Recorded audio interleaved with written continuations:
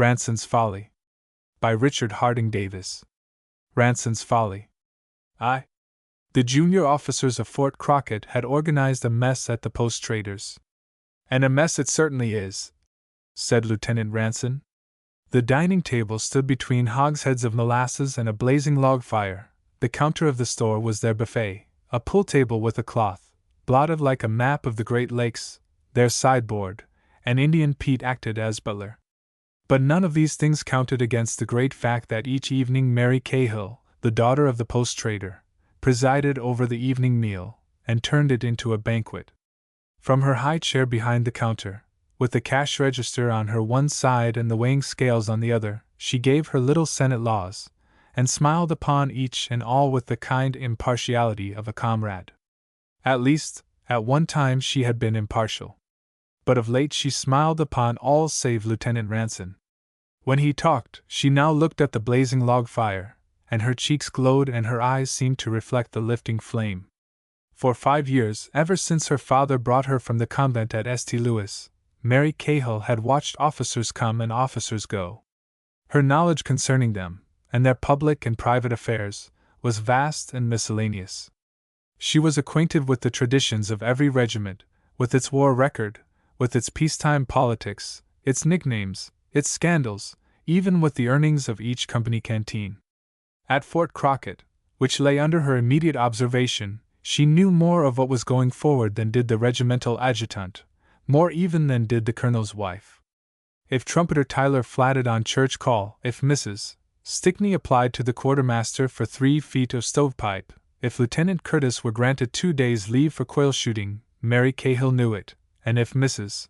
Captain Stairs obtained the post-ambulance for a drive to Kiowa City, when Mrs. Captain Ross wanted it for a picnic, she knew what words passed between those ladies, and which of the two wept. She knew all of these things, for each evening they were retailed to her by her boarders. Her boarders were very loyal to Mary Cahill. Her position was a difficult one, and had it not been that the boy officers were so understanding, it would have been much more difficult. For the life of a regimental post is as circumscribed as the life on a ship of war, and it would no more be possible for the ship's barber to rub shoulders with the admiral's epaulets than that a post-trader's child should visit the ladies on the line, or that the wives of the enlisted men should dine with the young girl from whom they took in washing. So, between the upper and the nether grindstones, Mary Cahill was left without the society of her own sex, and was of necessity forced to content herself with the society of the officers. And the officers played fair. Loyalty to Mary Cahill was a tradition at Fort Crockett, which it was the duty of each succeeding regiment to sustain. Moreover, her father, a dark, sinister man, alive only to money-making, was known to handle a revolver with the alertness of a town marshal. Since the day she left the convent, Mary Cahill had held but 2 affections, one for this grim, taciturn parent, who brooded over her as jealously as a lover, and the other for the entire United States Army. The Army returned her affection without the jealousy of the father, and with much more than his effusiveness. But when Lieutenant Ranson arrived from the Philippines, the affections of Mary Cahill became less generously distributed, and her heart fluttered hourly between trouble and joy. There were 2 rooms on the first floor of the post-traders, this big one, which only officers and their women folk might enter, and the other, the exchange of the enlisted men. The 2 were separated by a partition of logs and hung with shelves on which were displayed calicoes, tinned meats, and patent medicines. A door, cut in one end of the partition, with buffalo robes for portieres, permitted Cahill to pass from behind the counter of one store to behind the counter of the other. On one side Mary Cahill served the colonel's wife with many yards of silk ribbons to be converted into German favors, on the other her father weighed out bear's claws, manufactured in Hartford, Connecticut, from turkey bones, to make a necklace for Red Wing, the squaw of the Arefeo chieftain. He waited upon everyone with gravity, and in obstinate silence. No one had ever seen Cahill smile. He himself occasionally joked with others in a grim and embarrassed manner. But no one had ever joked with him. It was reported that he came from New York, where, it was whispered, he had once kept bar on the Bowery for McTurk. Sergeant Clancy, of G Troop, was the authority for this. But when, presuming on that supposition, he claimed acquaintanceship with Cahill, the post-trader spread out his hands on the counter and stared at the sergeant with cold and disconcerting eyes. "I never kept bar nowhere," he said. "I never been on the Bowery, never been in New York, never been east of Denver in my life." "What was it you ordered?" "Well, meb I'm wrong," growled the sergeant. But a month later, when a coyote howled down near the Indian village, the sergeant said insinuatingly, "Sounds just like the cry of the Wyos, don't it?" And Cahill, who was listening to the wolf, unthinkingly nodded his head. The sergeant snorted in triumph. "Yah, I told you so!" he cried. "A man that's never been on the Bowery, and knows the call of the Wyo gang. The drinks are on you, Cahill." The post-trader did not raise his eyes, but drew a damp cloth up and down the counter, slowly and heavily, as a man sharpens a knife on a whetstone. That night, as the sergeant went up the path to the post, a bullet passed through his hat. Clancy was a forceful man, and forceful men, unknown to themselves, make enemies, so he was uncertain as to whether this came from a trooper he had borne upon too harshly, or whether, in the darkness, he had been picked off for someone else. The next night, as he passed in the full light of the post-trader's windows, a shot came from among the dark shadows of the corral, and when he immediately sought safety in numbers among the Indians, cowboys, and troopers in the exchange, he was in time to see Cahill enter it from the other store, wrapping up a bottle of painkiller for Mrs. Stickney's cook. But Clancy was not deceived. He observed with satisfaction that the soles and the heels of Cahill's boots were wet with the black mud of the corral. The next morning, when the exchange was empty, the post-trader turned from arranging cans of condensed milk upon an upper shelf to face the sergeant's revolver. He threw up his hands to the level of his ears as though expressing sharp unbelief, and waited in silence. The sergeant advanced until the gun rested on the counter, its muzzle pointing at the pit of Cahill's stomach. "You or me has got to leave this post," said the sergeant. "And I can't desert, so I guess it's up to you." "What did you talk for?" asked Cahill. His attitude was still that of shocked disbelief, but his tone expressed a full acceptance of the situation and a desire to temporize. "At first I thought it might be that new Critty in F Troop," explained the sergeant. "You came near making me kill the wrong man. What harm did I do you by saying you kept bar for McTurk? What's there in that to get hot about? You said I run with the Wyos." "What the H do I care what you've done?" roared the sergeant. "I don't know nothing about you, but I don't mean you should shoot me in the back. I'm going to tell this to my bunkie, and if I get shot up, the troop'll know who done it, and you'll hang for it. Now, what are you going to do?" Cahill did not tell what he would do, for, from the other store, the low voice of Mary Cahill called, "Father! Oh, Father!" The two men dodged, and eyed each other guiltily. The sergeant gazed at the buffalo-robed portieres with wide-open eyes. Cahill's hands dropped from the region of his ears, and fell flat upon the counter. When Miss Mary Cahill pushed aside the portieres, Sergeant Clancy, of G Troop, was showing her father the mechanism of the new regulation revolver. He apparently was having some difficulty with the cylinder, for his face was red. Her father was eyeing the gun with the critical approval of an expert. "Father," said Miss Cahill petulantly, "why didn't you answer? Where is the blue stationery, the sort Major Ogden always buys? He's waiting." The eyes of the post-trader did not wander from the gun before him.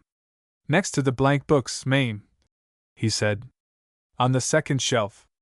Miss Cahill flashed a dazzling smile at the big sergeant, and whispered, so that the officer in the room behind her might not overhear, "Is he trying to sell you government property, Dad? Don't you touch it. Sergeant, I'm surprised at you tempting my poor father." She pulled the two buffalo robes close around her neck so that her face only showed between them. It was a sweet, lovely face, with frank, boyish eyes. "When the Major's gone, Sergeant," she whispered, "bring your gun around my side of the store and I'll buy it from you." The sergeant nodded in violent assent, laughing noiselessly and slapping his knee in a perfect ecstasy of delight. The curtains dropped, and the face disappeared. The sergeant fingered the gun and Cahill folded his arms defiantly. "Well?" he said. "Well?" asked the sergeant. I should think you could see how it is, said Cahill, without my having to tell you. You mean you don't want she should know? My God, no! Not even that I kept a bar. Well, I don't know nothing. I don't mean to tell nothing anyway, so if you'll promise to be good, I'll call this off. For the first time in the history of Fort Crockett, Cahill was seen to smile. May I reach under the counter now? He asked. The sergeant grinned appreciatively and shifted his gun. Yes, but I'll keep this out until I'm sure it's a bottle, he said, and laughed boisterously. For an instant, under the cover of the counter, Cahill's hand touched longingly upon the gun that lay there, and then passed on to the bottle beside it. He drew it forth, and there was the clink of glasses. In the other room, Mary Cahill winked at the Major, but that officer pretended to be both deaf to the clink of the glasses and blind to the wink. And so the incident was closed. Had it not been for the folly of Lieutenant Ranson, it would have remained closed. A week before this happened, a fire had started in the willow bottoms among the teepees of some Kiowas, and the prairie, as far as one could see, was bruised and black. From the post it looked as though the sky had been raining ink. At the time, all of the regiment but G and H troops was out on a practice march, experimenting with a newfangled tabloid ration. As soon as it turned the buttes it saw from where the light in the heavens came, and the practice march became a race. At the post the men had doubled out under Lieutenant Ranson with wet horse blankets, and while he led G Troop to fight the flames, H Troop, under old Major Stickney, burned a space around the post, across which the men of G Troop retreated, stumbling, with their ears and shoulders wrapped in the smoking blankets. The sparks beat upon them, and the flames followed so fast that, as they ran, the blazing grass burned their lacings, and they kicked their gaiters ahead of them.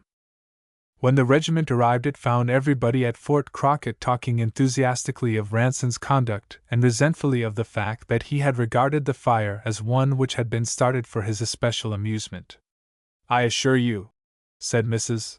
Bolland to the colonel, if it hadn't been for young Ranson we would have been burned in our beds, but he was most aggravating. He treated it as though it were 4th of July fireworks. It is the only entertainment we have been able to offer him since he joined, in which he has shown the slightest interest. Nevertheless, it was generally admitted that Ranson had saved the post. He had been ubiquitous. He had been seen galloping into the advancing flames like a stampeded colt, he had reappeared like a wraith in columns of black, whirling smoke. At the same moment his voice issued orders from 20 places. One instant he was visible beating back the fire with a wet blanket, waving it above him jubilantly, like a substitute at the Army-Navy game when his side scores, and the next staggering from out of the furnace dragging an asphyxiated trooper by the collar, and shrieking, Hospital steward! Hospital steward! Here's a man on fire! Put him out, and send him back to me, quick! Those who met him in the whirlwind of smoke and billowing flame related that he chuckled continuously. Isn't this fun? He yelled at them. Say, isn't this the best ever? I wouldn't have missed this for a trip to New York. When the colonel, having visited the hospital and spoken cheering words to those who were sans hair, sans eyebrows, and with bandaged hands, complimented Lieutenant Ranson on the parade ground before the assembled regiment, Ranson ran to his hut muttering strange and fearful oaths. That night at mess he appealed to Mary Cahill for sympathy. Goodness mighty me! He cried. Did you hear him? Wasn't it awful? If I'd thought he was going to hand me that I'd have deserted. What's the use of spoiling the only fun we've had that way? Why, if I'd known you could get that much excitement out of this rank prairie I'd have put a match to it myself 3 months ago. It's the only fun I've had, and he goes and preaches a funeral oration at me. Ranson came into the army at the time of the Spanish War because it promised a new form of excitement, and because everybody else he knew had gone into it too. As the son of his father he was made an adjutant general of volunteers with the rank of captain, and unloaded on the staff of a Southern brigadier, who was slated never to leave Charleston. But Ranson suspected this, and after telegraphing his father for 3 days, was attached to the Philippines contingent and sailed from San Francisco in time to carry messages through the surf when the volunteers moved upon Manila. More cabling at the cost of many Mexican dollars caused him to be removed from the staff, and given a second lieutenancy in a volunteer regiment, and for 2 years he pursued the little brown men over the paddy sluices, burned villages, looted churches, and collected bolos and altar cloths with that irresponsibility and contempt for regulations which is found chiefly in the appointment from civil life. Incidentally, he enjoyed himself so much that he believed in the army he had found the one place where excitement is always in the air, and as excitement was the breath of his nostrils he applied for a commission in the regular army. On his record he was appointed a second lieutenant in the 20th Cavalry, and on the return of that regiment to the States, was buried alive at Fort Crockett. After 6 months of this exile, one night at the mess table Ranson broke forth in open rebellion.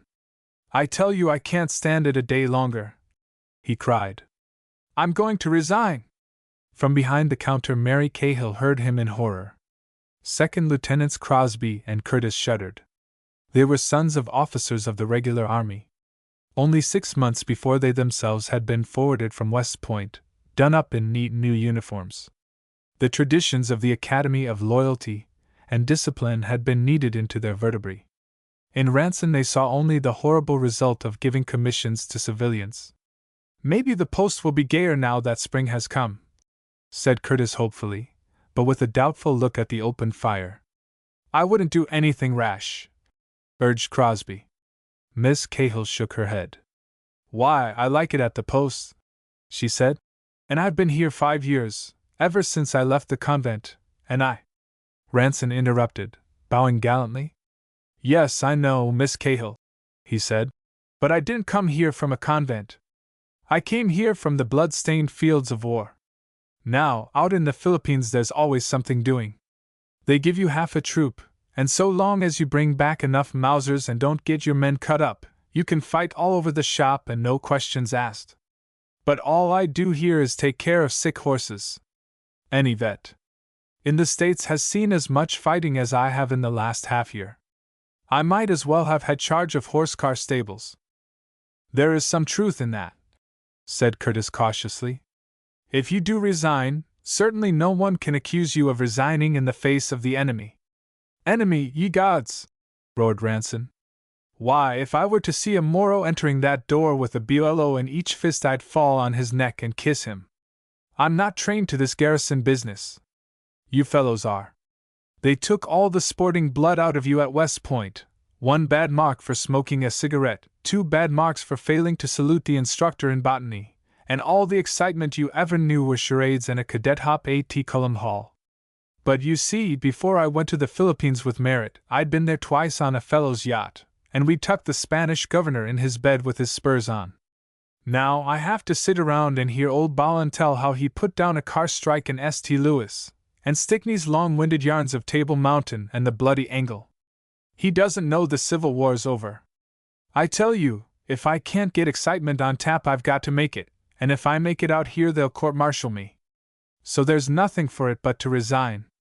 "You'd better wait till the end of the week," said Crosby, grinning. "It's going to be full of gaiety. Thursday, paymaster's coming out with our cash, and tonight that Miss Post from New York arrives in the upstage. She's to visit the colonel, so everybody will have to give her a good time." "Yes, I certainly must wait for that," growled Ranson.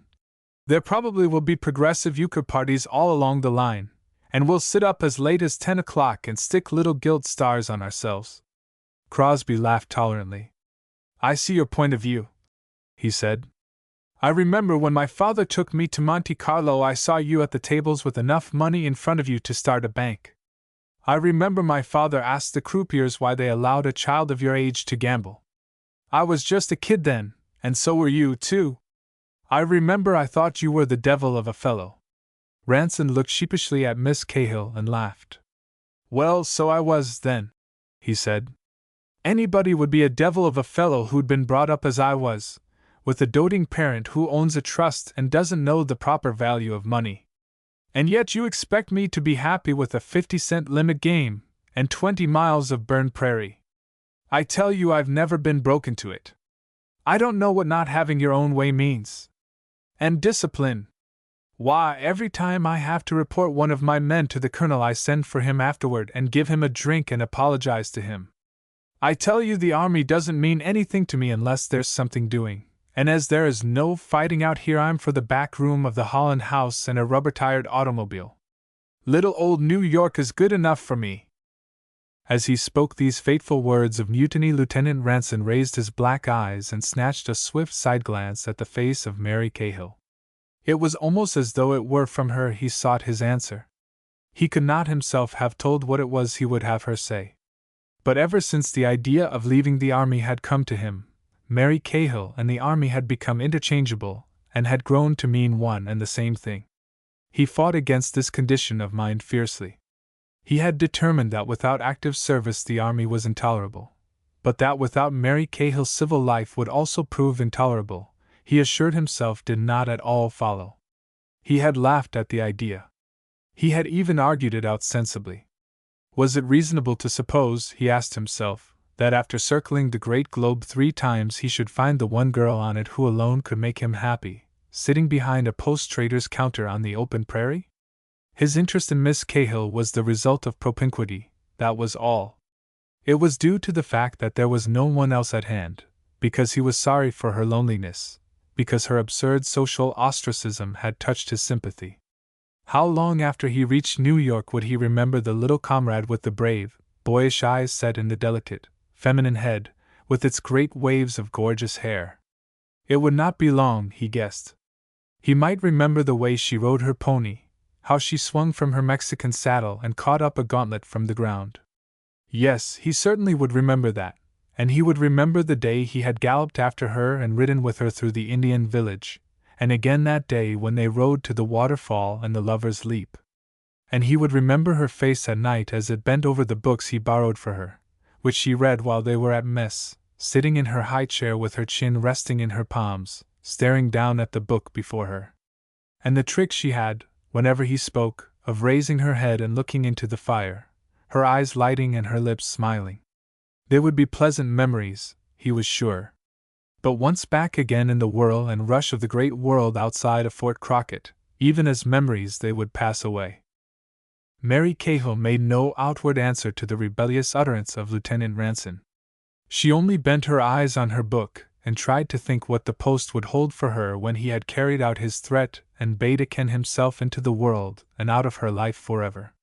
Night after night she had sat enthroned behind her barrier and listened to his talk, wondering deeply. He had talked of a world she knew only in novels, in history, and in books of travel. His view of it was not an educational one. He was no philosopher, nor trained observer. He remembered London, to her the capital of the world, chiefly by its restaurants, Cairo on account of its execrable golf links. He lived only to enjoy himself. His view was that of a boy, hardy and healthy and seeking only excitement and mischief. She had heard his tales of his brief career at Harvard, of the reunions at Henry's American Bar, of the futurity, the Suburban, the Grand Prix, of a yachting cruise which apparently had encountered every form of adventure, from the rescuing of a stranded opera company to the ramming of a slaver's dhow. The regret with which he spoke of these free days, which was the regret of an exile marooned upon a desert island, excited all her sympathy for an ill she had never known. His discourteous scorn of the social pleasures of the post, from which she herself was excluded, rilled her with speculation. If he could forego these functions, how full and gay she argued his former life must have been. His attitude helped her to bear the deprivations more easily. And she, as a loyal child of the army, liked him also because he was no crackerbox captain but a fighter, who had fought with no morbid ideas as to the rights or wrongs of the cause, but for the fun of fighting. And one night, after he had been telling the mess of a Filipino officer who alone had held back his men and himself, and who at last died in his arms cursing him, she went to sleep declaring to herself that Lieutenant Ranson was becoming too like the man she had pictured for her husband than was good for her peace of mind. He had told the story as his tribute to a brave man fighting for his independence, and with such regret that such a one should have died so miserably, that, to the embarrassment of the mess, the tears rolled down his cheeks. But he wiped them away with his napkin as unconcernedly as though they were caused by the pepper-box, and said simply, "He had sporting blood, he had. I've never felt so bad about anything as I did about that chap whenever I think of him standing up there with his back to the cathedral all shot to pieces, but giving us what for until he died, it makes me cry. So," he added, blowing his nose vigorously, "I won't think of it any more." Tears are properly a woman's weapon, and when a man makes use of them, even in spite of himself, he is taking an advantage over the other sex which is unfair and outrageous. Lieutenant Ranson never knew the mischief the sympathy he had shown for his enemy caused in the heart of Mary Cahill, nor that from that moment she loved him deeply. The West Point graduates, before they answered Ranson's ultimatum, smoked their cigarettes for some time in silence. "Oh, there's been fighting even at Fort Crockett," said Crosby. "In the last 2 years the men have been ordered out 7 times, haven't they, Miss Cahill? When the Indians got out of hand, and twice after Cowboys, and twice after the Red Rider." "The Red Rider!" protested Ranson. "I don't see anything exciting in rounding up one miserable horse thief." "Only they don't round him up," returned Curtis crossly. "That's why it's exciting. He's the best in his business. He's held up the stage 6 times now in a year. Whoever the fellow is, if he's one man or a gang of men, he's the nerviest road agent since the days of Abe Case." Ranson, in his then present mood, was inclined toward pessimism. "It doesn't take any nerve to hold up a coach," he contradicted. Curtis and Crosby snorted in chorus. "That's what you say," mocked Curtis. "Well, it doesn't," repeated Ranson. "It's all a game of bluff. The etiquette is that the driver mustn't shoot the road agent, and that the road agent mustn't hurt the driver, and the passengers are too scared to move. The moment they see a man rise out of the night, they throw up their hands. Why, even when a passenger does try to pull his gun, the others won't let him. Each thinks sure that if there's any firing, he will be the one to get hurt. And besides, they don't know how many more men the road agent may have behind him. I don't dash." A movement on the part of Miss Cahill caused him to pause abruptly. Miss Cahill had descended from her throne and was advancing to meet the post-trader, who came toward her from the exchange. "Lightfoot squaw," he said. "Her baby's worse. She's sent for you." Miss Cahill gave a gasp of sympathy, snatched up her hat from the counter, and the buffalo robes closed behind her. Ranson stooped and reached for his sombrero. With the flight of Miss Cahill, his interest in the courage of the Red Rider had departed also. But Crosby appealed to the newcomer. "Cahill, you know," he said. "We've been talking of the man they call the Red Rider, the chap that wears a red bandana over his face. Ranson says he hasn't any nerve." "That's not so, is it? I said it didn't take any nerve to hold up a stage," said Ranson. "And it doesn't." The post-trader halted on his way back to the exchange and rubbed one hand meditatively over the other arm. With him speech was golden and difficult. After a pause he said, "Oh, he takes his chances." "Of course he does," cried Crosby encouragingly. "He takes the chance of being shot by the passengers, and of being caught by the posse and lynched, but this man's got away with it now 6 times in the last year. And I say that takes nerve." "Why, for $50, laughed Ranson. He checked himself, and glanced over his shoulder at the retreating figure of Cahill. The buffalo robes fell again, and the spurs of the post-trader could be heard jangling over the earth floor of the exchange. "For $50, repeated Ranson, in brisk, businesslike tones. "I'll rob the upstage tonight myself." Previous knowledge of his moods, the sudden look of mischief in his eyes, and a certain vibration in his voice caused the 2 lieutenants to jump simultaneously to their feet. "Ranson!" they shouted. Ranson laughed mockingly. "Oh, I'm bored to death," he cried. "What will you bet I don't?"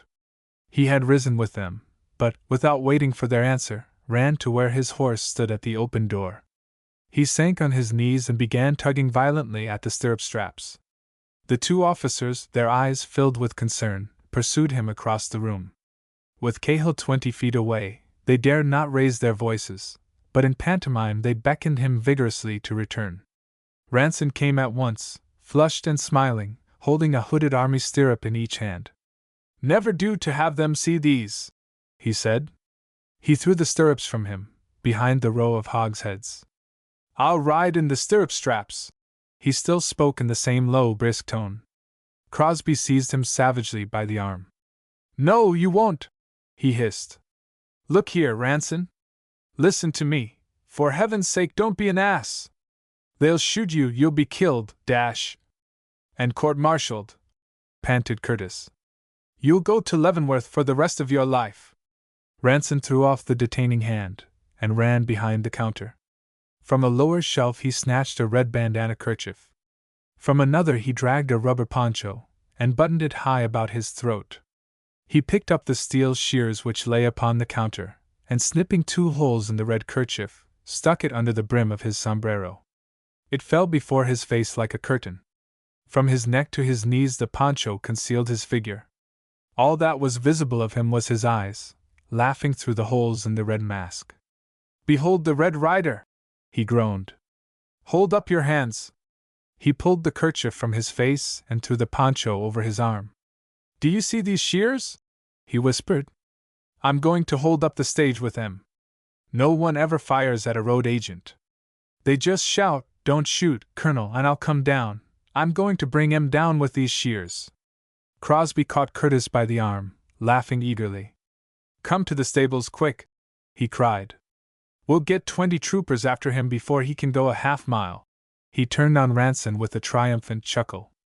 You'll not be dismissed this regiment if I can help it, he cried. Ranson gave an ugly laugh, like the snarl of a puppy over his bone.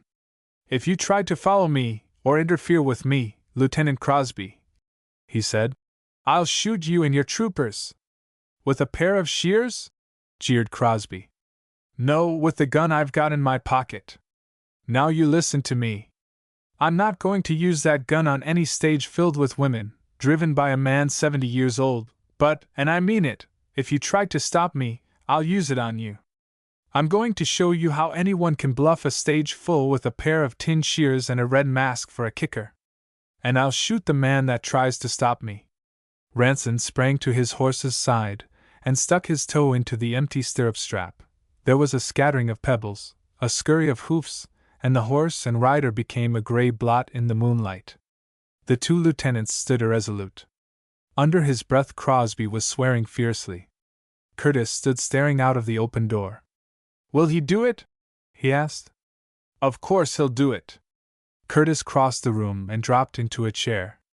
And what had we better do? He asked. For some time the other made no answer. His brows were knit, and he tramped the room, scowling at the floor. Then with an exclamation of alarm he stepped lightly to the door of the exchange and threw back the curtain. In the other room, Cahill stood at its furthest corner, scooping sugar from a hogshead. Crosby's scowl relaxed, and reseating himself at the table, he rolled a cigarette. Now if he pulls it off, he whispered, and gets back to quarters, then it's a case of all's well. But if he's shot or caught and it all comes out, then it's up to us to prove he meant it as a practical joke. It isn't our duty to report it now, is it? Asked Curtis nervously. Certainly not. If he chooses to make an ass of himself, that's none of our business. Unless he's found out, we have heard nothing and seen nothing. If he's caught, then we've got to stick by him and testify that he did it on a bet. He'll probably win out all right. There is nobody expected on the stage but that Miss Post and her aunt. And the driver's an old hand.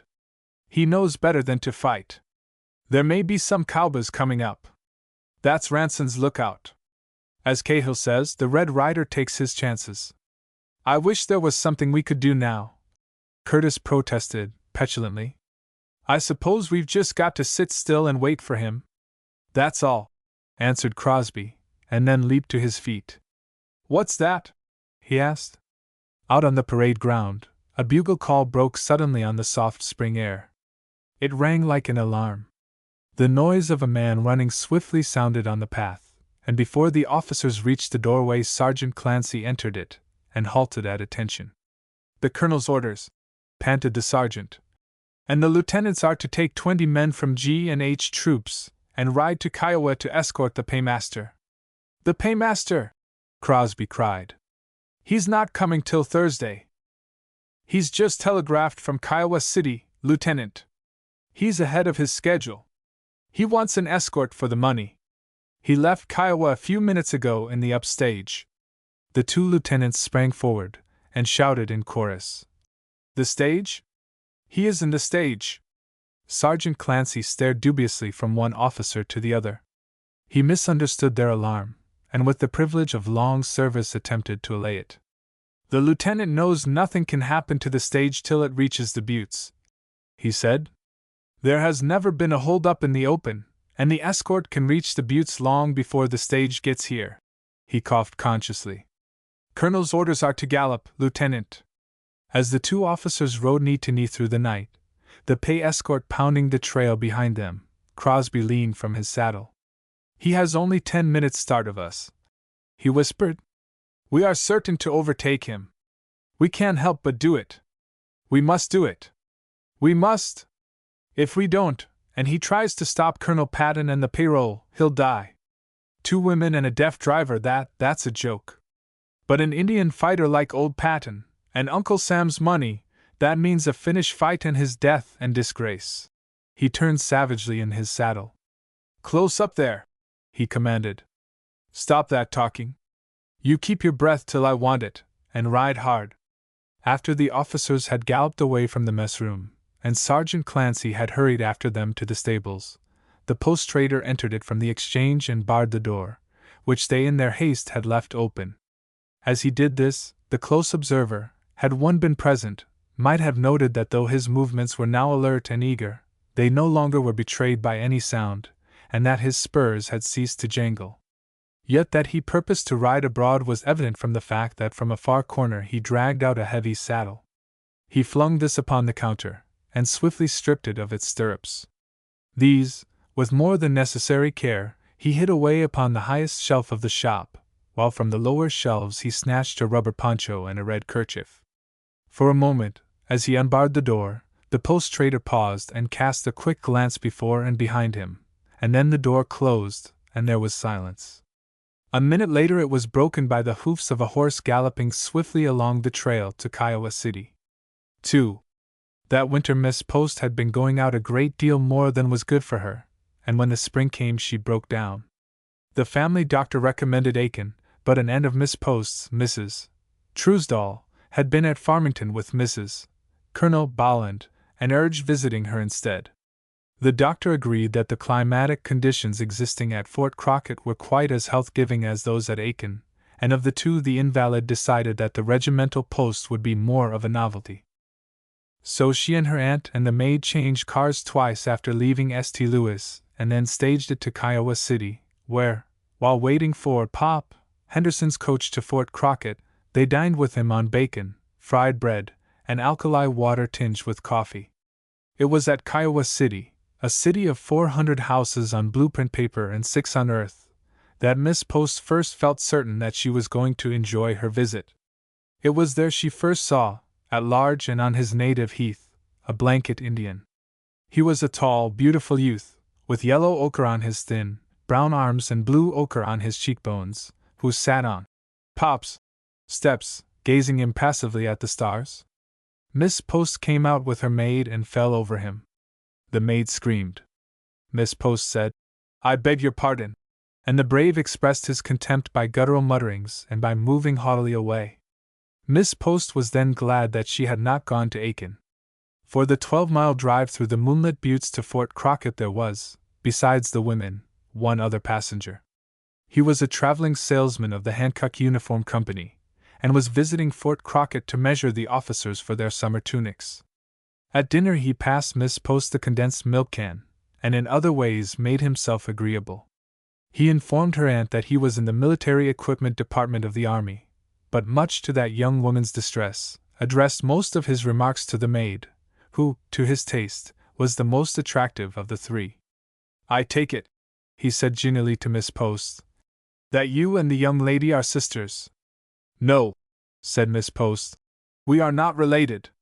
It was 8 o'clock, and the moon was full in the heavens when Pop Henderson hoisted them into the stage and burdened his driver, Hunk Smith, with words of advice which were intended solely for the ears of the passengers. "You want to be careful of that near-wheeler, Hunk," he said, "or he'll upset you into a gully. And in crossing the second ford bear to the right. The water's running high, and it may carry yous all downstream. I don't want that these ladies should be drowned in any stage of mine.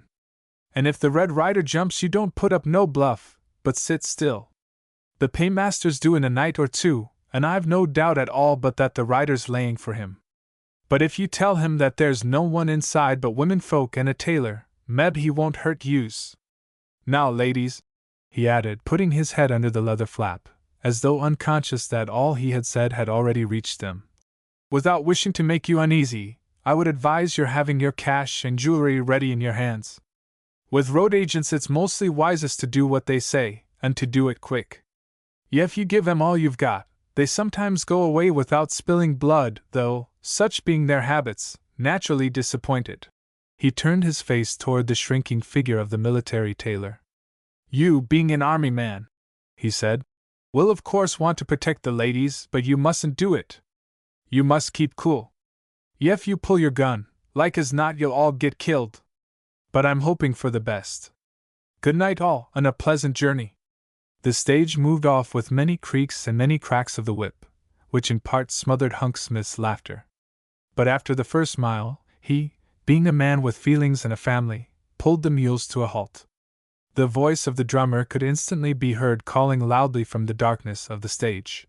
"Don't open those flaps. If they see us, they'll fire." "I wanted you folks to know," said Hunk Smith, leaning from the box seat, that talk of Pop's was all foolishness. You're as safe on this trail as in a Pullman Palace car. That was just his way. Pop will have his joke. You just go to sleep now, if you can, and trust to me. I'll get you there by 11 o'clock or break a trace. Breaking a trace is all the danger there is anyway," he added cheerfully. "So don't fret." Miss Post could not resist saying to Mrs. Truesdale, "I told you he was joking." The stage had proceeded for 2 hours. Sometimes it dropped with locked wheels down sheer walls of clay, again it was dragged, careening drunkenly, out of fathomless pits. It pitched and tossed, slid and galloped, danced grotesquely from one wheel to another, from one stone to another, recoiled out of ruts, butted against rocks, and swept down and out of swollen streams that gurgled between the spokes. "If ever I leave Fort Crockett," gasped Mrs. Truesdale between jolts, "I shall either wait until they build a railroad or walk." They had all but left the hills, and were approaching the level prairie. That they might see the better, the flaps had been rolled up, and the soft dry air came freely through the open sides. The mules were straining over the last hill. On either side only a few of the buttes were still visible. They stood out in the moonlight as cleanly cut as the bows of great battleships. The trail at last was level. Mrs. Truesdale's eyes closed. Her head fell forward. But Miss Post, weary as she was in body, could not sleep. To her the night ride was full of strange and wonderful mysteries. Gratefully she drank in the dry scent of the prairie grass, and holding by the frame of the window, leaned far out over the wheel. As she did so, a man sprang into the trail from behind a wall of rock, and shouted hoarsely. He was covered to his knees with a black mantle. His face was hidden by a blood-red mask. "Throw up your hands," he commanded. There was a sharp creaking as the brakes locked, and from the driver's seat an amazed oath. The stage stopped with a violent jerk, and Mrs. Truesdale pitched gently forward toward her niece. "I really believe I was asleep, Helen," she murmured. "What are we waiting for?" "I think we are held up," said Miss Post. The stage had halted beyond the wall of rock, and Miss Post looked behind it, but no other men were visible, only a horse with his bridle drawn around a stone. The man in the mask advanced upon the stage, holding a weapon at arm's length. In the moonlight it flashed and glittered evilly. The man was but a few feet from Miss Post, and the light fell full upon her. Of him she could see only 2 black eyes that flashed as evilly as his weapon. For a period of suspense, which seemed cruelly prolonged, the man stood motionless, then he lowered his weapon. When he opened his lips the mask stuck to them, and his words came from behind it, broken and smothered. "Sorry to trouble you, miss," the mask said, "but I want that man beside you to get out." Miss Post turned to the traveling salesman. "He wants you to get out," she said. "Wants me?" exclaimed the drummer. I'm not armed, you know. In a louder voice he protested, faintly. I say, I'm not armed. Come out, demanded the mask. The drummer precipitated himself violently over the knees of the ladies into the road below, and held his hands high above him. I'm not armed, he said. Indeed I'm not. Stand over there, with your back to that rock, the mask ordered. For a moment the road agent regarded him darkly, pointing his weapon meditatively at different parts of the salesman's person. He suggested a butcher designating certain choice cuts. The drummer's muscles jerked under the torture, as though his anatomy were being prodded with an awl. I want your watch, said the mask. The drummer reached eagerly for his waistcoat. Hold up your hands, roared the road agent. By the Eternal, if you play any roughhouse tricks on me, I'll. He flourished his weapon until it flashed luminously. An exclamation from Hunk Smith, opportunely uttered, saved the drummer from what was apparently instant annihilation. Say, rider, cried the driver. I can't hold my arms up no longer. I'm going to put 'em down. But you leave me alone, and I'll leave you alone. Is that a bargain? The shrouded figure whirled his weapon upon the speaker. Have I ever stopped you before, Hunk? He demanded. Hunk, at this recognition of himself as a public character, softened instantly. I dunno whether 'twas you or one of your gang, but… Well, you've still got your health, haven't you? Yes. Then keep quiet, snarled the mask. In retort Hunk Smith muttered audible threatenings, but sank obediently into an inert heap. Only his eyes, under cover of his sombrero, roamed restlessly.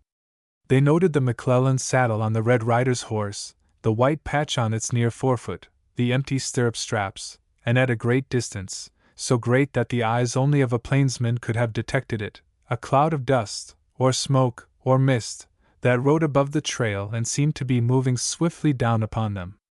At the sight, Hunk shifted the tobacco in his cheek and nervously crossed his knees, while a grin of ineffable cunning passed across his face. With his sombrero in his hand, the Red Rider stepped to the wheel of the stage. As he did so, Miss Post observed that above the line of his kerchief his hair was evenly and carefully parted in the middle. I'm afraid, ladies, said the road agent, that I have delayed you unnecessarily. It seems that I have called up the wrong number. He emitted a reassuring chuckle, and fanning himself with his sombrero, continued speaking in a tone of polite irony. The Wells Fargo messenger is the party I am laying for. He's coming over this trail with a package of diamonds. That's what I'm after. At first I thought Fighting Bob over there by the rock might have it on him, but he doesn't act like any Wells Fargo Express agent I have ever tackled before, and I guess the laugh's on me. I seem to have been weeping over the wrong grave. He replaced his sombrero on his head at a rakish angle, and waved his hand. Ladies, you are at liberty to proceed. But instantly he stepped forward again, and brought his face so close to the window that they could see the whites of his eyes. Before we part, he murmured persuasively, you wouldn't mind leaving me something as a souvenir, would you? He turned the skull-like openings of the mask full upon Miss Post. Mrs. Truesdale exclaimed, hysterically. Why, certainly not, she cried. Here's everything I have, except what's sewn inside my waist, where I can't possibly get at it. I assure you I cannot. The proprietor of that hotel told us we'd probably meet you, and so I have everything ready. She thrust her two hands through the window. They held a roll of bills, a watch, and her rings. Miss Post laughed in an ecstasy of merriment. Oh, no, Aunt, she protested. Don't. No, not at all. The gentleman only wants a keepsake. Something to remember us by. Isn't that it? She asked. She regarded the blood-red mask steadily with a brilliant smile. The road agent did not at once answer. At her words he had started back with such sharp suspicion that one might have thought he meditated instant flight. Through the holes in his mask he now glared searchingly at Miss Post, but still in silence. I think this will satisfy him, said Miss Post. Out of the collection in her aunt's hand she picked a silver coin and held it forward. Something to keep as a pocket piece, she said mockingly, to remind you of your kindness to 3 lone females in distress. Still silent, The road agent reached for the money, and then growled at her in a tone which had suddenly become gruff and overbearing. It suggested to Miss Post the voice of the head of the family playing Santa Claus for the children. "And now you, miss?" he demanded. Miss Post took another coin from the heap, studied its inscription, and passed it through the window. "This one is from me," she said. "Mine is dated 1901, the moonlight," she added, leaning far forward and smiling out at him. "Makes it quite easy to see the date, as easy," she went on, picking her words, "as it is to see your peculiar revolver and the coat of arms on your ring." She drew her head back. "Good night," she cooed, sweetly. The Red Rider jumped from the door. An exclamation which might have been a laugh or an oath was smothered by his mask. He turned swiftly upon the salesman. "Get back into the coach," he commanded. "And you, Hunk," he called. "If you send a posse after me, next night I catch you out here alone you'll lose the top of your head." The salesman scrambled into the stage through the door opposite the one at which the Red Rider was standing, and the road agent again raised his sombrero with a sweeping gesture worthy of D'Artagnan. "Good night, ladies," he said. "Good night, sir." Mrs. Truesdale answered grimly, but exuding a relieved sigh. Then, her indignation giving her courage, she leaned from the window and hurled a Parthian arrow. "I must say," she protested, "I think you might be in a better business." The road agent waved his hand to the young lady. "Goodbye," he said. "Au revoir," said Miss Post pleasantly. "Goodbye, miss," stammered the road agent. "I said au revoir," repeated Miss Post. The road agent, apparently routed by these simple words, fled muttering toward his horse. Hunk Smith was having trouble with his brake. He kicked at it and, stooping, pulled at it, but the wheels did not move. Mrs. Truesdale fell into a fresh panic. "What is it now?" she called miserably. Before he answered, Hunk Smith threw a quick glance toward the column of moving dust. He was apparently reassured. "The brake," he grunted. "The darn thing stuck." The road agent was tugging at the stone beneath which he had slipped his bridle. "Can I help?" he asked politely. But before he reached the stage, he suddenly stopped with an imperative sweep of his arm for silence. He stood motionless, his body bent to the ground, leaning forward and staring down the trail. Then he sprang upright. "You old fox!" he roared. "You're gaining time, are you?" With a laugh he tore free his bridle and threw himself across his horse. His legs locked under it, his hands clasped its mane, and with a cowboy yell he dashed past the stage in the direction of Kiowa City, his voice floating back in shouts of jeering laughter. From behind him he heard Hunk Smith's voice answering his own in a cry for help, and from a rapidly decreasing distance the throb of many hoofs. For an instant he drew upon his rein, and then, with a defiant chuckle, drove his spurs deep into his horse's side. Mrs. Truesdale also heard the pounding of many hoofs, as well as Hunk Smith's howls for help, and feared a fresh attack. "Oh, what is it?" she begged. "Soldiers from the fort," Hunk called, excitedly, and again raised his voice in a long, dismal howl. "Sounds cheery, doesn't it?" said the salesman. "Referring to the soldiers," he explained. It was his first coherent remark since the Red Rider had appeared and disappeared. "Oh, I hope they won't," began Miss Post, anxiously. The hoofbeats changed to thunder, and with the pounding on the dry trail came the jangle of stirrups and sling-belts. Then a voice, and the coach was surrounded by dust-covered troopers and horses breathing heavily. Lieutenant Crosby pulled up beside the window of the stage. "Are you there, Colonel Patton?" he panted. He peered forward into the stage, but no one answered him. "Is the paymaster in here?" he demanded. The voice of Lieutenant Curtis shouted in turn at Hunk Smith. "Is the paymaster in there, driver?" "Paymaster? No!" Hunk roared. "A drummer and 3 ladies. We've been held up. The Red Rider." He rose and waved his whip over the top of the coach. "He went that way. You can catch him easy." Sergeant Clancy and half a dozen troopers jerked at their bridles. But Crosby, at the window, shouted, "Halt! What's your name?" he demanded of the salesman. Myers, stammered the drummer. I'm from the Hancock uniform. Curtis had spurred his horse beside that of his brother officer. Is Colonel Patton at Kiowa? He interrupted.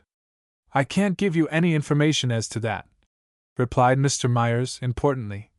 But these ladies and I have just been held up by the Red Rider. If you'll hurry, you'll. The two officers pulled back their horses from the stage and, leaning from their saddles, consulted in eager whispers. Their men fidgeted with their reins, and stared with amazed eyes at their officers. Lieutenant Crosby was openly smiling. He's got away with it, he whispered. Patton missed the stage, thank God, and he's met nothing worse than these women. We must make a bluff at following him, whispered Curtis. Certainly not. Our orders are to report to Colonel Patton, and act as his escort. But he's not at Kiowa, that fellow says so. He telegraphed the colonel from Kiowa, returned Crosby. How could he do that if he wasn't there? He turned upon Hunk Smith. When did you leave Henderson's? He demanded. 7 o'clock, answered Hunk Smith, sulkily. Say, if you young fellows want to catch. And Patton telegraphed at 8, cried Crosby. That's it. He reached Kiowa after the stage had gone. Sergeant Clancy, he called. The sergeant pushed out from the mass of wondering troopers. When did the paymaster say he was leaving Kiowa? Leaving at once, the telegram said, answered Clancy. Meet me with escort before I reach the buttes. That's the message I was told to give the lieutenant. Hunk Smith leaned from the box seat. Meb Pop's driving him over himself in the buckboard, he volunteered. Pop often takes him over that way if they miss the stage. That's how it is, of course, cried Crosby. He's on his way now in the buckboard. Hunk Smith surveyed the troopers dismally and shook his head. If he runs up against the Red Rider, it's goodbye your pay, boys, he cried. Fall in there, shouted Crosby. Corporal Tynan, fall out with 2 men and escort these ladies to the fort. He touched his hat to Miss Post, and with Curtis at his side, sprang into the trail. Gallop! March! He commanded. Do you think he'll tackle the buckboard too? Whispered Curtis. Crosby laughed joyously and drew a long breath of relief. No, he's all right now, he answered.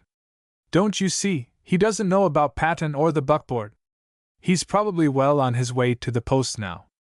I delayed the game at the stage there on purpose to give him a good start. He's safe by now. It was a close call, laughed the other. He's got to give us a dinner for helping him out of this. We'd have caught him red-handed, said Crosby, if we'd been 5 minutes sooner. Lord, he gasped. It makes me cold to think of it. The men would have shot him off his horse. But what a story for those women! I hope I'll be there when they tell it. If Ranson can keep his face straight, he's a wonder. For some moments they raced silently neck by neck, and then Curtis again leaned from his saddle. I hope he has turned back to the post, he said. Look at the men, how they're keeping watch for him. They're scouts, all of them.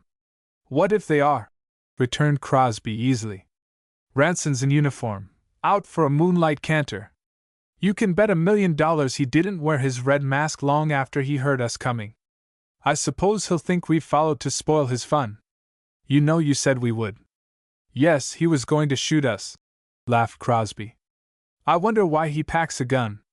It's a silly thing to do. The officers fell apart again, and there was silence over the prairie, save for the creaking of leather and the beat of the hoofs.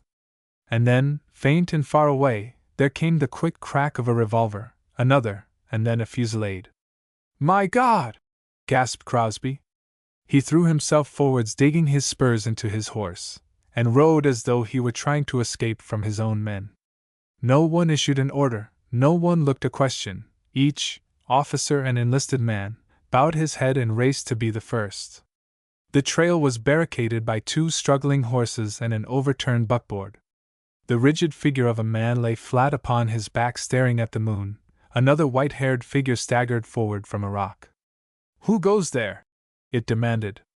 United States troops. Is that you, Colonel Patton? Yes. Colonel Patton's right arm was swinging limply at his side. With his left hand he clasped his right shoulder. The blood, black in the moonlight, was oozing between his fingers. "We were held up," he said. "He shot the driver and the horses. I fired at him, but he broke my arm. He shot the gun out of my hand. When he reached for the satchel, I tried to beat him off with my left arm, but he threw me into the road. He went that way, toward Kiowa." Sergeant Clancy, who was kneeling by the figure in the trail, raised his hand in salute. "Pop Henderson, Lieutenant," he said. "He's shot through the heart. He's dead." "He took the money, $10,000, cried Colonel Patton. "He wore a red mask and a rubber poncho. And I saw that he had no stirrups in his stirrup straps." Crosby dodged, as though someone had thrown a knife, and then raised his hands stiffly and heavily. "Lieutenant Curtis, you will remain here with Colonel Patton," he ordered. His voice was without emotion. It fell flat and dead.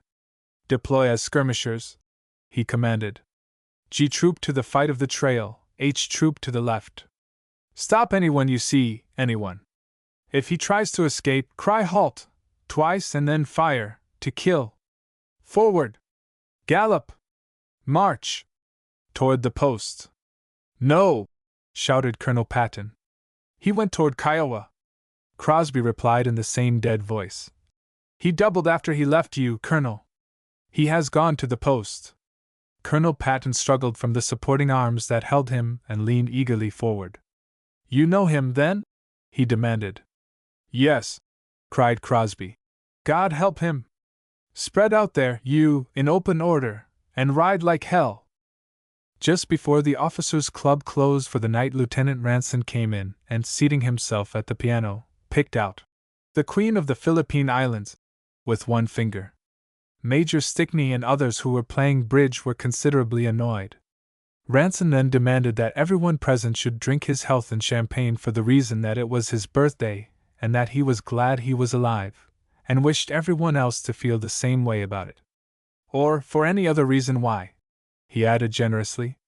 This frontal attack upon the whist players upset the game entirely, and Ranson, enthroned upon the piano stool, addressed the room. He held up a buckskin tobacco bag decorated with beads. "I got this down at the Indian village tonight," he said. "That old squaw, Red Wing, makes 'em for $2. Crosby paid $5 for his in New Mexico, and it isn't half as good. What do you think? I got lost coming back, and went all the way round by the buttes before I found the trail, and I've only been here 6 months. They certainly ought to make me chief of scouts." There was the polite laugh which is granted to any remark made by the one who is paying for the champagne. "Oh, that's where you were, was it?" said the post adjutant genially. "The colonel sent Clancy after you and Crosby. Clancy reported that he couldn't find you. So we sent Curtis. They went to act as escort for Colonel Patton and the pay. He's coming up tonight in the stage." Ranson was gazing down into his glass. Before he raised his head, he picked several pieces of ice out of it and then drained it. "The paymaster, hey?" he said. "He's in the stage tonight, is he?" "Yes," said the adjutant, and then as the bugle and stamp of hoofs sounded from the parade outside, "And that's him now, I guess," he added. Ranson refilled his glass with infinite care, and then, in spite of a smile that twitched at the corners of his mouth, emptied it slowly. There was the jingle of spurs and a measured tramp on the veranda of the clubhouse, and for the first time in its history 4 enlisted men, carrying their crags, invaded its portals. They were led by Lieutenant Crosby.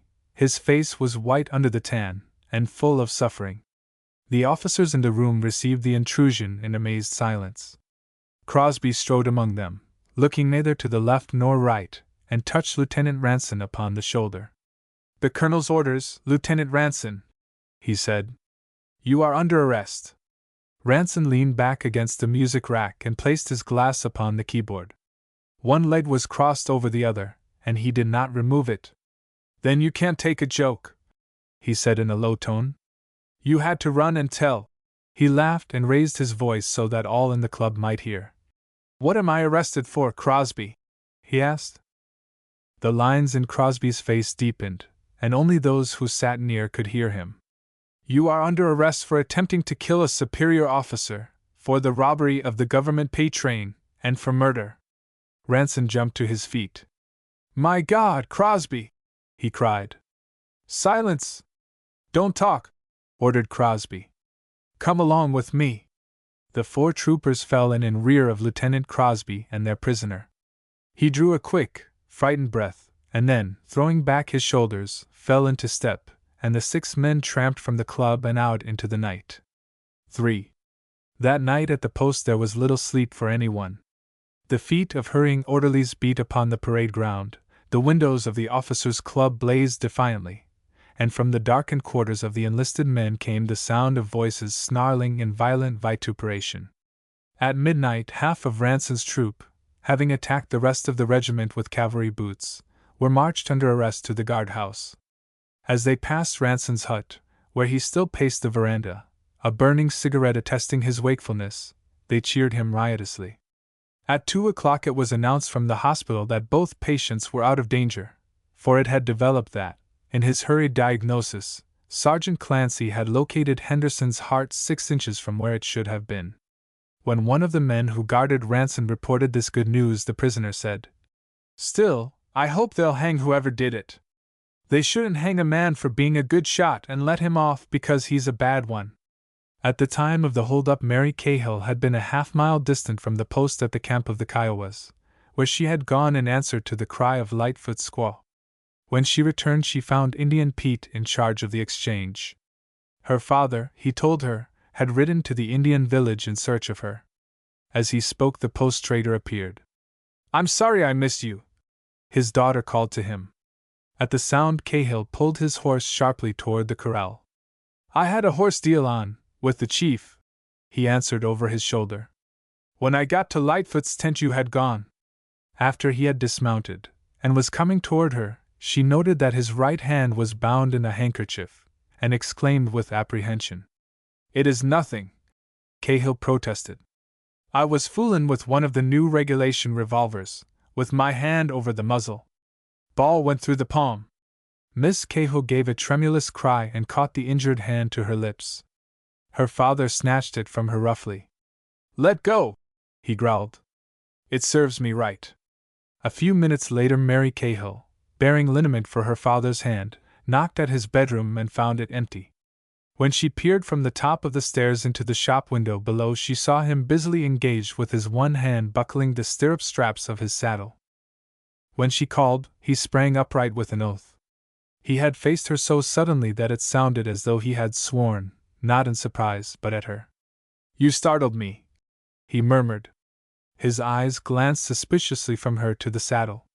"These stirrup straps, they're too short," he announced. "Pete or somebody's been using my saddle." "I came to bring you this first-aid bandage for your hand," said his daughter. Cahill gave a shrug of impatience. "My hand's all right," he said. "You go to bed.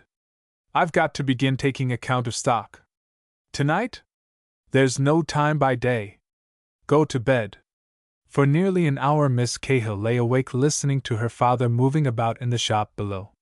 Never before had he spoken roughly to her, and she, knowing how much the thought that he had done so would distress him, was herself distressed.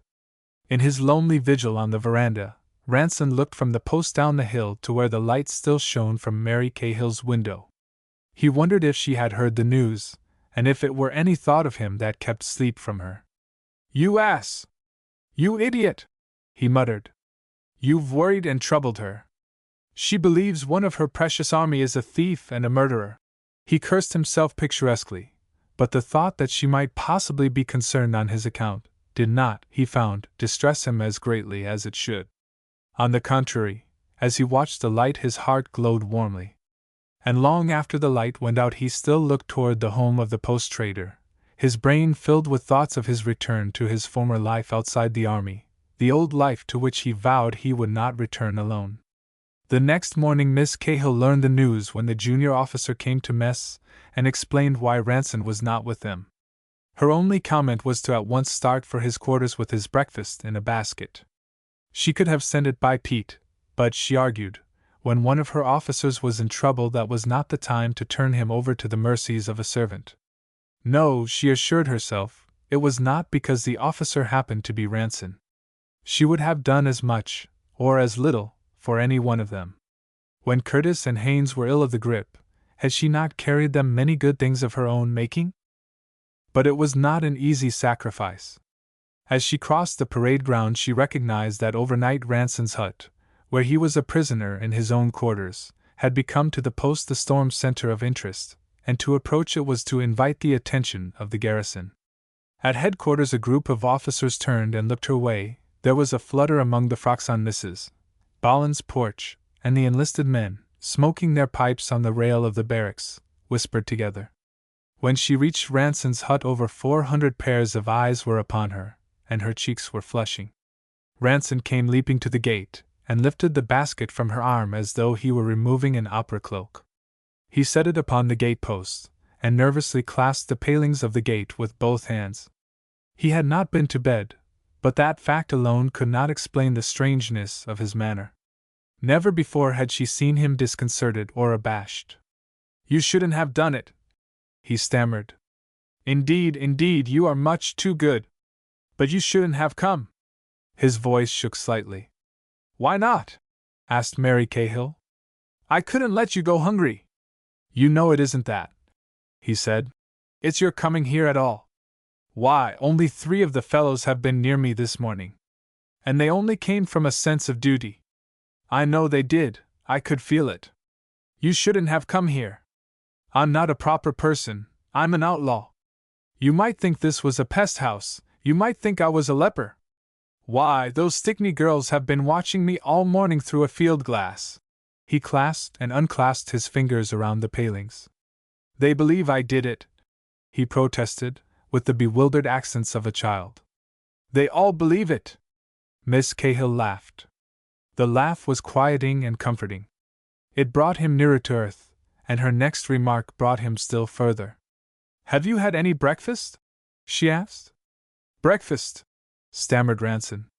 "No, the guard brought some, but I couldn't eat it.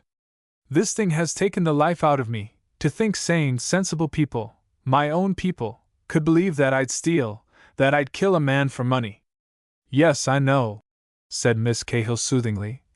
"But you've not had any sleep, and you need your coffee." She lifted the lid of the basket. "It's getting cold," she said. "Don't you worry about what people think. You must remember you're a prisoner now under arrest. You can't expect the officers to run over here as freely as they used to." "What do you want?" she laughed. "Do you think the colonel should parade the band and give you a serenade?" For a moment Ranson stared at her dully, and then his sense of proportion returned to him. He threw back his head and laughed with her joyfully. From verandas, barracks, and headquarters, the 400 pairs of eyes noted this evidence of heartlessness with varied emotions. But unmindful of them, Ranson now leaned forward, the eager, searching look coming back into his black eyes. They were so close to Mary Cahill's that she drew away. He dropped his voice to a whisper and spoke swiftly. "Miss Cahill, whatever happens to me, I won't forget this. I won't forget your coming here and throwing heart into me. You were the only one who did. I haven't asked you if you believe that I—" She raised her eyes reproachfully and smiled. "You know you don't have to do that," she said. The prisoner seized the palings as though he meant to pull apart the barrier between them. He drew a long breath like one inhaling a draught of clean morning air. "No," he said, his voice ringing. "I don't have to do that." He cast a swift glance to the left and right. The sentry's bayonet was just disappearing behind the corner of the hut. To the 400 other eyes around the parade ground, Lieutenant Ranson's attitude suggested that he was explaining to Cahill's daughter what he wanted for his luncheon. His eyes held her as firmly as though the palings he clasped were her 2 hands. "Mary," he said, and the speaking of her name seemed to stop the beating of his heart. "Mary," he whispered, as softly as though he were beginning a prayer. "You're the bravest, the sweetest, the dearest girl in all the world. And I've known it for months, and now you must know. And there'll never be any other girl in my life but you." Mary Cahill drew away from him in doubt and wonder. "I didn't mean to tell you just yet," he whispered. "But now that I've seen you I can't help it. I knew it last night when I stood back there and watched your windows, and couldn't think of this trouble, nor of anything else, but just you. And you've got to promise me, if I get out of this all right, you must promise me. Mary Cahill's eyes, as she raised them to his, were moist and glowing. They promised him with a great love and tenderness. But at the sight Ranson protested wildly. No, he whispered. You mustn't promise anything. I shouldn't have asked it. After I'm out of this, after the court-martial, then you've got to promise that you'll never leave me. Miss Cahill knit her hands together and turned away her head. The happiness in her heart rose to her throat like a great melody and choked her. Before her, exposed in the thin spring sunshine, was the square of ugly brown cottages, the bare parade ground, in its center trumpeter Tyler fingering his bugle, and beyond on every side an ocean of blackened prairie. But she saw nothing of this. She saw instead a beautiful world opening its arms to her, a world smiling with sunshine, glowing with color, singing with love and content. She turned to him with all that was in her heart showing in her face. Don't, he begged, tremblingly. Don't answer. I couldn't bear it, if you said no to me. He jerked his head toward the men who guarded him. Wait until I'm tried, and not in disgrace. He shook the gate between them savagely, as though it actually held him a prisoner. Mary Cahill raised her head proudly. You have no right! You've hurt me, she whispered. You hurt me. Hurt you? He cried. She pressed her hands together. It was impossible to tell him, it was impossible to speak of what she felt, of the pride, of the trust and love, to disclose this new and wonderful thing while the gate was between them, while the sentries paced on either side, while the curious eyes of the garrison were fastened upon her. Oh, can't you see? She whispered. As though I cared for a court-martial. I know you. You are just the same.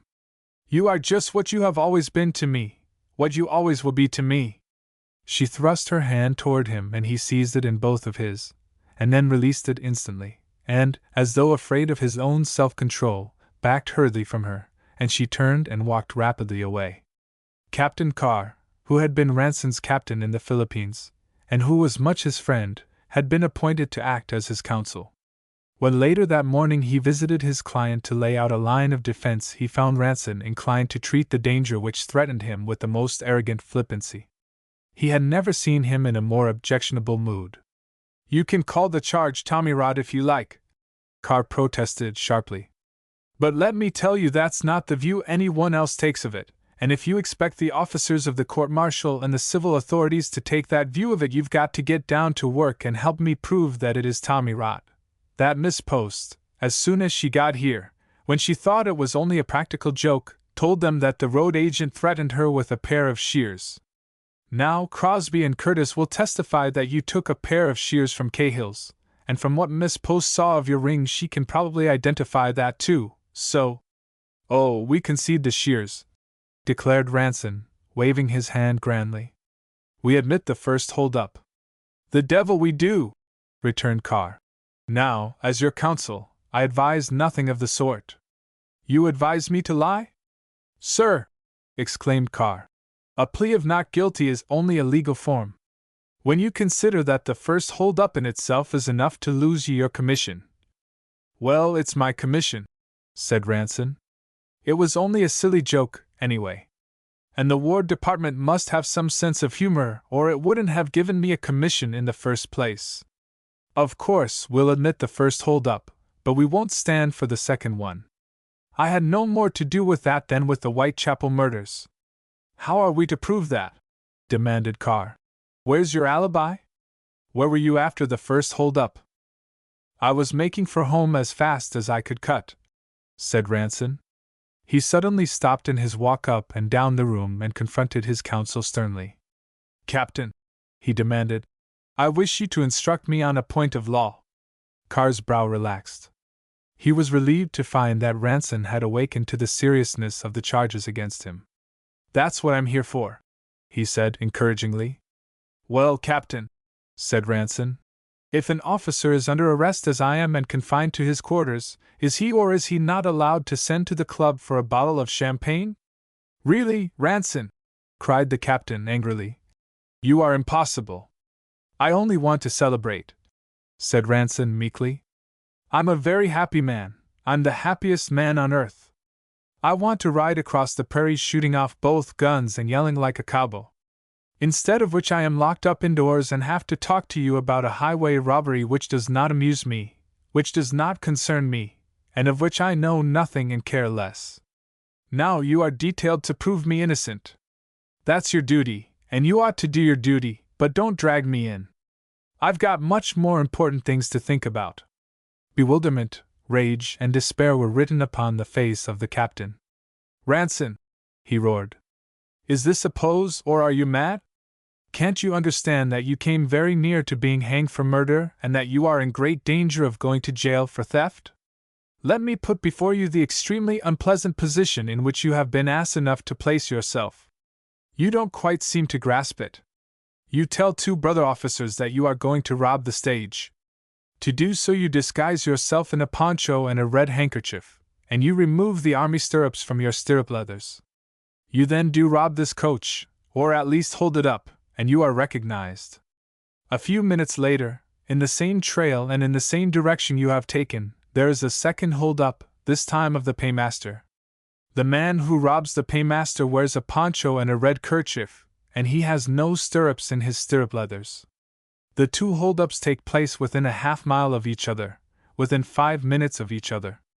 Now, is it reasonable to believe that last night 2 men were hiding in the buttes intent upon robbery, each in an army poncho, each wearing a red bandana handkerchief, and each riding without stirrups?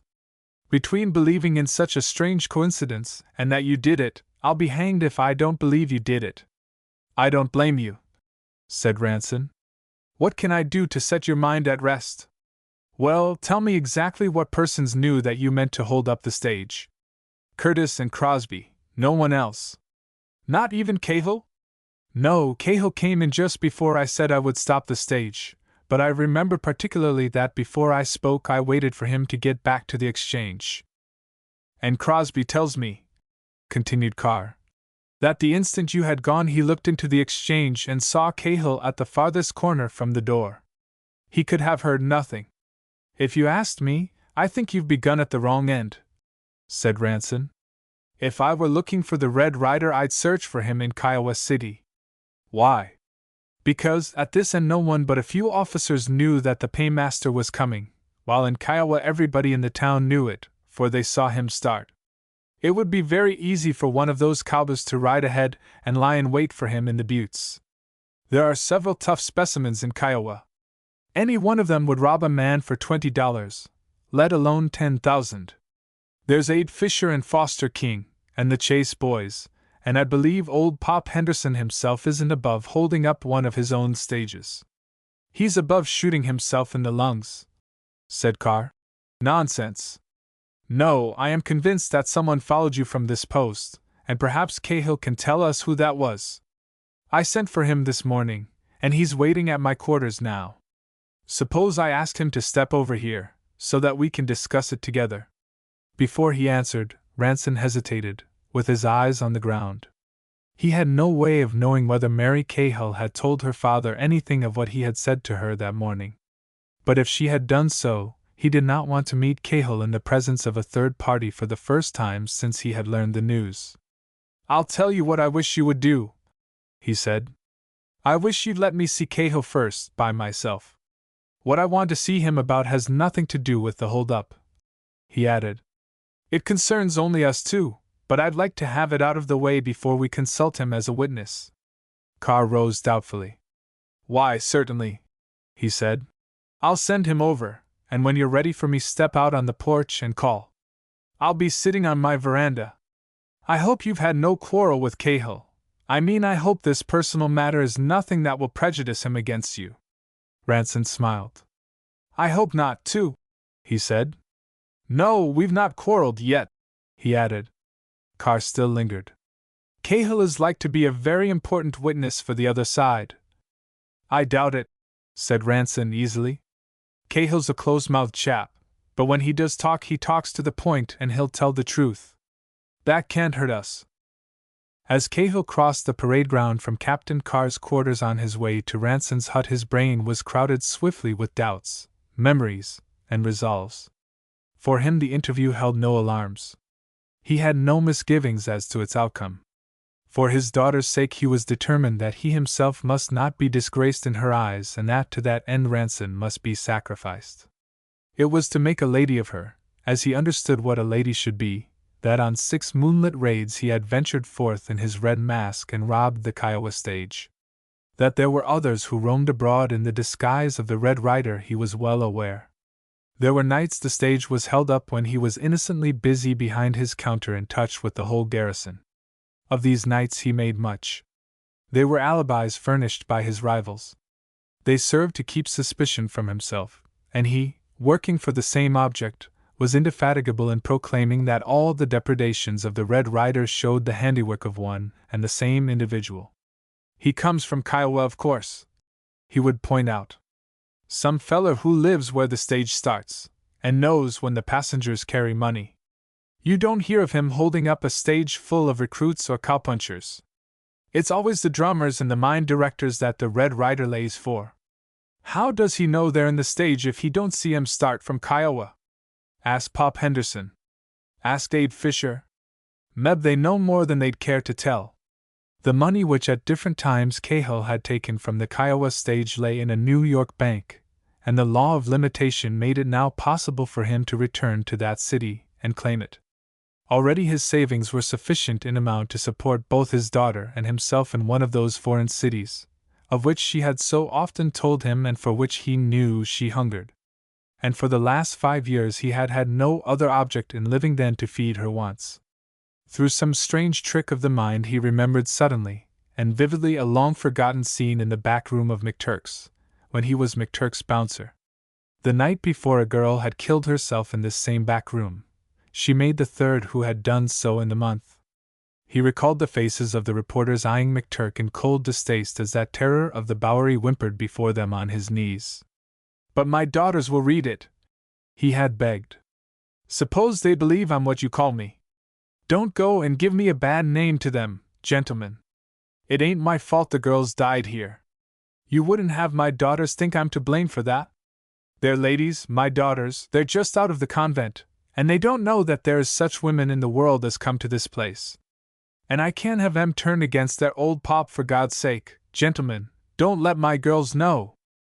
Cahill remembered the contempt he had felt for his employer as he pulled him to his feet, but now McTurk's appeal seemed just and natural.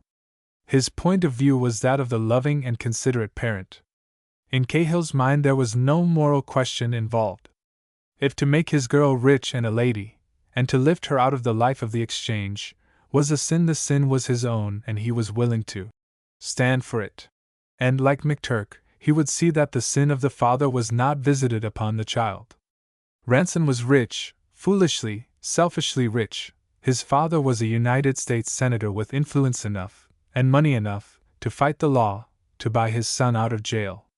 Sooner than his daughter should know that her father was one of those who sometimes wore the mask of the Red Rider, Ranson, for all he cared, could go to jail, or to hell. With this ultimatum in his mind, Cahill confronted his would-be son-in-law with a calm and assured countenance. Ranson greeted him with respectful deference, and while Cahill seated himself, Ranson, chatting hospitably, placed cigars and glasses before him. He began upon the subject that touched him the most nearly. "Miss Cahill was good enough to bring up my breakfast this morning," he said. "Has she told you of what I said to her?" Cahill shook his head. "No, I haven't seen her. We've been taking account of stock all morning." Then you've heard nothing from her about me?" said Ranson. The post-trader raised his head in surprise. "No. Captain Carr spoke to me about your arrest, and then said you wanted to see me first about something private." The post-trader fixed Ranson with his keen, unwavering eyes. "What might that be?" he asked. "Well, it doesn't matter now," stammered Ranson. "I'll wait until Miss Cahill tells you." "Any complaint about the food?" inquired the post-trader. Ranson laughed nervously. "No, it's not that," he said. He rose, and to protect what Miss Cahill evidently wished to remain a secret, changed the subject. You see, you've lived in these parts so long, Mr. Cahill, he explained. And you know so many people, I thought maybe you could put me on the track or give me some hint as to which of that Kiowa gang really did rob the paymaster. Ranson was pulling the cork from the whiskey bottle, and when he asked the question, Cahill pushed his glass from him and shook his head. Ranson looked up interrogatively and smiled. You mean you think I did it myself? He asked. I didn't understand from Captain Carr. The post-trader began in heavy tones. That it's my opinion you're after. He said I might be wanted to testify who was present last night in my store. Certainly, that's all we want, Ranson answered genially. I only thought you might give me a friendly pointer or two on the outside. And of course, if it's your opinion I did the deed, we certainly don't want your opinion. But that needn't prevent your taking a drink with me, need it? Don't be afraid. I'm not trying to corrupt you. And I'm not trying to poison a witness for the other fellows either. Help yourself. Cahill stretched out his left hand. His right remained hidden in the side pocket of his coat. What's the matter with your right hand? Ranson asked. Are you holding a gun on me? Really, Mr. Cahill, you're not taking any chances, are you? Ranson gazed about the room as though seeking an appreciative audience. He's such an important witness, he cried delightedly, that first he's afraid I'll poison him and he won't drink with me, and now he covers me with a gun. Reluctantly, Cahill drew out his hand. I was putting the bridle on my pony last night, he said. He bit me. Ranson exclaimed sympathetically. Oh, that's too bad, he said. Well, you know you want to be careful. A horse's teeth really are poisonous. He examined his own hands complacently. Now, if I had a bandage like that on my right hand, they would hang me sure, no matter whether it was a bite, or a burn, or a bullet. Cahill raised the glass to his lips and sipped the whiskey critically. Why? He asked. Why? Why, didn't you know that the paymaster boasted last night to the surgeons that he hit this fellow in the hand? He says. Cahill snorted scornfully. How'd he know that? What makes him think so? Well, never mind, let him think so, Ranson answered fervently. Don't discourage him. That's the only evidence I've got on my side. He says he fired to disarm the man, and that he saw him shift his gun to his left hand. It was the shot that the man fired when he held his gun in his left that broke the colonel's arm. Now, everybody knows I can't hit a barn with my left. And as for having any wounds concealed about my person, Ranson turned his hands like a conjurer to show the front and back. They can search me. So if the paymaster will only stick to that story, that he hit the man, it will help me a lot. Ranson seated himself on the table and swung his leg. And of course it would be a big help, too, if you could remember who was in your exchange when I was planning to rob the coach. For someone certainly must have overheard me, someone must have copied my disguise, and that someone is the man we must find. Unless he came from Kiowa. Cahill shoved his glass from him across the table and, placing his hands on his knees, stared at his host coldly and defiantly. His would-be son-in-law observed the aggressiveness of his attitude, but, in his fuller knowledge of their prospective relations, smiled blandly. Mr. Ranson, began Cahill, I've no feelings against you personally. I've a friendly feeling for all of you young gentlemen at my mess. But you're not playing fair with me. I can see what you want, and I can tell you that you and Captain Carr are not helping your case by asking me up here to drink and smoke with you, when you know that I'm the most important witness they've got against you. Ranson stared at his father-in-law-elect in genuine amazement, and then laughed lightly. Why, dear Mr. Cahill, he cried, I wouldn't think of bribing you with such a bad brand of whiskey as this. And I didn't know you were such an important witness as all that.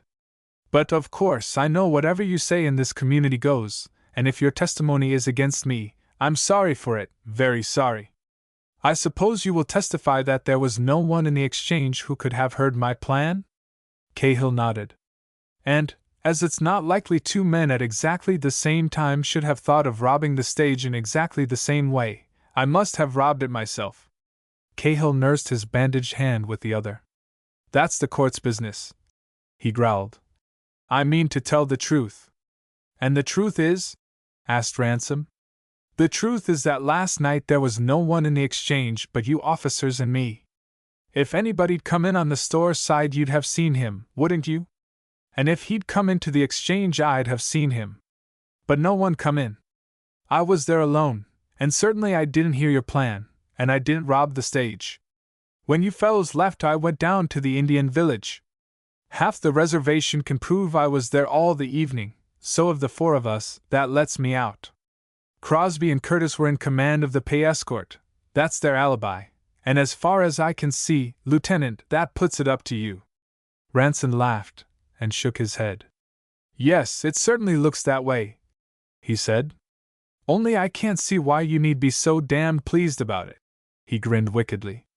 If you weren't such a respectable member of Fort Crockett's society, I might say you listened at the door, and rode after me in one of your own ponchos.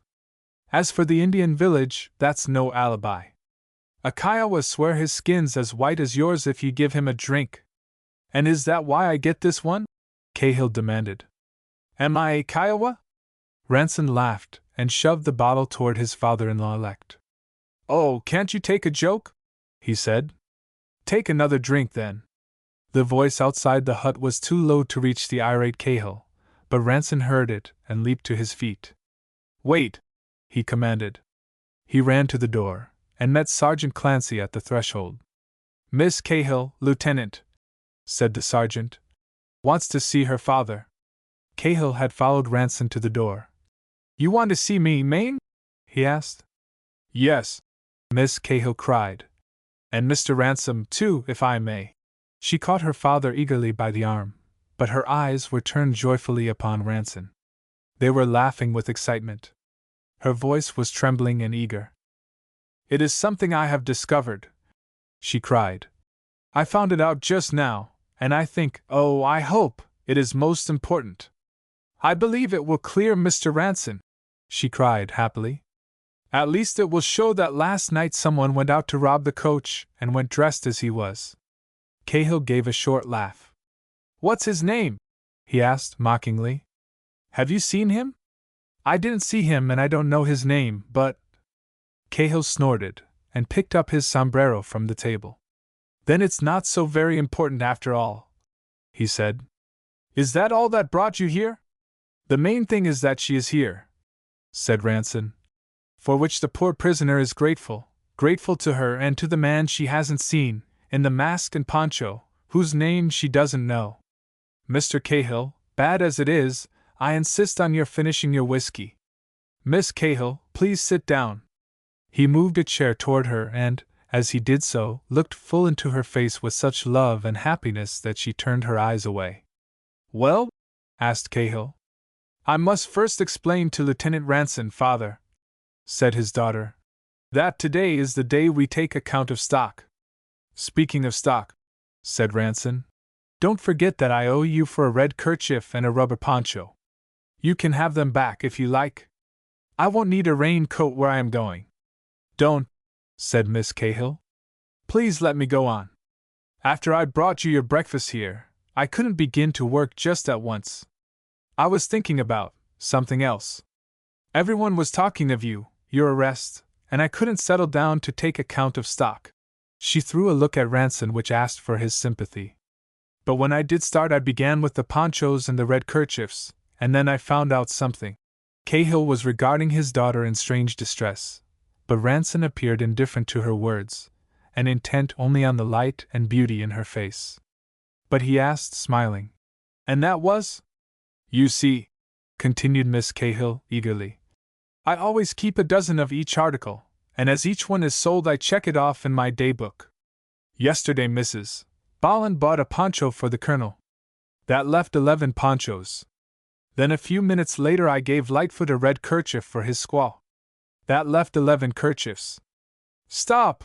Cried Ranson. Miss Cahill, he began severely, I hope you do not mean to throw suspicion on the wife of my respected colonel, or on Mrs. Lightfoot, the Prairie Flower. Those ladies are my personal friends. I refuse to believe them guilty. And have you ever seen Mrs. Bolland on horseback? You wrong her. It is impossible. Please, begged Miss Cahill. Please let me explain. When you went to hold up the stage, you took a poncho and a kerchief. That should have left 10 of each. But when I counted them this morning, there were 9 red kerchiefs and 9 ponchos. Ranson slapped his knee sharply. Good, he said. That is interesting. What does it prove? Demanded Cahill. It proves nothing, or it proves everything, said Miss Cahill. To my mind, it proves without any doubt that someone overheard Mr. Ranson's plan, that he dressed like him to throw suspicion on him, and that this second person was the one who robbed the paymaster. Now, Father, this is where you can help us. You were there then. Try to remember. It is so important. Who came into the store after the others had gone away? Cahill tossed his head like an angry bull. There are 50 places in this post, he protested roughly, where a man can get a poncho. Every trooper owns his slicker. But, Father, we don't know that theirs are missing, cried Miss Cahill. And we do know that those in our store are. Don't think I am foolish. It seemed such an important fact to me, and I had hoped it would help. It does help, immensely, cried Ranson. I think it's a splendid clue. But unfortunately, I don't think we can prove anything by your father, for he's just been telling me that there was no one in the place but himself. No one came in, and he was quite alone. Ranson had begun speaking eagerly, but either his own words or the intentness with which Cahill received them caused him to halt and hesitate. Absolutely alone. You see, said Cahill thickly. As soon as they had gone, I rode to the Indian village. Why, no, Father, corrected Miss Cahill. Don't you remember, you told me last night that when you reached Lightfoot's tent I had just gone. That was quite 2 hours after the others left the store. In her earnestness, Miss Cahill had placed her hand upon her father's arm and clutched it eagerly. And you remember no one coming in before you left? She asked. No one? Cahill had not replaced the bandaged hand in his pocket, but had shoved it inside the opening of his coat. As Mary Cahill caught his arm, her fingers sank into the palm of the hand, and he gave a slight grimace of pain. Oh, Father! Miss Cahill cried. Your hand! I am so sorry. Did I hurt it? Please let me see. Cahill drew back with sudden violence. No! He cried. Leave it alone! Come, we must be going. But Miss Cahill held the wounded hand in both her own. When she turned her eyes to Ranson, they were filled with tender concern. I heard him, she said reproachfully. He shot himself last night with one of those new cylinder revolvers. Her father snatched the hand from her. He tried to drown her voice by a sudden movement toward the door. Come, he called. Do you hear me? But his daughter, in her sympathy, continued. He was holding it so, she said, and it went off, and the bullet passed through here. She laid the tip of a slim white finger on the palm of her right hand. The bullet! Cried Ranson. He repeated dully. The bullet! There was a sudden, tense silence. Outside they could hear the crunch of the sentry's heel in the gravel, and from the baseball field back of the barracks the soft spring air was rent with the jubilant crack of the bat as it drove the ball. Afterward Ranson remembered that while one half of his brain was terribly acute to the moment, the other was wondering whether the runner had made his base. It seemed an interminable time before Ranson raised his eyes from Miss Cahill's palm to her father's face. What he read in them caused Cahill to drop his hand swiftly to his hip. Ranson saw the gesture and threw out both his hands. He gave a hysterical laugh, strangely boyish and immature, and ran to place himself between Cahill and the door. Drop it! He whispered. My God, man! He entreated. Don't make a fool of yourself. Mr. Cahill, he cried aloud. You can't go till you know. Can he marry? Yes, Mary. The tone in which he repeated the name was proprietary and commanding. He took her hand. Mr. Cahill, he said joyously, we've got something to tell you. I want you to understand that in spite of all I've done, I say in spite of all I've done, I mean getting into this trouble and disgrace, and all that, I've dared to ask your daughter to marry me. He turned and led Miss Cahill swiftly toward the veranda. Oh, I knew he wouldn't like it, he cried. You see. I told you so. You've got to let me talk to him alone. You go outside and wait. I can talk better when you are not here. I'll soon bring him around. Father, pleaded Miss Cahill, timidly. From behind her back, Ranson shook his head at the post-trader in violent pantomime. She'd better go outside and wait, hadn't she, Mr. Cahill? He directed. As he was bidden, the post-trader raised his head and nodded toward the door. The onslaught of sudden and new conditions overwhelmed and paralyzed him. Father, said Miss Cahill, it isn't just as you think. Mr. Ranson did ask me to marry him, in a way, at least, I knew what he meant. But I did not say, in a way, that I would marry him. I mean, it was not settled, or I would have told you. You mustn't think I would have left you out of this, of my happiness, you who have done everything to make me happy. She reproached her father with her eyes fastened on his face. His own were stern, fixed, and miserable. You will let it be, won't you, father? She begged. It means so much. I can't tell you. She threw out her hand toward Ranson as though designating a superior being. Why, I can't tell him. But if you are harsh with him or with me, it will break my heart. For as I love you, father, I love him, and it has got to be. It must be. For I love him so. I have always loved him. Father, she whispered, I love him so. Ranson, humbly, gratefully, took the girl's hand and led her gently to the veranda and closed the door upon her. Then he came down the room and regarded his prospective father-in-law with an expression of amused exasperation. He thrust his hands deep into the pockets of his riding breeches and nodded his head. Well, he exclaimed, you've made a damned pretty mess of it, haven't you? Cahill had sunk heavily into a chair and was staring at Ranson with the stupid, wondering gaze of a dumb animal in pain. During the moments in which the two men eyed each other, Ranson's smile disappeared. Cahill raised himself slowly as though with a great effort. I done it, said Cahill. For her. I done it to make her happy. That's all right, said Ranson briskly. She's going to be happy. We're all going to be happy. And all I did, Cahill continued, as though unconscious of the interruption, was to disgrace her. He rose suddenly to his feet. His mental sufferings were so keen that his huge body trembled. He recognized how truly he had made a mess of it.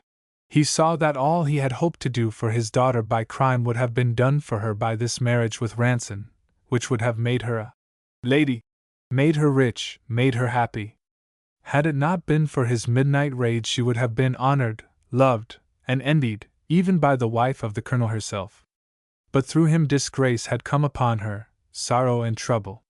She would not be known as the daughter of Senator Ranson, but of Cahill, an ex-member of the Wyo gang, a highway robber, as the daughter of a thief who was serving his time in state prison. At the thought, Cahill stepped backward unsteadily as though he had been struck. He cried suddenly aloud. Then his hand whipped back to his revolver, but before he could use it, Ranson had seized his wrist with both hands.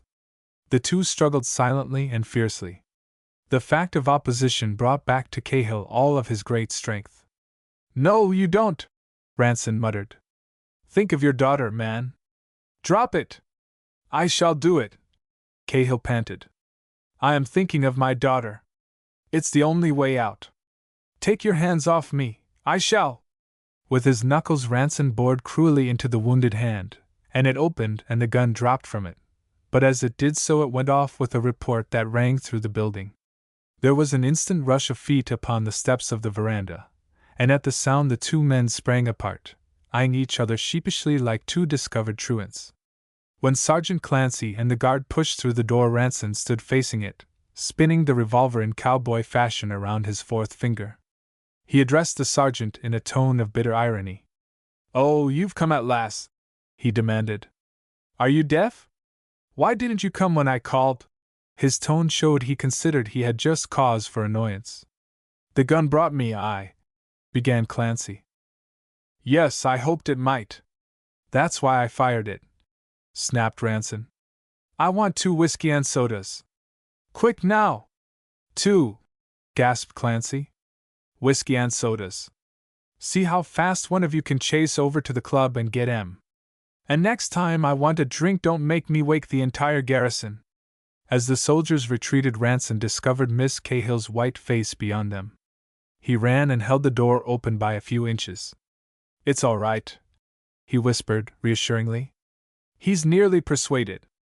Wait just a minute longer, and he'll be giving us his blessing. But the pistol shot? She asked. I was just calling the guard. The electric bell's broken, and your father wanted a drink. That's a good sign, isn't it? Shows he's friendly. What kind did you say you wanted, Mr. Cahill? Scotch, was it, or rye? Ranson glanced back at the somber, silent figure of Cahill, and then again opened the door sufficiently for him to stick out his head. Sergeant, he called. Make them both Scotch, long ones. He shut the door and turned upon the post-trader. Now then, father-in-law, he said briskly, you've got to cut and run, and you've got to run quick.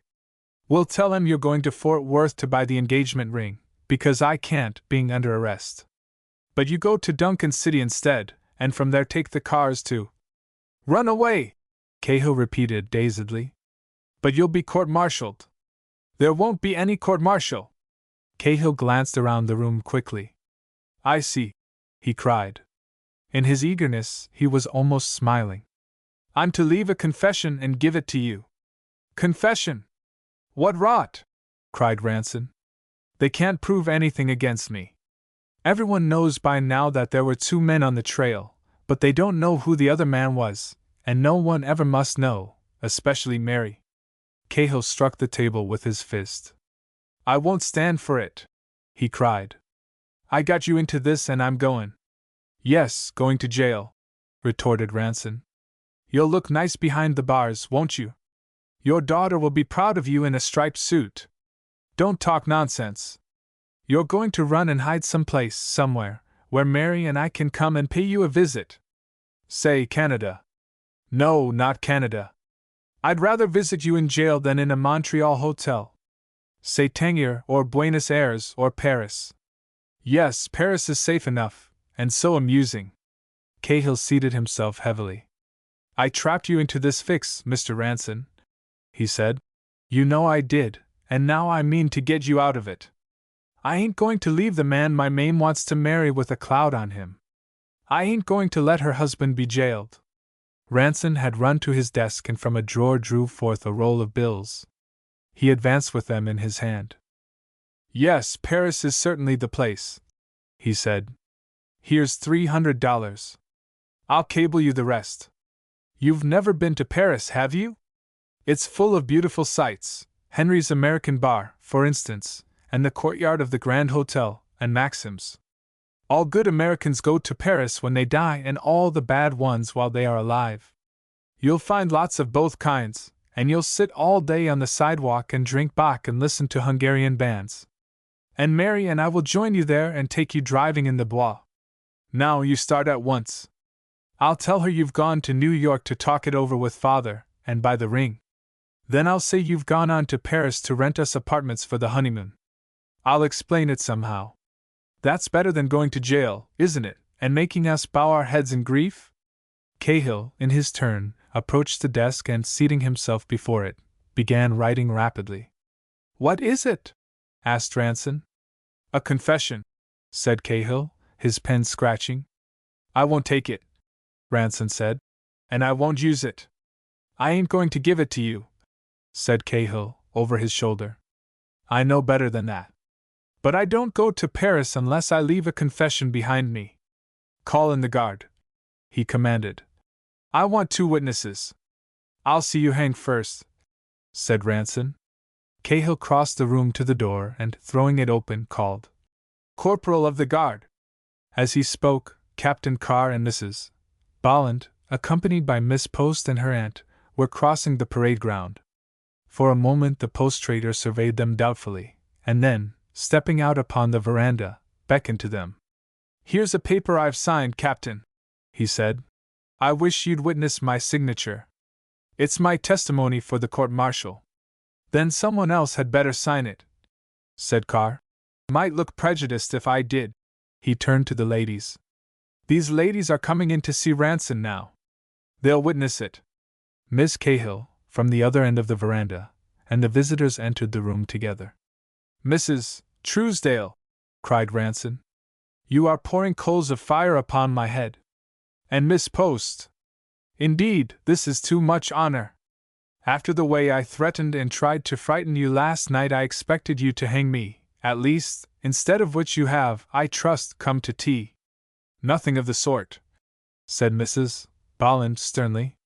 "These ladies insisted on my bringing them here to say how sorry they are that they talk so much and got you into this trouble.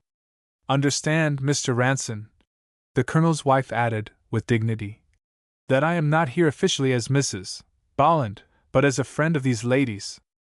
"You are welcome in whatever form you take, Mrs. Bolland," cried Ranson. "And believe me, I am in no trouble, I assure you. In fact, I am quite the most contented man in the world. Mrs. Bolland, in spite of the temporary cloud which rests upon my fair name, I take great pride in announcing to you that this young lady has done me the honor to consent to become my wife. Her father, a very old and dear friend, has given his consent. And I take this occasion to tell you of my good fortune, both in your official capacity and as my friend." There was a chorus of exclamations and congratulations in which Mrs. Bolland showed herself to be a true wife and a social diplomatist.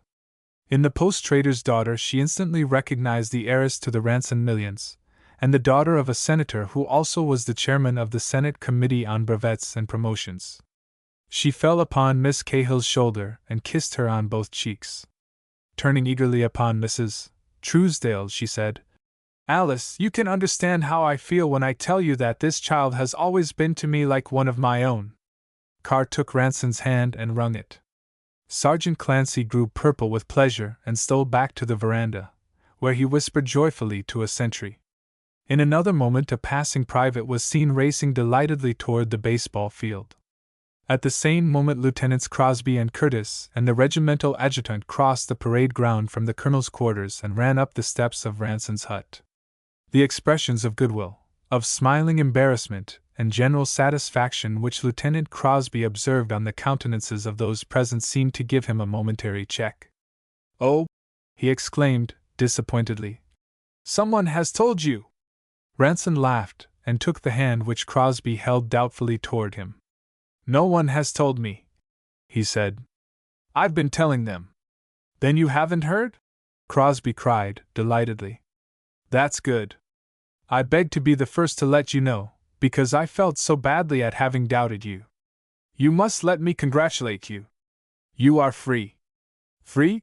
smiled Ranson. "Yes, relieved from arrest," Crosby cried, joyfully. He turned and took Ranson's sword from the hands of the adjutant. "And the colonel's let your troop have the band to give you a serenade." But Ranson's face showed no sign of satisfaction. "Wait!"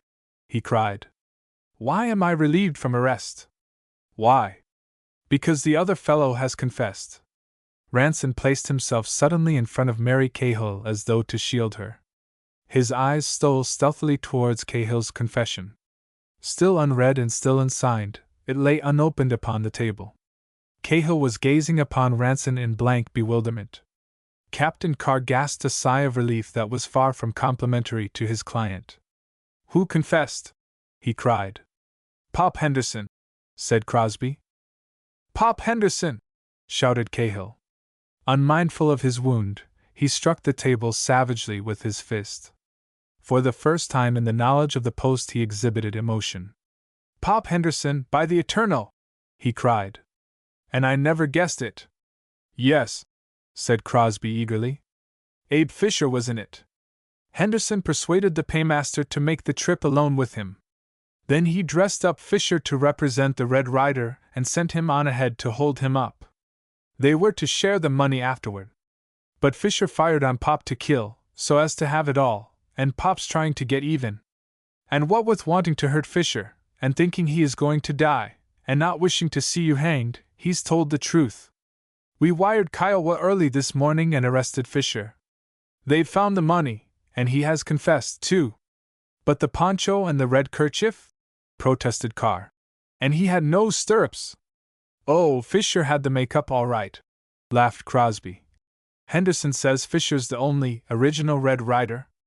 And as for the stirrups, I'm afraid that's my fault. I asked the colonel if the man wasn't riding without stirrups, and I guess the wish was father to the fact. He only imagined he hadn't seen any stirrups. The colonel was rattled. So, old man, he added, turning to Ranson, here's your sword again, and God bless you. Already the post had learned the news from the band, and the verandas of the enlisted men overflowed with delighted troopers. From the stables and the ball field came the sound of hurrying feet, and a tumult of cheers and cowboy yells. Across the parade ground the regimental band bore down upon Ranson's hut, proclaiming to the garrison that there would be a hot time in the old town that night. But Sergeant Clancy ran to meet the bandmaster, and shouted in his ear. "He's going to marry Mary Cahill," he cried. "I heard him tell the colonel's wife. Play just because she made them goo-goo eyes." "Like hell!" cried the bandmaster, indignantly, breaking in on the tune with his baton. "I know my business. Now then, men," he commanded, "I'll leave my happy home for you." As Mrs. Ballin dragged Miss Cahill into view of the assembled troopers, Ranson pulled his father-in-law into a far corner of the room. He shook the written confession in his face. "Now, will you kindly tell me what that means?" he demanded. "What sort of a gallery play were you trying to make?" Cahill shifted his sombrero guiltily. "I was trying to get you out of the hole," he stammered. I thought you'd done it." "You thought I'd done it?" "Sure. I never thought nothing else." "Then why do you say here that you did it?" "Oh, because," stammered Cahill, miserably. "'Cause of Mary, 'cause she wanted to marry you, 'cause you were going to marry her." "Well, but what good were you going to do by shooting yourself?" "Oh, then," Cahill jerked back his head as though casting out an unpleasant memory, "I thought you'd caught me, you too, between you." "Caught you? Then you did?" "No, but I tried to. I heard your plan, and I did follow you in the poncho and kerchief, meaning to hold up the stage first, and leave it to Crosby and Curtis to prove you did it. But when I reached the coach you were there ahead of me, and I rode away and put in my time at the Indian village. I never saw the paymaster's cart, never heard of it till this morning. But what with May missing the poncho out of our shop and the wound in my hand, I guess they'd all soon suspect me. I saw you did. So I thought I'd just confess to what I meant to do, even if I didn't do it." Ranson surveyed his father-in-law with a delighted grin. "How did you get that bullet hole in your hand?" he asked. Cahill laughed shamefacedly. "I hate to tell you that," he said. "I got it just as I said I did. My new gun went off while I was fooling with it, with my hand over the muzzle. And me the best shot in the territory. But when I heard the paymaster claimed he shot the Red Rider through the palm, I knew no one would believe me if I told the truth. So I lied." Ranson glanced down at the written confession, and then tore it slowly into pieces. "And you were sure I robbed the stage, and yet you believed that I'd use this? What sort of a son-in-law do you think you've got? You thought I robbed the stage, didn't you?" "Yes." "And you were going to stand for robbing it yourself, weren't you? Well, that's the sort of son-in-law I've got." The two men held out their hands at the same instant. Mary Cahill, her face glowing with pride and besieged with blushes, came toward them from the veranda. She was laughing and radiant, but she turned her eyes on Ranson with a look of tender reproach. "Why did you desert me?" she said. "It was awful. They are calling you now. They are playing the conquering hero. Mr. Cahill," commanded Ranson, "go out there and make a speech." He turned to Mary Cahill and lifted one of her hands in both of his. "Well, I am the conquering hero," he said. "I've won the only thing worth winning, dearest," he whispered. "We'll run away from them in a minute, and we'll ride to the waterfall and the Lover's Leap." He looked down at her wistfully. "Do you remember?" Mary Cahill raised her head and smiled. He leaned toward her breathlessly. "Why, did it mean that to you, too?" he asked. She smiled up at him in assent. "But I didn't say anything, did I?" whispered Ranson. "I hardly knew you then. But I knew that day that I would marry you or nobody else. And did you think that you—" "Yes," Mary Cahill whispered. He bent his head and touched her hand with his lips. Then we'll go back this morning to the waterfall, he said, and tell it that it's all come right. And now, we'll bow to those crazy people out there, those make-believe dream people, who don't know that there is nothing real in this world but just you and me, and that we love each other. A disheveled orderly bearing a tray with 2 glasses confronted Ranson at the door. Here's the scotch and sodas, Lieutenant, he panted. I couldn't get 'em any sooner. The men wanted to take 'em off me, to drink Miss Cahill's health. So they shall, said Ranson. Tell them to drink the canteen dry and charge it to me. What's a little thing like the regulations between friends? They have taught me my manners. Mr. Cahill, he called. The post-trader returned from the veranda.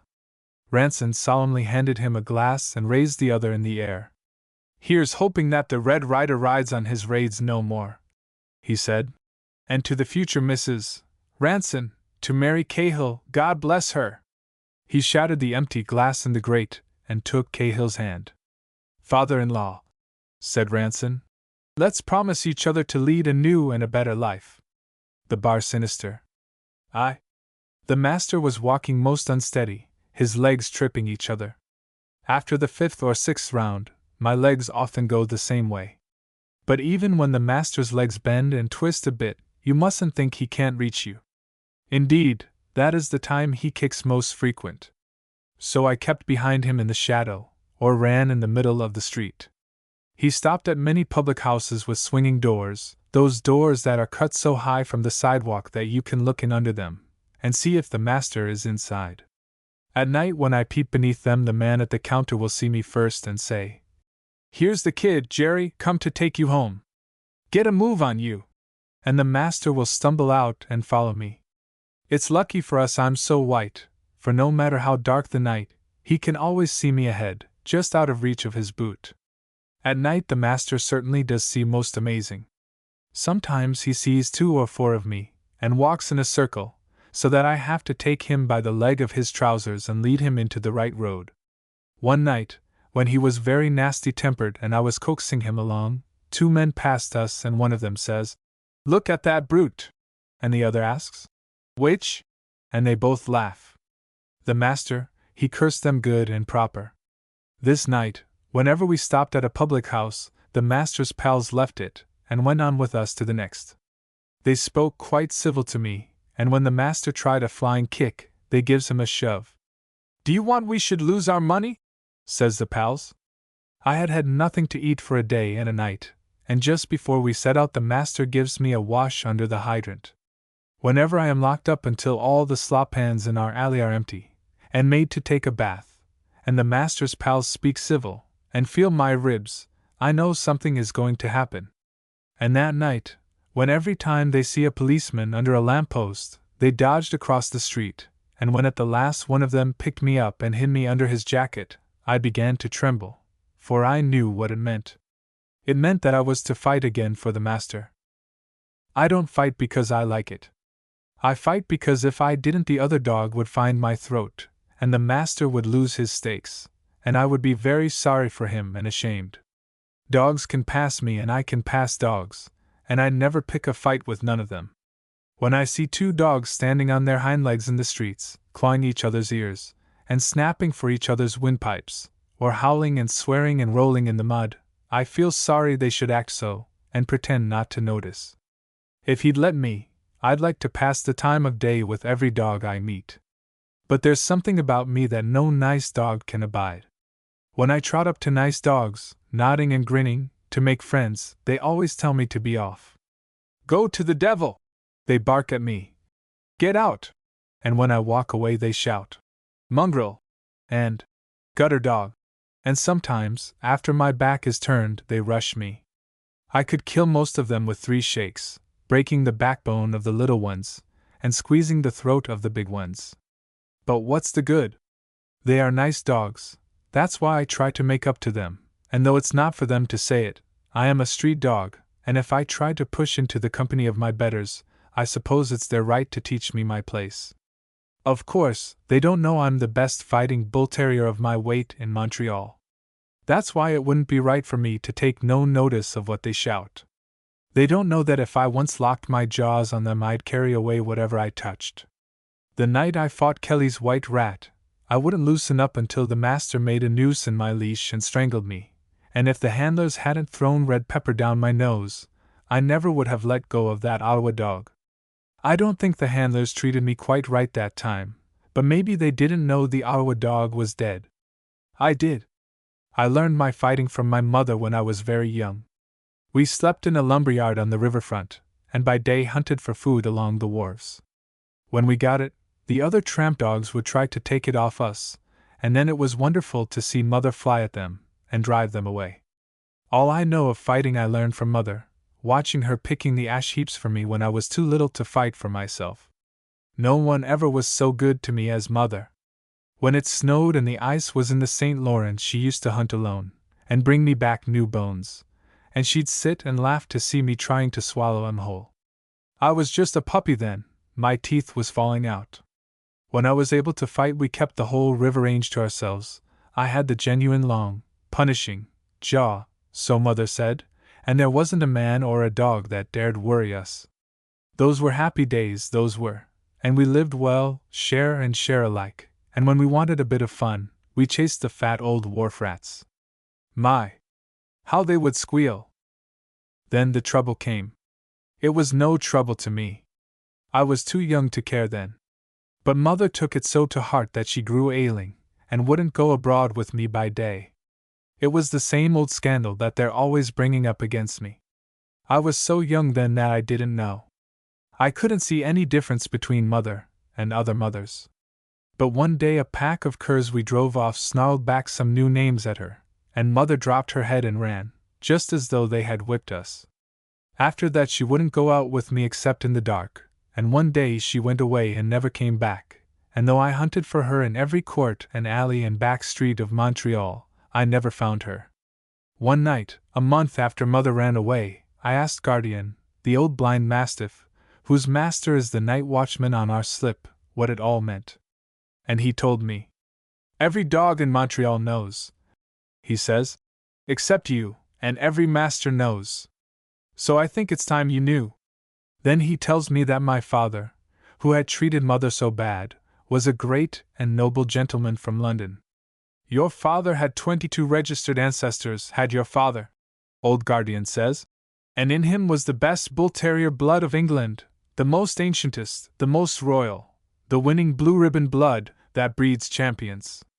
He had sleepy pink eyes, and thin pink lips, and he was as white all over as his own white teeth, and under his white skin you could see his muscles, hard and smooth, like the links of a steel chain. When your father stood still, and tipped his nose in the air, it was just as though he was saying, "Oh yes, you common dogs and men, you may well stare. It must be a rare treat for you colonials to see a real English royalty." He certainly was pleased with himself, was your father. He looked just as proud and haughty as one of them stone dogs in Victoria Park, them as is cut out of white marble. "And you're like him," says the old mastiff. "By that, of course, meaning you're white, same as him. That's the only likeness. But you see, the trouble is, kid, well, you see, kid, the trouble is, your mother." "That will do," I said, for I understood then without his telling me, and I got up and walked away, holding my head and tail high in the air.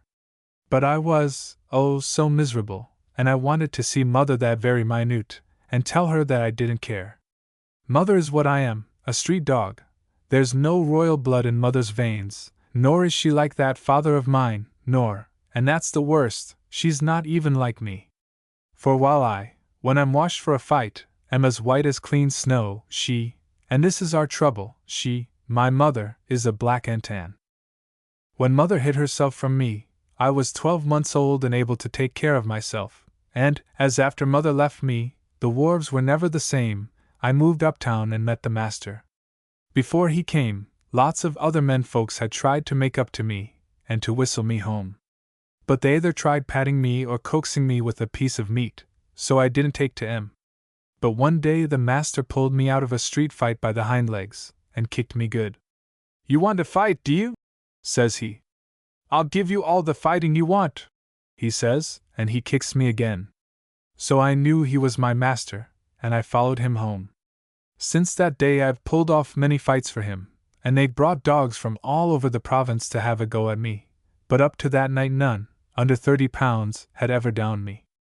But that night, so soon as they carried me into the ring, I saw the dog was overweight, and that I was no match for him. It was asking too much of a puppy. The master should have known I couldn't do it.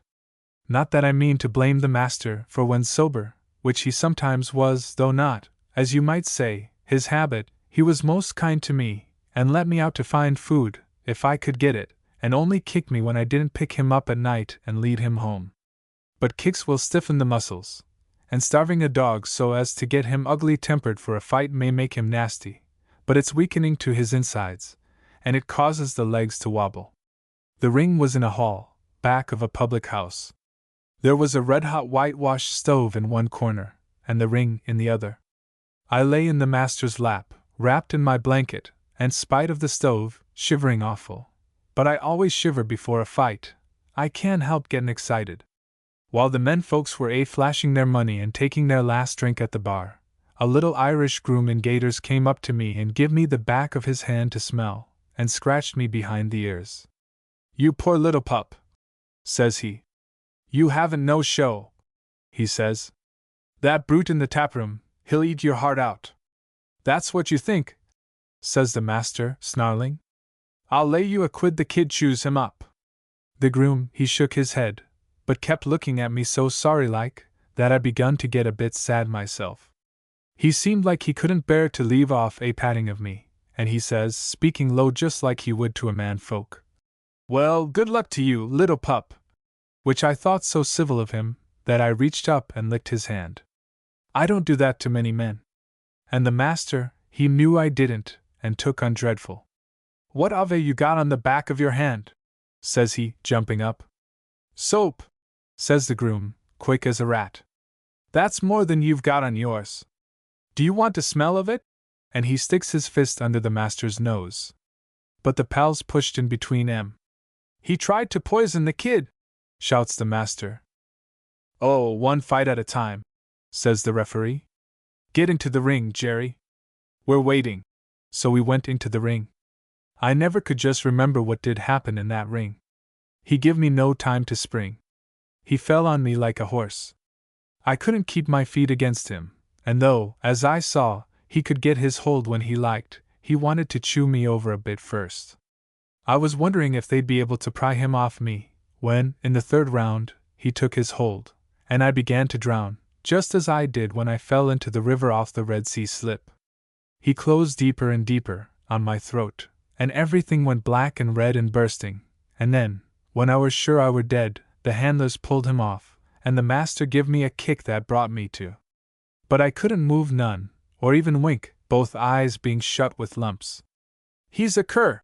yells the master. "A sneaking, cowardly cur!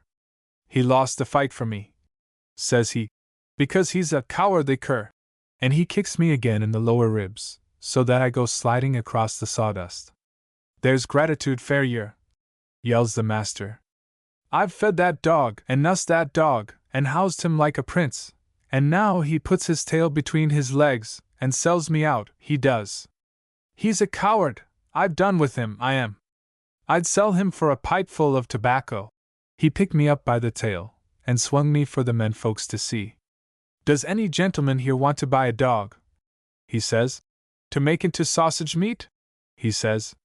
"That's all he's good for." Then I heard the little Irish groom say, "I'll give you 10 bob for the dog." And another voice says, "Ah, don't you do it, the dog's same as dead, maybe he is dead." 10 shillings, says the master, and his voice sobers a bit. "Make it £2 and he's yours." But the pals rushed in again. "Don't you be a fool, Jerry," they say. "You'll be sorry for this when you're sober. The kid's worth a fiver." One of my eyes was not so swelled up as the other, and as I hung by my tail, I opened it, and saw one of the pals take the groom by the shoulder. "You ought to give him £5 for that dog, mate," he says. "That's no ordinary dog. That dog's got good blood in him, that dog has. Why, his father, that very dog's father." I thought he never would go on.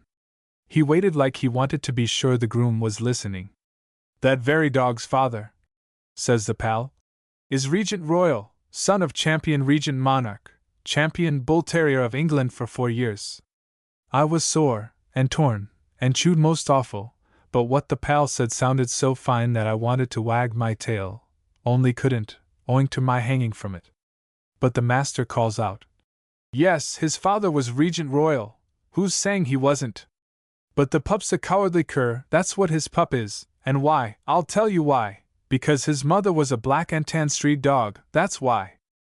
I don't see how I get the strength, but some way I threw myself out of the master's grip and fell at his feet, and turned over and fastened all my teeth in his ankle, just across the bone.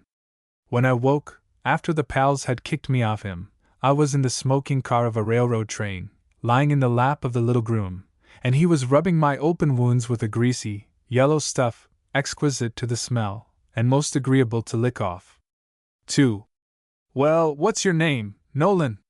"Well, Nolan, these references are satisfactory," said the young gentleman. My new master called, "Mr. Wyndham, sir.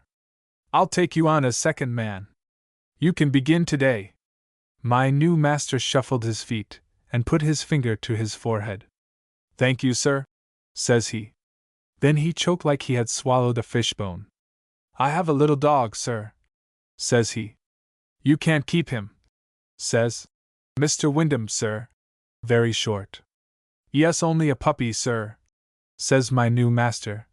"You wouldn't go outside the stables, sir." "It's not that," says Mr. Wyndham, sir. "I have a large kennel of very fine dogs. They're the best of their breed in America. I don't allow strange dogs on the premises." The master shakes his head, and motions me with his cap, and I crept out from behind the door. "I'm sorry, sir," says the master. "Then I can't take the place. I can't get along without the dog, sir." Mr. Wyndham, sir, looked at me that fierce that I guessed he was going to whip me, so I turned over on my back and begged with my legs and tail. "Why, you beat him," says Mr. Wyndham, sir, very stern. "No fear," the master says, getting very red. "The party I bought him off taught him that. He never learnt that from me." He picked me up in his arms, and to show Mr. Wyndham, sir, how well I loved the master, I bit his chin and hands. Mr. Wyndham, sir, turned over the letters the master had given him. "Well, these references certainly are very strong," he says. "I guess I'll let the dog stay this time. Only see you keep him away from the kennels, or you'll both go." "Thank you, sir," says the master, grinning like a cat when she's safe behind the area railing. "He's not a bad bull terrier," says Mr. Wyndham, sir, feeling my head. "Not that I know much about the smooth-coated breeds. My dogs are St. Bernards." He stopped patting me and held up my nose. "What's the matter with his ears?" he says. "They're chewed to pieces." "Is this a fighting dog?" he asks, quick and rough-like. I could have laughed. If he hadn't been holding my nose, I certainly would have had a good grin at him. Me, the best under 30 pounds in the province of Quebec, and him asking if I was a fighting dog. I ran to the master and hung down my head modest-like, waiting for him to tell my list of battles, but the master he coughs in his cap most painful. "Fightin' dog, sir," he cries. "Lord bless you, sir, the kid don't know the word." "Yes, just a puppy, sir, same as you see, a pet dog, so to speak." "Yes, a regular old lady's lapdog, the kid is." "Well, you keep him away from my St. Bernards," says Mr. Wyndham, sir, "or they might make a mouthful of him." "Yes, sir, that they might," says the master. But when we gets outside he slaps his knee and laughs inside himself, and winks at me most sociable. The master's new home was in the country, in a province they called Long Island. There was a high stone wall about his home with big iron gates to it, same as Godfrey's brewery, and there was a house with 5 red roofs, and the stables, where I lived, was cleaner than the aerated bakery shop, and then there was the kennels, but they was like nothing else in this world that ever I see. For the first days I couldn't sleep of nights for fear someone would catch me lying in such a cleaned-up place, and would chase me out of it, and when I did fall to sleep I'd dream I was back in the old master's attic, shivering under the rusty stove, which never had no coals in it, with the master flat on his back on the cold floor with his clothes on. And I'd wake up, scared and whimpering, and find myself on the new master's cot with his hand on the quilt beside me, and I'd see the glow of the big stove, and hear the high-quality horses below stairs stamping in their straw-lined boxes, and I'd snoop the sweet smell of hay and harness soap, and go to sleep again. The stables was my jail, so the master said, but I don't ask no better home than that jail. Now, kid, says he, sitting on the top of a bucket upside down, you've got to understand this. When I whistle it means you're not to go out of this 'ere yard. These stables is your jail. And if you leave 'em I'll have to leave 'em too, and over the seas, in the county mail, an old mother will ave to leave her bit of a cottage. For £2 I must be sending her every month, or she'll have naught to eat, nor no thatch over her head, so I can't lose my place, kid, and see you don't lose it for me. You must keep away from the kennels, says he. They're not for the likes of you. The kennels are for the quality. I wouldn't take a litter of them woolly dogs for one wag of your tail, kid, but for all that they are your betters, same as the gentry up in the big house are my betters. I know my place and keep away from the gentry, and you keep away from the champions. So I never goes out of the stables. All day I just lay in the sun on the stone flags, licking my jaws, and watching the grooms wash down the carriages, and the only care I had was to see they didn't get gay and turn the hose on me. There wasn't even a single rat to plague me. Such stables I never did see. Nolan, says the head groom, some day that dog of yours will give you the slip. You can't keep a street dog tied up all his life. It's against his nature. The head groom is a nice old gentleman, but he doesn't know everything. Just as though I'd been a street dog because I liked it. As if I'd rather poke for my victuals in ash heaps than have 'em handed me in a wash basin, and would sooner bite and fight than be polite and sociable. If I'd had mother there I couldn't have asked for nothing more. But I'd think of her snooping in the gutters, or freezing of nights under the bridges, or, what's worse of all, running through the hot streets with her tongue down, so wild and crazy for a drink, that the people would shout, "Mad dog," at her, and stone her. Water's so good, that I don't blame the men folks for locking it up inside their houses, but when the hot days come, I think they might remember that those are the dog days and leave a little water outside in a trough, like they do for the horses. Then we wouldn't go mad, and the policemen wouldn't shoot us. I had so much of everything I wanted that it made me think a lot of the days when I hadn't nothing, and if I could have given what I had to mother, as she used to share with me, I'd have been the happiest dog in the land. Not that I wasn't happy then, and most grateful to the master, too, and if I'd only minded him, the trouble wouldn't have come again. But one day the coachman says that the little lady they called Miss Dorothy had come back from school, and that same morning she runs over to the stables to pat her ponies, and she sees me. "Oh, what a nice little, white little dog," said she. "Whose little dog are you?" says she. "That's my dog, miss," says the master. "His name is Kid." And I ran up to her most polite, and licks her fingers, for I never see so pretty and kind a lady. "You must come with me and call on my new puppies," says she, picking me up in her arms and starting off with me. "Oh, but please, miss," cries Nolan. "Mr. Wyndham give orders that the kid's not to go to the kennels." "That'll be all right," says the little lady. "They're my kennels too. And the puppies will like to play with him." You wouldn't believe me if I was to tell you of the style of them quality dogs. If I hadn't seen it myself I wouldn't have believed it neither. The Viceroy of Canada don't live no better. There was 40 of them, but each one had his own house and a yard, most exclusive, and a cot and a drinking basin all to hisself. They had servants standing round waiting to feed 'em when they was hungry, and valets to wash 'em, and they had their hair combed and brushed like the grooms must when they go out on the box. Even the puppies had overcoats with their names on 'em in blue letters, and the name of each of those they called champions was painted up fine over his front door just like it was a public house or a veterinary's. They were the biggest St. Bernards I ever did see. I could have walked under them if they'd have let me. But they were very proud and haughty dogs, and looked only once at me, and then sniffed in the air. The little lady's own dog was an old gentleman bulldog. He'd come along with us, and when he notices how taken aback I was with all I see, he turned quite kind and affable and showed me about. Jimmy Jocks, Miss Dorothy called him, but, owing to his weight, he walked most dignified and slow, waddling like a duck as you might say, and looked much too proud and handsome for such a silly name. "That's the runway, and that's the trophy house," says he to me. "And that over there is the hospital, where you have to go if you get distemper, and the vet gives you beastly medicine." "And which of these is your ooze, sir?" asks I, wishing to be respectful. But he looked that hurt and haughty. "I don't live in the kennels," says he, most contemptuous. "I am a house dog. I sleep in Miss Dorothy's room. And at lunch I'm let in with the family, if the visitors don't mind. They most always do, but they're too polite to say so. Besides," says he, smiling most condescending, "visitors are always afraid of me. It's because I'm so ugly," says he.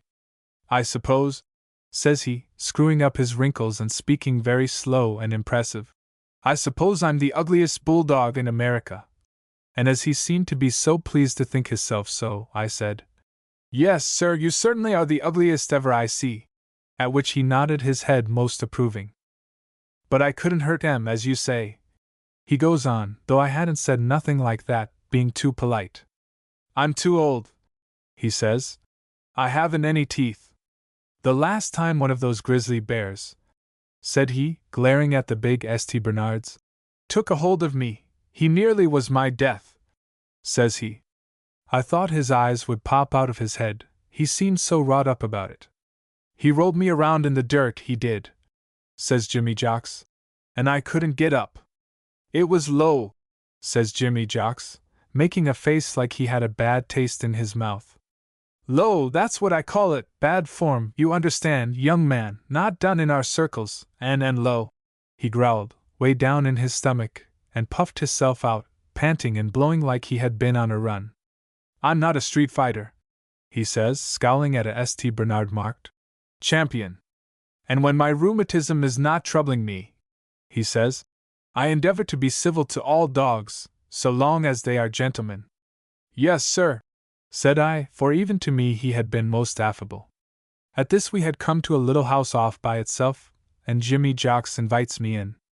"This is their trophy room," he says, "where they keep their prizes. Mine," he says, rather grand-like, "are on the sideboard."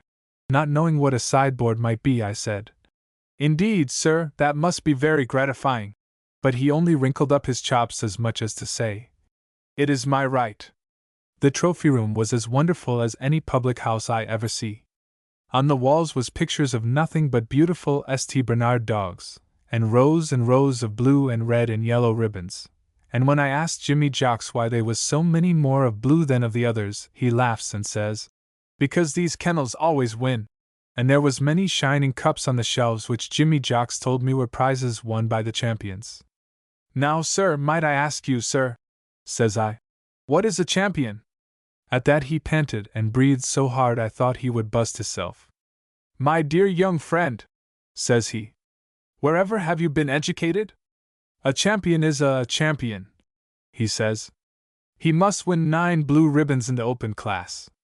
You follow me, that is, against all comers. Then he has the title before his name, and they put his photograph in the sporting papers. You know, of course, that I am a champion," says he. "I am Champion Woodstock Wizard 3, and the 2 other Woodstock Wizards, my father and uncle, were both champions." "But I thought your name was Jimmy Jocks," I said. He laughs right out at that. "That's my kennel name, not my registered name," he says. "Why, you certainly know that every dog has 2 names. Now, what's your registered name and number, for instance?" says he. "I've only got 1 name," I says. "Just Kid." Woodstock Wizard puffs at that, and wrinkles up his forehead and pops out his eyes. "Who are your people?" says he. "Where is your home?" "At the stable, sir," I said. "My master is the second groom." At that Woodstock Wizard 3 looks at me for quite a bit without winking, and stares all around the room over my head. "Oh, well," says he at last, "you're a very civil young dog," says he, and I blame no one for what he can help, which I thought most fair and liberal. And I have known many bull terriers that were champions, says he, though as a rule they mostly run with fire engines, and to fighting. For me, I wouldn't care to run through the streets after a hose cart, nor to fight, says he, but each to his taste. I could not help thinking that if Woodstock Wizard 3 tried to follow a fire engine he would die of apoplexy, and that, seeing he'd lost his teeth, it was lucky he had no taste for fighting, but, after his being so condescending, I didn't say nothing. Anyway, says he, every smooth-coated dog is better than any hairy old camel like those St. Bernards, and if ever you're hungry down at the stables, young man, come up to the house and I'll give you a bone. I can't eat them myself, but I bury them around the garden from force of habit, and in case a friend should drop in. I see my mistress coming, he says, and I bid you good day. I regret, he says, that our different social position prevents our meeting frequent, for you're a worthy young dog with a proper respect for your betters, and in this country there's precious few of them have that. Then he waddles off, leaving me alone and very sad, for he was the first dog in many days that had spoken to me. But since he showed, seeing that I was a stable dog, he didn't want my company, I waited for him to get well away. It was not a cheerful place to wait, the trophy house. The pictures of the champions seemed to scowl at me, and ask what right had such as I even to admire them, and the blue and gold ribbons and the silver cups made me very miserable. I had never won no blue ribbons or silver cups, only stakes for the old master to spend in the publics, and I hadn't won them for being a beautiful, high-quality dog, but just for fighting, which, of course, as Woodstock Wizard 3 says is low. So I started for the stables, with my head down and my tail between my legs, feeling sorry I had ever left the master. But I had more reason to be sorry before I got back to him.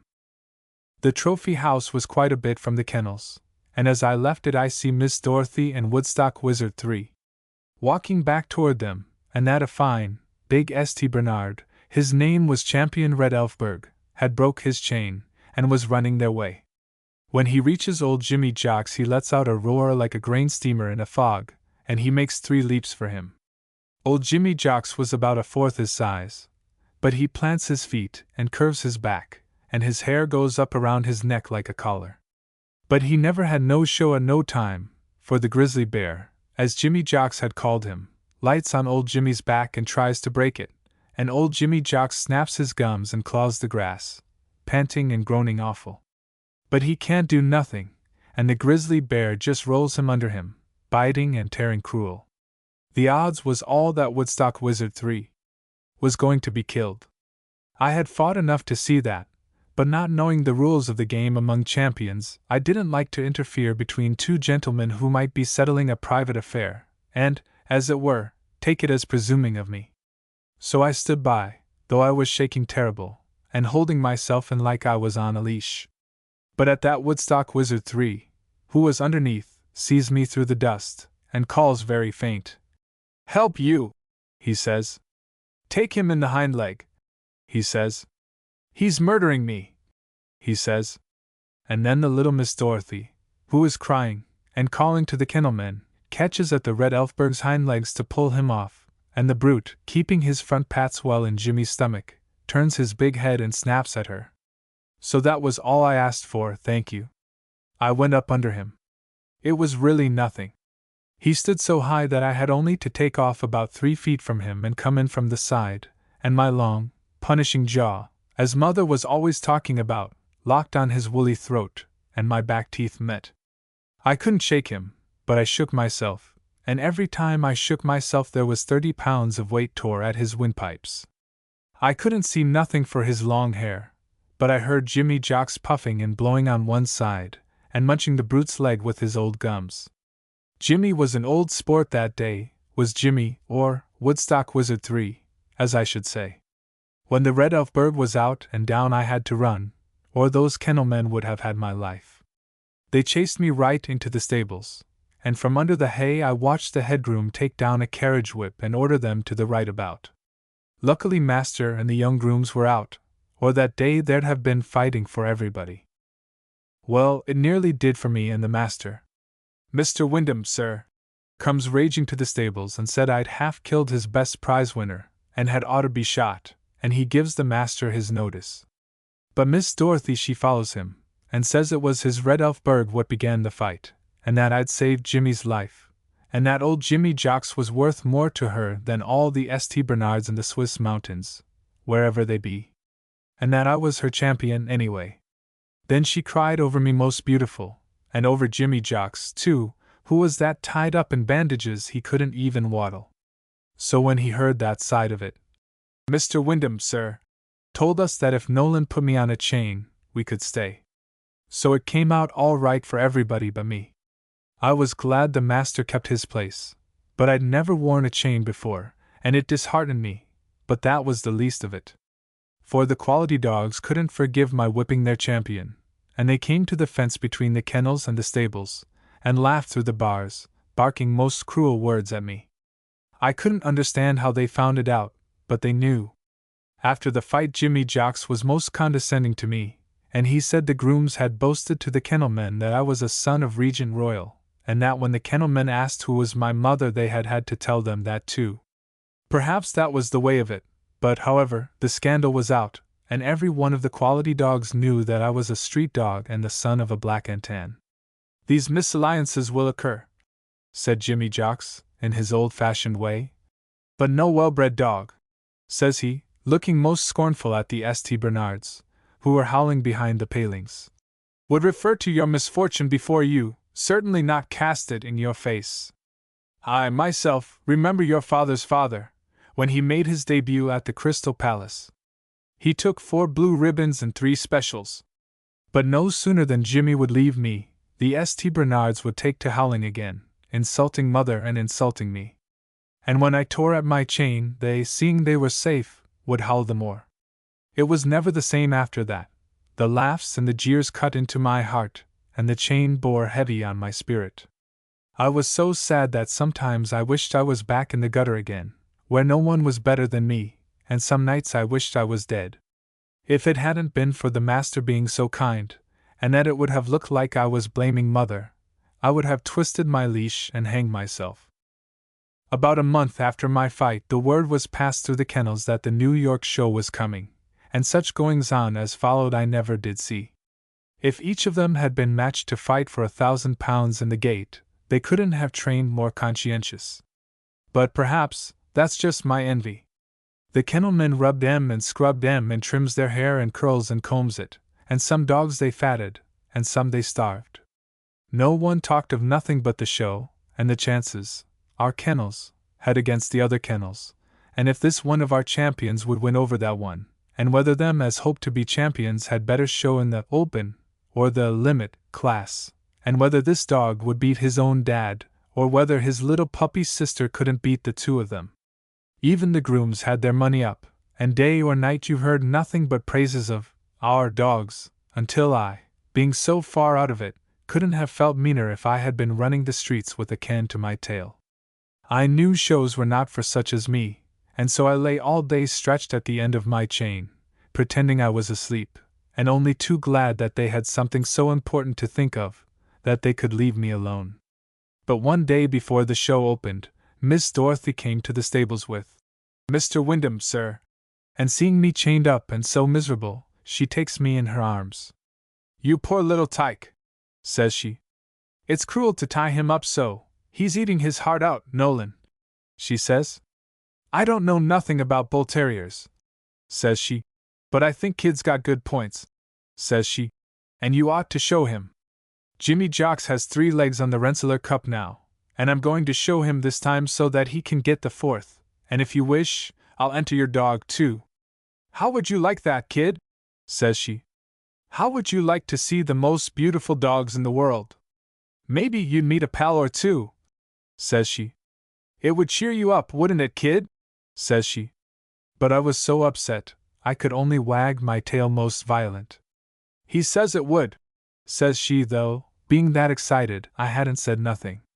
So, Mr. Wyndham, sir, laughs and takes out a piece of blue paper, and sits down at the headgroom's table. What's the name of the father of your dog, Nolan? Says he. And Nolan says, "The man I got him off told me he was a son of Champion Regent Royal, sir." "But it don't seem likely, does it?" says Nolan. "It does not," says Mr. Wyndham, sir, short like. "Aren't you sure, Nolan?" says Miss Dorothy. "No, miss," says the master. "Sire unknown," says Mr. Wyndham, sir, and writes it down. "Date of birth?" asks Mr. Wyndham, sir. Aye, unknown, sir," says Nolan. And Mr. Wyndham, sir, writes it down. "Breeder?" says Mr. Wyndham, sir. "Unknown," says Nolan, getting very red around the jaws, and I drops my head and tail. And Mr. Wyndham, sir, writes that down. "Mother's name?" says Mr. Wyndham, sir. "She was a unknown," says the master, and I licks his hand. "Damn unknown," says Mr. Wyndham, sir, and writes it down. Then he takes the paper and reads out loud. "Sire unknown, dam unknown, breeder unknown, date of birth unknown. You'd better call him the Great Unknown," says he. "Who's paying his entrance fee?" "I am," says Miss Dorothy. 2 weeks after we all got on a train for New York, Jimmy Jocks and me following Nolan in the smoking car, and 22 of the St. Bernards, in boxes and crates, and on chains and leashes. Such a barking and howling I never did hear, and when they sees me going, too, they laughs fit to kill. "What is this, a circus?" says the railroad man. But I had no heart in it. I hated to go. I knew I was no show dog, even though Miss Dorothy and the master did their best to keep me from shaming them. For before we set out, Miss Dorothy brings a man from town who scrubbed and rubbed me, and sandpapered my tail, which hurt most awful, and shaved my ears with the master's razor, so you could most see clear through 'em, and sprinkles me over with pipe clay, till I shines like a Tommy's crossbelts. "Upon my word," says Jimmy Jocks when he first sees me, "what a swell you are! You're the image of your granddad when he made his debut at the Crystal Palace." He took 4 firsts and 3 specials, but I knew he was only trying to throw heart into me. They might scrub, and they might rub, and they might pipe clay, but they couldn't pipe clay the insides of me, and they was black and tan. Then we came to a garden, which it was not, but the biggest hall in the world. Inside there was lines of benches, a few miles long, and on them sat every dog in the world. If all the dog snatchers in Montreal had worked night and day for a year, they couldn't have caught so many dogs. And they was all shouting and barking and howling so vicious that my heart stopped beating. For at first I thought they was all enraged at my presuming to intrude, but after I got in my place, they kept at it just the same, barking at every dog as he come in, daring him to fight, and ordering him out, and asking him what breed of dog he thought he was, anyway. Jimmy Jocks was chained just behind me, and he said he never see so fine a show. "That's a hot class you're in, my lad," he says, looking over into my street, where there were 30 bull terriers. They was all as white as cream, and each so beautiful that if I could have broke my chain, I would have run all the way home and hid myself under the horse trough. All night long they talked and sang, and passed greetings with old pals, and the homesick puppies howled dismal. Them that couldn't sleep wouldn't let no others sleep, and all the electric lights burned in the roof, and in my eyes. I could hear Jimmy Jocks snoring peaceful, but I could only doze by jerks, and when I dozed I dreamed horrible. All the dogs in the hall seemed coming at me for daring to intrude, with their jaws red and open, and their eyes blazing like the lights in the roof. "You're a street dog! Get out, you street dog!" they yells. And as they drives me out, the pipe clay drops off me, and they laugh and shriek, and when I looks down I see that I have turned into a black and tan. They was most awful dreams, and next morning, when Miss Dorothy comes and gives me water in a pan, I begs and begs her to take me home, but she can't understand. "How well Kid is!" she says. And when I jumps into the master's arms, and pulls to break my chain, he says, "If he knew all as he had against him, miss, he wouldn't be so gay." And from a book they reads out the names of the beautiful high-bred terriers which I have got to meet. And I can't make 'em understand that I only want to run away, and hide myself where no one will see me. Then suddenly man comes hurrying down our street and begins to brush the beautiful bull terriers. And Nolan rubs me with a towel so excited that his hands trembles awful, and Miss Dorothy tweaks my ears between her gloves, so that the blood runs to 'em, and they turn pink and stand up straight and sharp. "Now then, Nolan," says she, her voice shaking just like his fingers. "Keep his head up, and never let the judge lose sight of him." When I hears that my legs breaks under me, for I knows all about judges. Twice, the old master goes up before the judge for fighting me with other dogs, and the judge promises him if he ever does it again, he'll chain him up in jail. I knew he'd find me out. A judge can't be fooled by no pipeclay. He can see right through you, and he reads your insides.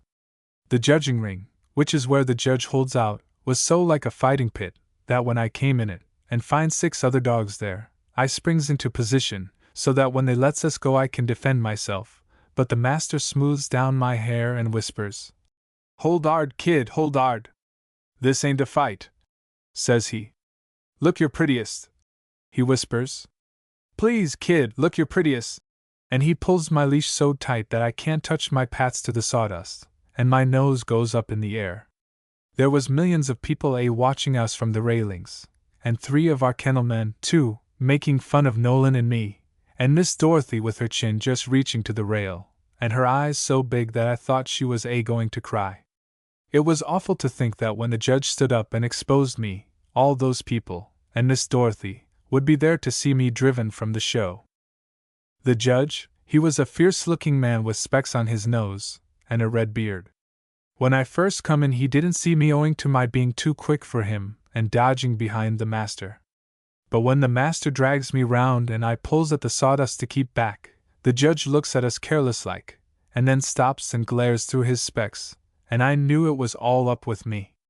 "Are there any more?" asked the judge, to the gentleman at the gate, but never taking his specs from me. The man at the gate looks in his book. "7 in the novice class," says he. "They're all here. You can go ahead." And he shuts the gate.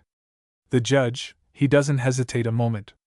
He just waves his hand toward the corner of the ring. "Take him away," he says to the master. "Over there and keep him away." And he turns and looks most solemn at the 6 beautiful bull terriers. I don't know how I crawled to that corner. I wanted to scratch under the sawdust and dig myself a grave. The kennelmen, they slapped the rail with their hands and laughed at the master like they would fall over. They pointed at me in the corner, and their sides just shaked. But little Miss Dorothy, she presses her lips tight against the rail, and I see tears rolling from her eyes. The master, he hangs his head like he had been whipped. I felt most sorry for him, then all. He was so red, and he was letting on not to see the kennelmen, and blinking his eyes. If the judge had ordered me right out, it wouldn't have disgraced us so, but it was keeping me there while he was judging the high-bred dogs that hurt so hard. With all those people staring too. And his doing it so quick, without no doubt nor questions. You can't fool the judges. They see insides you. But he couldn't make up his mind about them high-bred dogs. He scowls at 'em, and he glares at 'em, first with his head on the one side and then on the other. And he feels of 'em, and orders 'em to run about. And Nolan leans against the rails, with his head hung down, and pats me. And Miss Dorothy comes over beside him, but don't say nothing, only wipes her eye with her finger.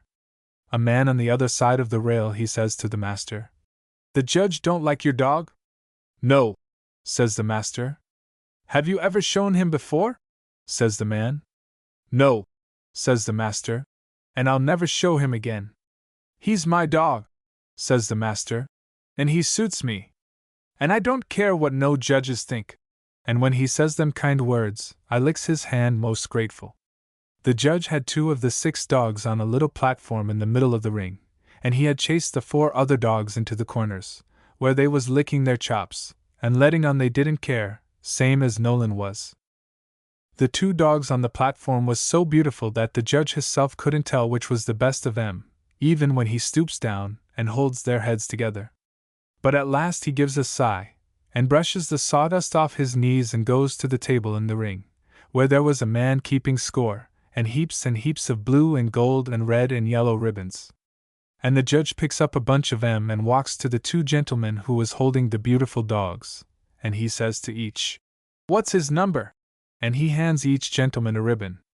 And then he turns sharp, and comes straight at the master. "What's his number?" says the judge. And master was so scared that he couldn't make no answer. But Miss Dorothy claps her hands and cries out like she was laughing. 326. And the judge writes it down, and shoves master the blue ribbon. I bit the master, and I jumps and bit Miss Dorothy, and I waggled so hard that the master couldn't hold me. When I get to the gate, Miss Dorothy snatches me up and kisses me between the ears, right before millions of people, and they both hold me so tight that I didn't know which of them was carrying of me. But one thing I knew, for I listened hard, as it was the judge hisself as said it. "Did you see that puppy I gave first to?" says the judge to the gentleman at the gate. "I did. He was a bit out of his class," says the gate gentleman. "He certainly was," says the judge, and they both laughed. But I didn't care. They couldn't hurt me then, not with Nolan holding the blue ribbon and Miss Dorothy hugging my ears, and the kennelman sneaking away, each looking like he'd been caught with his nose under the lid of the slop can. We sat down together, and we all three just talked as fast as we could. They was so pleased that I couldn't help feeling proud myself, and I barked and jumped and leaped about so gay that all the bull terriers in our street stretched on their chains and howled at me. "Just look at him," says one of those I had beat. "What's he giving hisself airs about?" "Because he's got one blue ribbon," says another of 'em. "Why, when I was a puppy I used to eat 'em, and if that judge could ever learn to know a toy from a mastiff, I'd have had this one." But Jimmy Jocks he leaned over from his bench, and says, "Well done, kid! Didn't I tell you so?" What he had told me was that I might get a commended, but I didn't remind him. "Didn't I tell you," says Jimmy Jocks, "that I saw your grandfather make his debut at the Crystal?" "Yes, sir, you did, sir," says I, for I have no love for the men of my family. A gentleman with a showing leash around his neck comes up just then and looks at me very critical. "Nice dog you've got, Miss Wyndham," says he. "Would you care to sell him?" "He's not my dog," says Miss Dorothy, holding me tight. "I wish he were." "He's not for sale, sir," says the master, and I was that glad. "Oh, he's yours, is he?" says the gentleman, looking hard at Nolan. "Well, I'll give you $100 for him," says he, careless-like. "Thank you, sir, he's not for sale," says Nolan, but his eyes get very big. The gentleman, he walked away, but I watches him, and he talks to a man in a golf cap, and by the man comes along our street, looking at all the dogs, and stops in front of me. "This your dog?" says he to Nolan. "Pity he's so leggy," says he. "If he had a good tail, and a longer stop, and his ears were set higher, he'd be a good dog. As he is, I'll give you $50 for him." But before the master could speak, Miss Dorothy laughs and says, "You're Mr. Polk's kennelman, I believe? Well, you tell Mr. Polk from me that the dog's not for sale now any more than he was 5 minutes ago, and that when he is, he'll have to bid against me for him." The man looks foolish at that, but he turns to Nolan quick-like. "I'll give you 300 for him," he says. "Oh, indeed," whispers Miss Dorothy, like she was talking to herself. "That's it, is it?" And she turns and looks at me just as though she had never seen me before. Nolan, he was a gaping, too, with his mouth open. But he holds me tight. "He's not for sale," he growls, like he was frightened, and the man looks black and walks away. "Why, Nolan," cries Miss Dorothy, "Mr. Polk knows more about bull terriers than any amateur in America. What can he mean? Why, Kid is no more than a puppy. $300 for a puppy! And he ain't no thoroughbred neither," cries the master. "He's unknown, ain't he? Kid can't help it, of course, but his mother, Miss—" I dropped my head. I couldn't bear he should tell Miss Dorothy. I couldn't bear she should know I had stolen my blue ribbon. But the master never told, for at that, a gentleman runs up, calling, 326, 326. And Miss Dorothy says, "Here he is, what is it?" "The winner's class," says the gentleman. Hurry, please. The judge is waiting for him. Nolan tries to get me off the chain onto a showing leash, but he shakes so, he only chokes me. What is it, miss? He says. What is it? The winners' class, says Miss Dorothy. The judge wants him with the winners of the other classes, to decide which is the best. It's only a form, says she. He has the champions against him now. Yes, says the gentleman, as he hurries us to the ring. I'm afraid it's only a form for your dog, but the judge wants all the winners, puppy class even. We had got to the gate, and the gentleman there was writing down my number. Who won the Open? Asks Miss Dorothy. Oh, who would? Laughs the gentleman. The old champion, of course. He's won for 3 years now. There he is. Isn't he wonderful? Says he, and he points to a dog that's standing proud and haughty on the platform in the middle of the ring. I never see so beautiful a dog, so fine and clean and noble, so white like he had rolled hisself in flour, holding his nose up and his eyes shut, same as though no one was worth looking at. Aside of him, we other dogs, even though we had a blue ribbon apiece, seemed like lumps of mud. He was a royal gentleman, a king, he was. His master didn't have to hold his head with no leash. He held it hisself, standing as still as an iron dog on a lawn, like he knew all the people was looking at him. And so they was, and no one around the ring pointed at no other dog but him. Oh, what a picture! Cried Miss Dorothy. He's like a marble figure by a great artist, one who loved dogs. Who is he? Says she, looking in her book. I don't keep up with terriers. Oh, you know him, says the gentleman. He is the champion of champions, Regent Royal. The master's face went red. And this is Regent Royal's son, cries he, and he pulls me quick into the ring, and plants me on the platform next my father. I trembled so that I near fall. My legs twisted like a leash. But my father, he never looked at me. He only smiled, the same sleepy smile, and he still keep his eyes half shut, like as no one, no, not even his son, was worth his looking at. The judge, he didn't let me stay beside my father, but one by one, he placed the other dogs next to him and measured and felt and pulled at them. And each one he put down, but he never put my father down. And then he comes over and picks up me and sets me back on the platform, shoulder to shoulder with the champion Regent Royal, and goes down on his knees, and looks into our eyes. The gentleman with my father, he laughs, and says to the judge, Thinking of keeping us here all day, John? But the judge, he doesn't hear him, and goes behind us and runs his hand down my side, and holds back my ears, and takes my jaws between his fingers. The crowd around the ring is very deep now, and nobody says nothing. The gentleman at the score table, he is leaning forward, with his elbows on his knees, and his eyes very wide, and the gentleman at the gate is whispering quick to Miss Dorothy, who has turned white. I stood as stiff as stone. I didn't even breathe. But out of the corner of my eye I could see my father licking his pink chops, and yawning just a little, like he was bored. The judge, he had stopped looking fierce, and was looking solemn. Something inside him seemed a troubling him awful. The more he stares at us now, the more solemn he gets, and when he touches us he does it gentle, like he was patting us. For a long time he kneels in the sawdust, looking at my father and at me, and no one around the ring says nothing to nobody. Then the judge takes a breath and touches me sudden. It's his, he says, but he lays his hand just as quick on my father. I'm sorry, says he. The gentleman holding my father cries, Do you mean to tell me? And the judge, he answers, I mean the other is the better dog. He takes my father's head between his hands and looks down at him, most sorrowful. The king is dead, says he. Long live the king.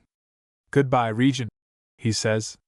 The crowd around the railings clap their hands, and some laugh scornful, and everyone talks fast, and I start for the gate so dizzy that I can't see my way. But my father pushes in front of me, walking very daintily, and smiling sleepy, same as he had just been waked, with his head high, and his eyes shut, looking at nobody. So that is how I came by my inheritance.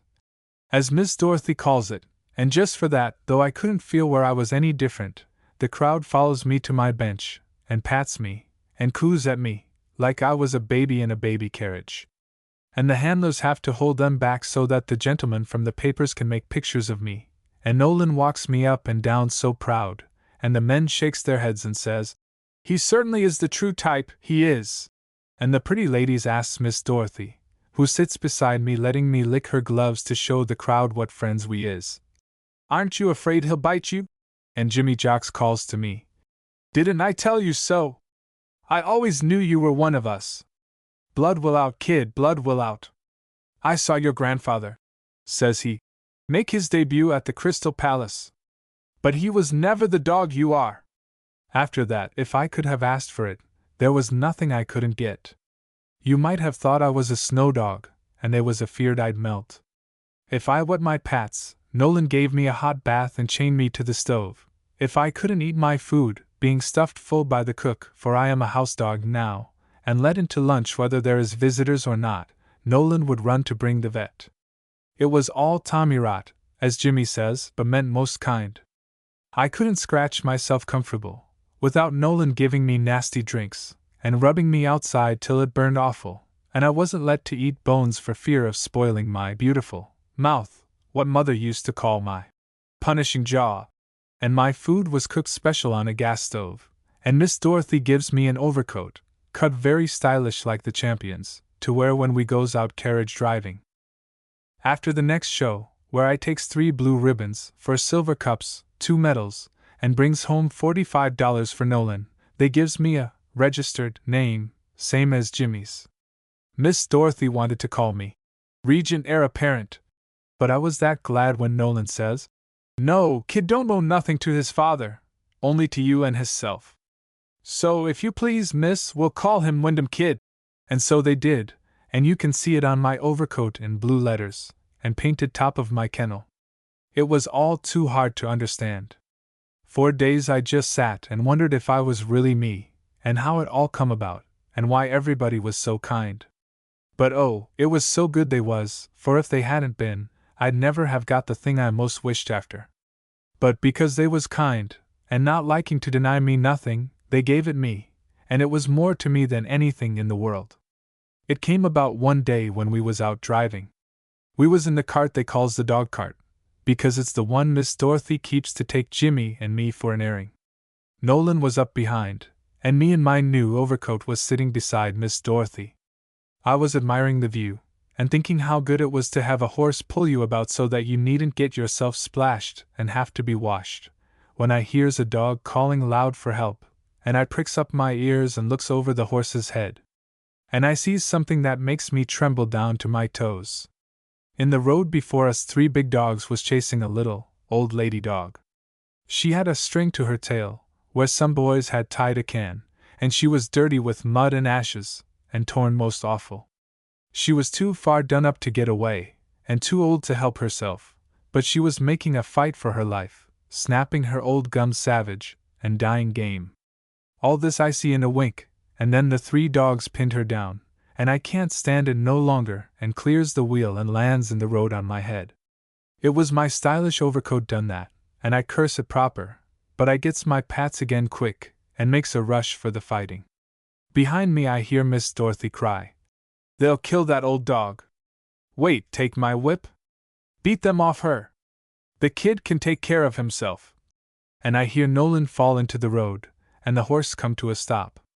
The old lady dog was down, and the 3 was eating her vicious, but as I come up, scattering the pebbles, she hears, and thinking it's one more of them, she lifts her head and my heart breaks open like someone had sunk his teeth in it. For, under the ashes and the dirt and the blood, I can see who it is, and I know that my mother has come back to me. I gives a yell that throws them 3 dogs off their legs. "Mother!" I cries.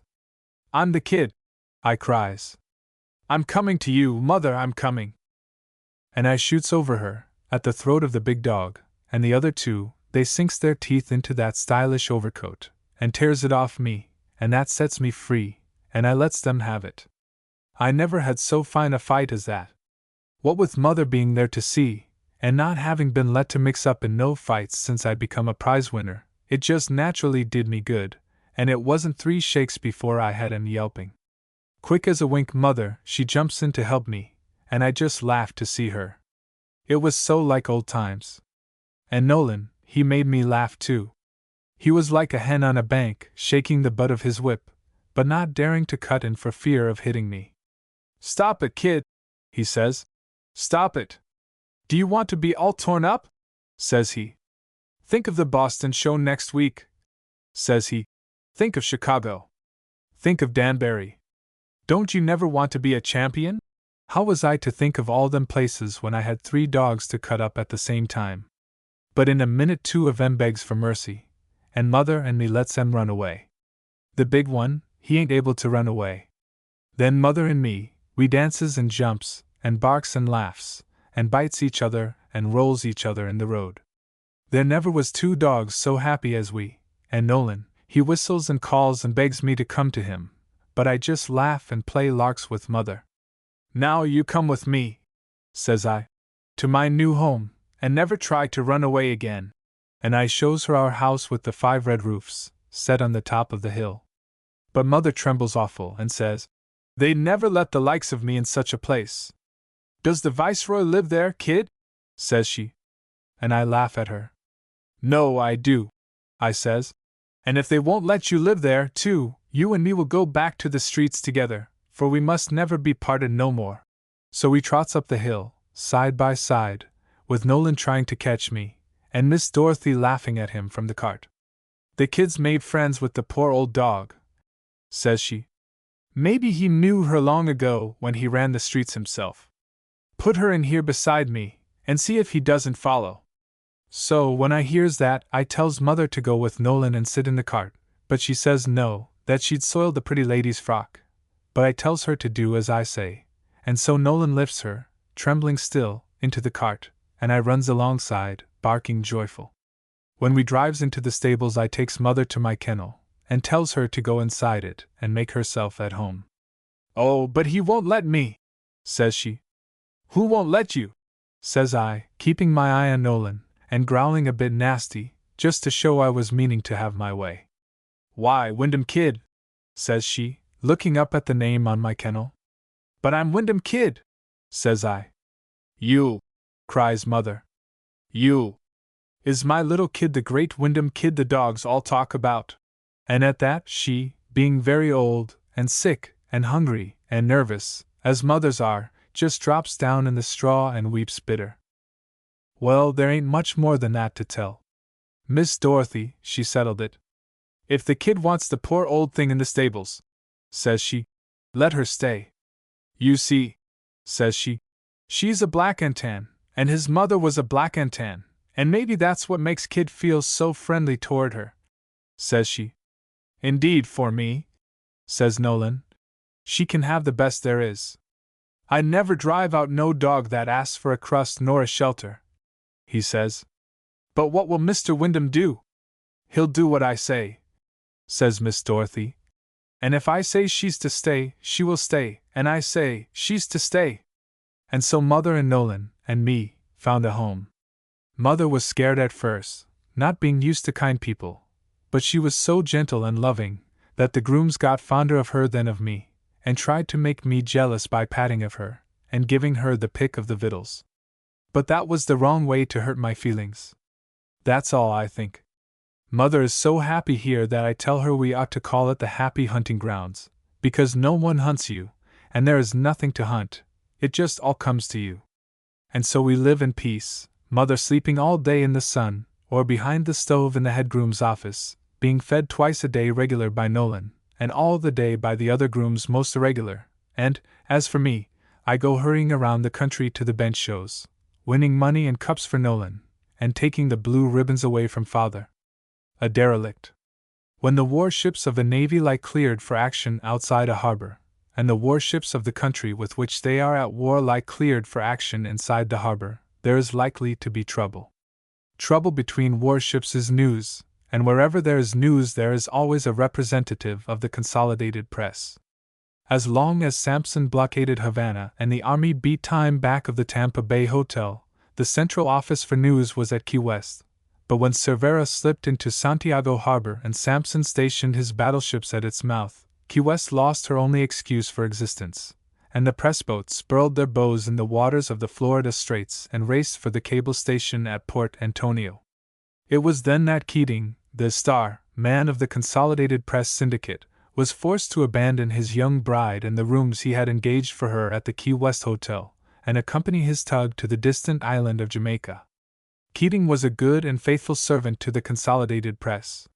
He was a correspondent after its own making, an industrious collector of facts. The Consolidated Press did not ask him to comment on what it sent him to see. It did not require nor desire his editorial opinions or impressions. It was no part of his work to go into the motives which led to the event of news interest which he was sent to report, nor to point out what there was of it which was dramatic, pathetic, or outrageous. The Consolidated Press, being a mighty corporation, which daily fed 700 different newspapers, could not hope to please the policy of each, so it compromised by giving the facts of the day fairly set down, without heat, prejudice, or enthusiasm. This was an excellent arrangement for the papers that subscribed for the service of the Consolidated Press, but it was death to the literary strivings of the Consolidated Press correspondents. "We do not want descriptive writing," was the warning which the manager of the great syndicate was always flashing to its correspondents. "We do not pay you to send us pen pictures or prose poems. We want the facts, all the facts, and nothing but the facts." And so, when at a presidential convention a theatrical speaker sat down after calling James G. Blaine a plumed knight, each of these special correspondents present wrote 2 columns in an effort to describe how the people who heard the speech behaved in consequence, but the Consolidated Press man telegraphed. At the conclusion of these remarks the cheering lasted 16 minutes. No event of news value was too insignificant to escape the watchfulness of the Consolidated Press, none so great that it could not handle it from its inception up to the moment when it ceased to be quoted in the news market of the world.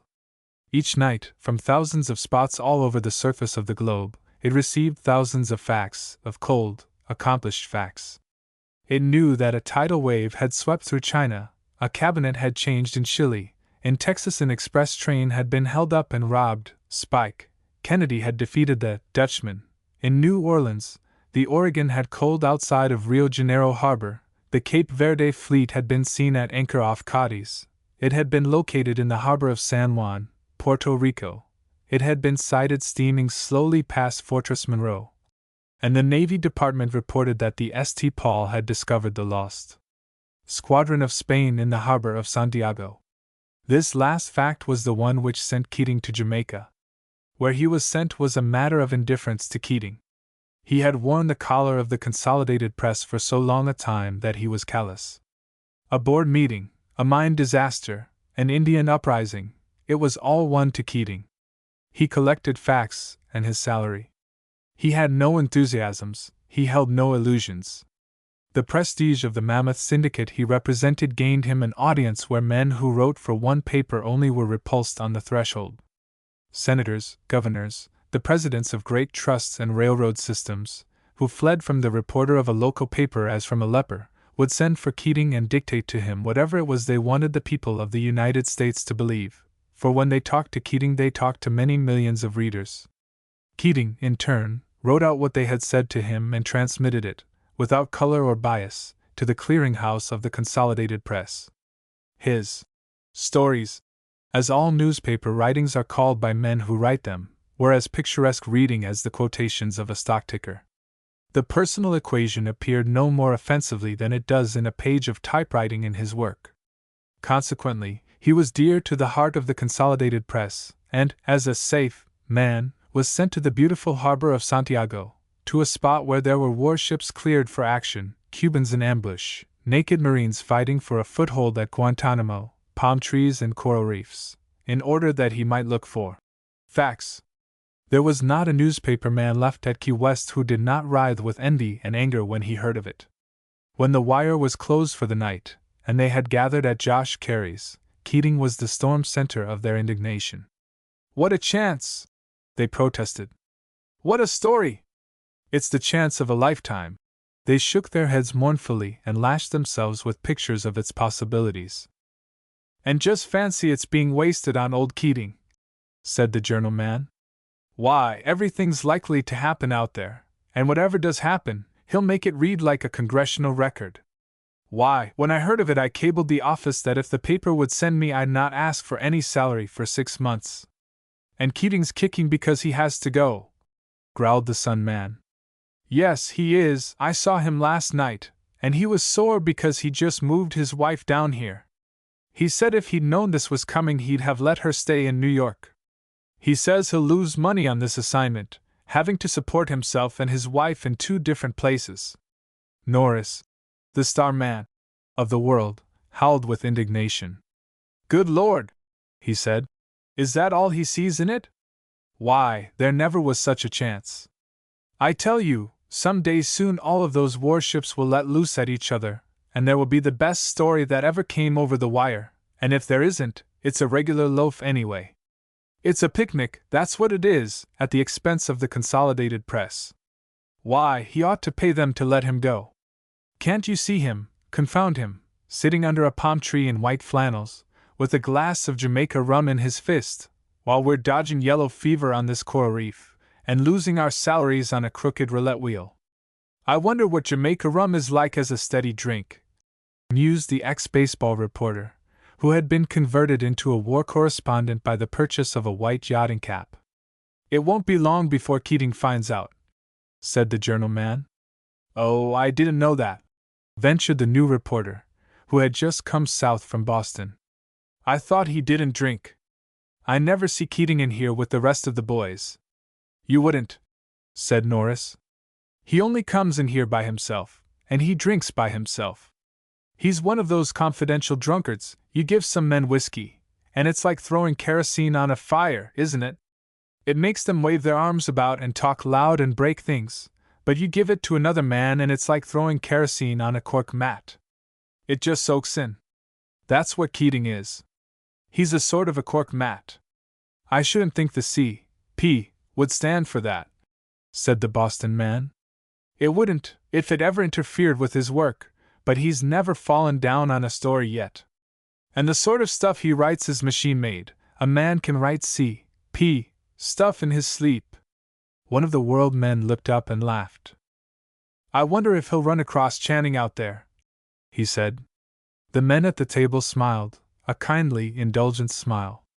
The name seemed to act upon their indignation as a shower upon the close air of a summer day. "That's so," said Norris. "He wrote me last month from Port-au-Prince that he was moving on to Jamaica. He wrote me from that club there at the end of the wharf. He said he was at that moment introducing the president to a new cocktail, and as he had no money to pay his passage to Kingston, he was trying to persuade him to send him on there as his Haitian consul. He said in case he couldn't get appointed consul, he had an offer to go as cook on a fruit tramp." The men around the table laughed. It was the pleased, proud laugh that flutters the family dinner table when the infant son and heir says something precocious and impudent. "Who is Channing?" asked the Boston man. There was a pause, and the correspondents looked at Norris. "Channing is a sort of a derelict," he said. "He drifted into New York last Christmas from the Omaha Bee. He's been on pretty nearly every paper in the country. What's he doing in Haiti? He went there on the Admiral Decatur to write a filibustering story about carrying arms across to Cuba. Then the war broke out and he's been trying to get back to Key West, and now, of course, he'll make for Kingston. He cabled me yesterday, at my expense, to try and get him a job on our paper. If the war hadn't come on, he had a plan to beat his way around the world. And he'd have done it, too. I never saw a man who wouldn't help Charlie along, or lend him $1. He glanced at the faces about him, and winked at the Boston man. "They all of them look guilty, don't they?" he said. "Charlie Channing," murmured the baseball reporter, gently, as though he were pronouncing the name of a girl. He raised his glass. "Here's to Charlie Channing," he repeated. Norris set down his empty glass and showed it to the Boston man. "That's his only enemy," he said. "Right. Heavens, how that man can write, and he'd almost rather do anything else." There isn't a paper in New York that wasn't glad to get him, but they couldn't keep him a week. It was no use talking to him. Talk? I've talked to him until 3 o'clock in the morning. Why, it was I made him send his first Chinatown story to the International magazine, and they took it like a flash and wrote him for more, but he blew in the check they sent him and didn't even answer their letter. He said after he'd had the fun of writing a story, he didn't care whether it was published in a Sunday paper or in white vellum, or never published at all. And so long as he knew he wrote it, he didn't care whether anyone else knew it or not. Why, when that English reviewer, what's his name, that friend of Kipling's, passed through New York, he said to a lot of us at the press club, "You've got a young man here on Park Row, an opium eater, I should say, by the look of him, who if he would work and leave whiskey alone, would make us all sweat." That's just what he said, and he's the best in England. Charlie's a genius, growled the baseball reporter, defiantly. I say, he's a genius. The Boston man shook his head. My boy, he began, sententiously. Genius is nothing more than hard work, and a man. Norris slapped the table with his hand. Oh, no, it's not, he jeered fiercely. And don't you go off believing it is, either. I've worked 12 hours a day. Keating even has worked 18 hours a day, all his life, but we never wrote The Passing of the Highbinders, nor The Ships That Never Came Home, nor Tales of the Tenderloin, and we never will. I'm a better news gatherer than Charlie. I can collect facts and I can put them together well enough, too, so that if a man starts to read my story he'll probably follow it to the bottom of the column, and he may turn over the page, too. But I can't say the things, because I can't see the things that Charlie sees.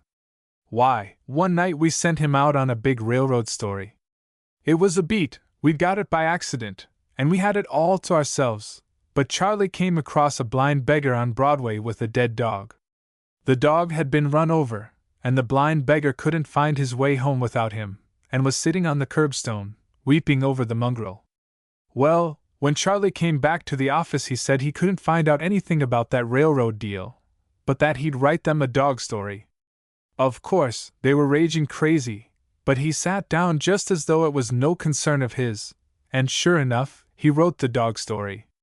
And the next day over 500 people stopped in at the office on their way downtown and left dimes and dollars to buy that man a new dog. Now, hard work won't do that. Keating had been taking breakfast in the wardroom of H.M.S. Indefatigable. As an acquaintance, the officers had not found him an undoubted acquisition, but he was the representative of 700 papers, and when the Indefatigable's ice machine broke, he had loaned the officers' mess 100 pounds of it from his own boat. The cruiser's gig carried Keating to the wharf, the crew tossed their oars and the boatswain touched his cap and asked, mechanically, "Shall I return to the ship, sir?" Channing, stretched on the beach, with his back to a palm tree, observed the approach of Keating with cheerful approbation. "It is gratifying to me," he said, "to see the press treated with such consideration. You came in just like Cleopatra in her barge. If the flag had been flying, and you hadn't steered so badly, I should have thought you were at least an admiral. How many guns does the British Navy give a consolidated press reporter when he comes over the side?" Keating dropped to the sand and, crossing his legs under him, began tossing shells at the water. "They gave this one a damned good breakfast," he said, "and some very excellent white wine. Of course, the ice machine was broken, it always is, but then Chablis never should be iced, if it's the real thing." "Chablis? Ice? Ha!" snorted Channing. "Listen to him. Do you know what I had for breakfast?" Keating turned away uncomfortably and looked toward the ships in the harbor. "Well, never mind," said Channing, yawning luxuriously. "The sun is bright, the sea is blue, and the confidences of this old palm are soothing. He's a great old gossip, this palm." He looked up into the rustling fronds and smiled. "He whispers me to sleep," he went on. "Or he talks me awake, talks about all sorts of things he has seen, cyclones, wrecks, and strange ships and Cuban refugees and Spanish spies and lovers that meet here on moonlight nights. It's always moonlight in Port Antonio, isn't it? You ought to know, you've been here longer than I," said Keating. And how do you like it, now that you have got to know it better? Pretty heavenly? Eh? Pretty heavenly, snorted Keating. Pretty much the other place. What good am I doing? What's the sense of keeping me here? Cervera isn't going to come out, and the people at Washington won't let Sampson go in. Why, those ships have been there a month now, and they'll be there just where they are now when you and I are bald. I'm no use here. All I do is to thrash across there every day and eat up more coal than the whole squadron burns in a month. Why, that tug of mine's costing the C.P. $600 a day, and I'm not sending them news enough to pay for setting it up. Have you seen them yet? Seen what? Your stories? No, the ships. Yes, Scudder took me across once in the Iduna. I haven't got a paper yet, so I couldn't write anything, but… Well, you've seen all there is to it, then. You wouldn't see any more if you went over every day. It's just the same old harbor mouth, and the same old Morro Castle, and same old ships, drifting up and down, the Brooklyn, full of smokestacks, and the New York, with her 2 bridges, and all the rest of them looking just as they've looked for the last 4 weeks. There's nothing in that. Why don't they send me to Tampa with the army and Shafter? That's where the story is. Oh, I don't know, said Channing, shaking his head. I thought it was Bully. Bully? What was Bully? Oh, the picture, said Channing doubtfully. And what it meant.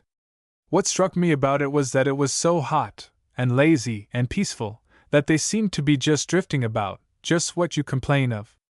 I don't know what I expected to see. I think I expected they'd be racing around in circles, tearing up the water and throwing broadsides at Morro Castle as fast as firecrackers. But they lay broiling there in the heat just as though they were becalmed. They seemed to be asleep on their anchor chains. It reminded me of a big bulldog lying in the sun with his head on his paws and his eyes shut. You think he's asleep, and you try to tiptoe past him, but when you're in reach of his chain, he's at your throat. What? It seemed so funny to think of our being really at war. I mean the United States, and with such an old established firm as Spain. It seems so presumptuous in a young republic, as though we were strutting around, singing, I'm getting a big boy now. I felt like saying, oh, come off, and stop playing you're a world power, and get back into your red sash and knickerbockers, or you'll get spanked. It seems as though we must be such a lot of amateurs. But when I went over the side of the New York I felt like kneeling down on her deck and begging every Jackie to kick me. I felt about as useless as a fly on a locomotive engine. Amateurs. Why, they might have been in the business since the days of the Ark. All of them might have been descended from bloody pirates. They twisted those 8-inch guns around for us just as though they were bicycles, and the whole ship moved and breathed and thought, too, like a human being, and all the captains of the other warships about her were watching for her to give the word. All of them stripped and eager and ready, like a lot of jockeys holding in the big race horses, and each of them with his eyes on the starter. And I like the way they all talk about Sampson, and the way the ships move over the stations like parts of one machine, just as he had told them to do. Scudder introduced me to him, and he listened while we did the talking, but it was easy to see who was the man in the conning tower. Keating, my boy! Channing cried, sitting upright in his enthusiasm. He's put a combination lock on that harbor that can't be picked, and it'll work whether Sampson's asleep in his berth, or 15 miles away, or killed on the bridge. He doesn't have to worry, he knows his trap will work, he ought to, he said it. Keating shrugged his shoulders, tolerantly. Oh, I see that side of it, he assented. I see all there is in it for you, the sort of stuff you write, Sunday special stuff, but there's no news in it. I'm not paid to write mail letters, and I'm not down here to interview palm trees either. Why, you old fraud, laughed Channing. You know you're having the time of your life here. You're the pet of Kingston society, you know you are. I only wish I were half as popular. I don't seem to belong, do I? I guess it's my clothes. That English colonel at Kingston always scowls at me as though he'd like to put me in irons, and whenever I meet our consul he sees something very peculiar on the horizon line. Keating frowned for a moment in silence, and then coughed consciously. Channing, he began uncomfortably, you ought to brace up. Brace up? Asked Channing. Well, it isn't fair to the rest of us, protested Keating, launching into his grievance. There's only a few of us here, and we think you ought to see that and not give the crowd a bad name. All the other correspondents have some regard for their position and for the paper, but you loaf around here looking like an old tramp, like any old beachcomber, and it queers the rest of us. Why, those English artillerymen at the club asked me about you, and when I told them you were a New York correspondent they made all sorts of jokes about American newspapers, and what could I say? Channing eyed the other man with keen delight. I see, by Jove! I'm sorry, he said. But the next moment he laughed, and then apologized, remorsefully. Indeed, I beg your pardon, he begged.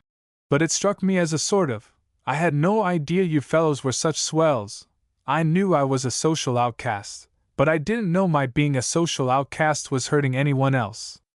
Tell me some more. Well, that's all, said Keating suspiciously. The fellows asked me to speak to you about it and to tell you to take a brace.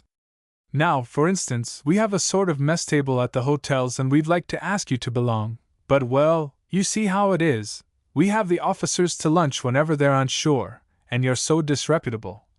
Keating scowled at Channing, and concluded, impotently, Why don't you get yourself some decent clothes and a new hat? Channing removed his hat to his knee and stroked it with affectionate pity. It is a shocking bad hat, he said. Well, go on. Oh, it's none of my business, exclaimed Keating, impatiently. I'm just telling you what they're saying. Now, there's the Cuban refugees, for instance. No one knows what they're doing here, or whether they're real Cubans or Spaniards. Well, what of it? Why, the way you go round with them and visit them, it's no wonder they say you're a spy. Channing stared incredulously, and then threw back his head and laughed with a shout of delight. They don't, do they? He asked. Yes, they do, since you think it's so funny. If it hadn't been for us the day you went over to Guantanamo, the Marines would have had you arrested and court-martialed. Channing's face clouded with a quick frown. Oh, he exclaimed in a hurt voice. They couldn't have thought that. Well, no, Keating admitted grudgingly. Not after the fight, perhaps, but before that, when you were snooping around the camp like a Cuban after rations. Channing recognized the picture with a laugh. I do, he said. I do. But you should have had me court-martialed and shot. It would have made a good story. Our reporter shot as a spy. His last words were, What were my last words, Keating? Keating turned upon him with impatience. But why do you do it? He demanded. Why don't you act like the rest of us? Why do you hang out with all those filibusters and runaway Cubans? They have been very kind to me, said Channing, soberly. They are a very courteous race, and they have ideas of hospitality which make the average New Yorker look like a dog hiding a bone. Oh, I suppose you mean that for us, demanded Keating. That's a slap at me, eh? Channing gave a sigh and threw himself back against the trunk of the palm, with his hands clasped behind his head. Oh, I wasn't thinking of you at all, Keating, he said. I don't consider you in the least. He stretched himself and yawned wearily. I've got troubles of my own. He sat up suddenly and adjusted the objectionable hat to his head. Why don't you wire the C.P.? he asked briskly, and see if they don't want an extra man? It won't cost you anything to wire, and I need the job, and I haven't the money to cable. The Consolidated Press, began Keating jealously. Why, well, you know what the Consolidated Press is. They don't want descriptive writers, and I've got all the men I need. Keating rose and stood hesitating in some embarrassment. I'll tell you what I could do, Channing, he said. I could take you on as a stoker or steward, say. They're always deserting and mutinying. I have to carry a gun on me to make them mind. How would you like that? $40 a month, and eat with the crew? For a moment Channing stood in silence, smoothing the sand with the sole of his shoe. When he raised his head his face was flushing. Oh, thank you, he said. I think I'll keep on trying for a paper. I'll try a little longer. I want to see something of this war, of course, and if I'm not too lazy I'd like to write something about it, but well, I'm much obliged to you, anyway. Of course, if it were my money, I'd take you on at once, said Keating hurriedly. Channing smiled and nodded. You're very kind, he answered. Well, goodbye. A half hour later, in the smoking room of the hotel, Keating addressed himself to a group of correspondents. There is no doing anything with that man Channing, he said in a tone of offended pride. I offered him a good job and he wouldn't take it. Because he got a story in the international magazine, he's stuck on himself, and he won't hustle for news, he wants to write pipe dreams. What the public wants just now is news. That's it, said one of the group. And we must give it to them, even if we have to fake it. Great events followed each other with great rapidity. The army ceased beating time, shook itself together, adjusted its armor and moved, and to the delight of the flotilla of press boats at Port Antonio, moved, not as it had at first intended, to the north coast of Cuba, but to Santiago, where its transports were within reach of their megaphones. Why, everything's coming our way now, exclaimed the world manager in ecstasy. We've got the transports to starboard at Siboney, and the warships to port at Santiago, and all we'll need to do is to sit on the deck with a field glass, and take down the news with both hands. Channing followed these events with envy. Once or twice, as a special favor, the press boats carried him across to Siboney and Daiquiri, and he was able to write stories of what he saw there, of the landing of the army, of the wounded after the Guasimas fight, and of the fever camp at Siboney. His friends on the press boats sent this work home by mail on the chance that the Sunday editor might take it at space rates. But mail matter moved slowly and the army moved quickly, and events crowded so closely upon each other that Channing's stories, when they reached New York, were ancient history and were unpublished, and what was of more importance to him, unpaid for. He had no money now, and he had become a beachcomber in the real sense of the word. He slept the warm nights away among the bananas and coconuts on the fruit company's wharf, and by calling alternately on his Cuban exiles and the different press boats, he was able to obtain a meal a day without arousing any suspicions in the minds of his hosts that it was his only one. He was sitting on the stringer of the pierhead one morning, waiting for a press boat from the front, when the three friends ran in and lowered her dinghy, and the world manager came ashore, clasping a precious bundle of closely written cable forms. Channing scrambled to his feet and hailed him. Have you heard from the chief about me yet? He asked.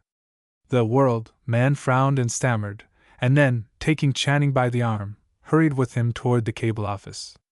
Charlie, I think they're crazy up there, he began. They think they know it all. Here I am on the spot, but they think. You mean they won't have me? Said Channing. But why? He asked patiently. They used to give me all the space I wanted. Yes, I know, confound them, and so they should now, said the world man, with sympathetic indignation. But here's their cable. You can see it's not my fault. He read the message aloud. Channing, no, not safe, take reliable man from Siboney. He folded the cablegram around a dozen others and stuck it back in his hip pocket. What queered you, Charlie? He explained, importantly. Was that last break of yours, New Year's, when you didn't turn up for a week? It was once too often, and the chief's had it in for you ever since. You remember? Channing screwed up his lips in an effort of recollection. Yes, I remember, he answered, slowly. It began on New Year's Eve in Perry's drugstore, and I woke up a week later in a hack in Boston. So I didn't have such a run for my money, did I? Not good enough to have to pay for it like this. I tell you, he burst out suddenly, I feel like hell being left out of this war, with all the rest of the boys working so hard. If it weren't playing it low down on the fellows that have been in it from the start, I'd like to enlist. But they enlisted for glory, and I'd only do it because I can't see the war any other way, and it doesn't seem fair to them. What do you think? Oh, don't do that, protested the world manager. You stick to your own trade. We'll get you something to do. Have you tried the Consolidated Press yet? Channing smiled grimly at the recollection. Yes, I tried it first. It would be throwing pearls to swine to have you write for them, I know, but they're using so many men now. I should think you could get on their boat. No, I saw Keating, Channing explained. He said I could come along as a stoker, and I guess I'll take him up, it seems. Keating said. What? Exclaimed the world man. Keating? Why, he stands to lose his own job, if he isn't careful. If it wasn't that he's just married, the C.P. boys would have reported him a dozen times. Reported him, what for? Why, you know. His old complaint. Oh, that, said Channing. My old complaint? He added. Well, yes, but Keating hasn't been sober for 2 weeks, and he'd have fallen down on the Guasimas story if those men hadn't pulled him through. They had to, because they're in the syndicate. He ought to go shoot himself. He's only been married 3 months, and he's handling the biggest piece of news the country's had in 30 years, and he can't talk straight. There's a time for everything, I say, growled the world man. It takes it out of a man, this boat work, Channing ventured in extenuation. It's very hard on him. You bet it is, agreed the world manager, with enthusiasm. Sloshing about in those waves, seasick mostly, and wet all the time, and with a mutinous crew, and so afraid you'll miss something that you can't write what you have got. Then he added as an afterthought, and our cruisers thinking you're a Spanish torpedo boat and chucking shells at you. No wonder Keating drinks, Channing said gravely. You make it seem almost necessary. Many thousand American soldiers had lost themselves in a jungle, and had broken out of it at the foot of San Juan Hill. Not wishing to return into the jungle, they took the hill. On the day they did this, Channing had the good fortune to be in Siboney. The world man had carried him there and asked him to wait around the waterfront while he went up to the Rio front, 13 miles inland. Channing's duty was to signal the press boat when the first dispatch rider rode in with word that the battle was on. The world man would have liked to ask Channing to act as his dispatch rider, but he did not do so, because the dispatch riders were either Jamaican Negroes or newsboys from Park Row, and he remembered that Keating had asked Channing to be his stoker. Channing tramped through the damp, ill-smelling sand of the beach, sick with self-pity. On the other side of those glaring, inscrutable mountains, a battle, glorious, dramatic, and terrible, was going forward, and he was 13 miles away. He was at the base, with the supplies, the sick, and the skulkers. It was cruelly hot. The heat waves flashed over the sea until the transports in the harbor quivered like pictures on a biograph. From the refuse of company kitchens, from reeking huts, from thousands of empty cans, rose foul, enervating odors, which deadened the senses like a drug. The atmosphere steamed with a heavy, moist humidity. Channing staggered and sank down suddenly on a pile of railroad ties in front of the commissary's depot. There were some Cubans seated near him, dividing their government rations, and the sight reminded him that he had had nothing to eat. He walked over to the wide door of the freight depot, where a white-haired, kindly-faced, and perspiring officer was, with his own hands, serving out canned beef to a line of Cubans. The officer's flannel shirt was open at the throat. The shoulder straps of a colonel were fastened to it by safety pins. Channing smiled at him uneasily. Could I draw on you for some rations? He asked. I'm from the Three Friends. I'm not one of their regular accredited correspondents, he added conscientiously. I'm just helping them for today. Haven't you got a correspondence pass? Asked the officer. He was busily pouring square hardtack down the throat of a saddlebag a Cuban soldier held open before him. No, said Channing, turning away. I'm just helping. The officer looked after him, and what he saw caused him to reach under the counter for a tin cup and a bottle of lime juice. Here, he said. Drink this. What's the matter with you, fever? Come in here out of that Sunday. You can lie down on my cot, if you like. Channing took the tin cup and swallowed a warm mixture of boiled water and acrid lime juice. Thank you, he said, but I must keep watch for the first news from the front. A man riding a government mule appeared on the bridge of the lower trail, and came toward them at a gallop. He was followed and surrounded by a hurrying mob of volunteers, hospital stewards, and Cubans. The colonel vaulted the counter and ran to meet him. This looks like news from the front now, he cried. The man on the mule was from civil life. His eyes bulged from their sockets and his face was purple. The sweat ran over it and glistened on the cords of his thick neck. They're driving us back, he shrieked. Chaffee's killed, and Roosevelt's killed, and the whole army's beaten. He waved his arms wildly toward the glaring, inscrutable mountains. The volunteers and stevedores and Cubans heard him, open-mouthed and with panic-stricken eyes. In the pitiless sunlight he was a hideous and awful spectacle. "They're driving us into the sea," he foamed. "We've got to get out of here, they're just behind me. The army's running for its life. They're running away." Channing saw the man dimly, through a cloud that came between him and the yellow sunlight.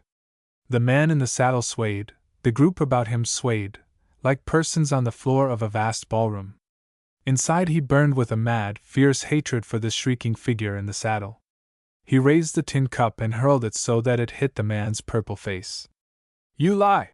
Channing shouted, staggering. "You lie! You're a damned coward! You lie!" He heard his voice repeating this in different places at greater distances. Then the cloud closed about him, shutting out the man in the saddle, and the glaring, inscrutable mountains, and the ground at his feet rose and struck him in the face. Channing knew he was on a boat because it lifted and sank with him, and he could hear the rush of her engines. When he opened his eyes he was in the wheelhouse of the Three Friends, and her captain was at the wheel, smiling down at him. Channing raised himself on his elbow. "The dispatch rider?" he asked. "That's all right," said the captain, soothingly. "Don't you worry. He come along same time you fell, and brought you out to us. What ailed you, sunstroke?" Channing sat up. "I guess so," he said. When the three friends reached Port Antonio, Channing sought out the pile of coffee bags on which he slept at night and dropped upon them.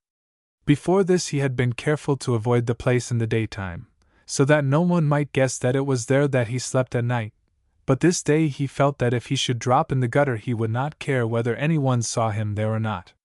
His limbs were hot and heavy and refused to support him, his bones burned like quicklime. The next morning, with the fever still upon him, he hurried restlessly between the wharves and the cable office, seeking for news. There was much of it. It was great and trying news. The situation outside of Santiago was grim and critical. The men who had climbed San Juan Hill were clinging to it like sailors shipwrecked on a reef, unwilling to remain, but unable to depart.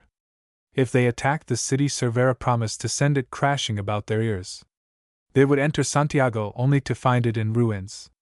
If they abandoned the hill, 2,000 killed and wounded would have been sacrificed in vain. The war critics of the press boats and of the Twitchell House saw but two courses left open. Either Sampson must force the harbor and destroy the squadron, and so make it possible for the army to enter the city, or the army must be reinforced with artillery and troops in sufficient numbers to make it independent of Sampson and indifferent to Cervera.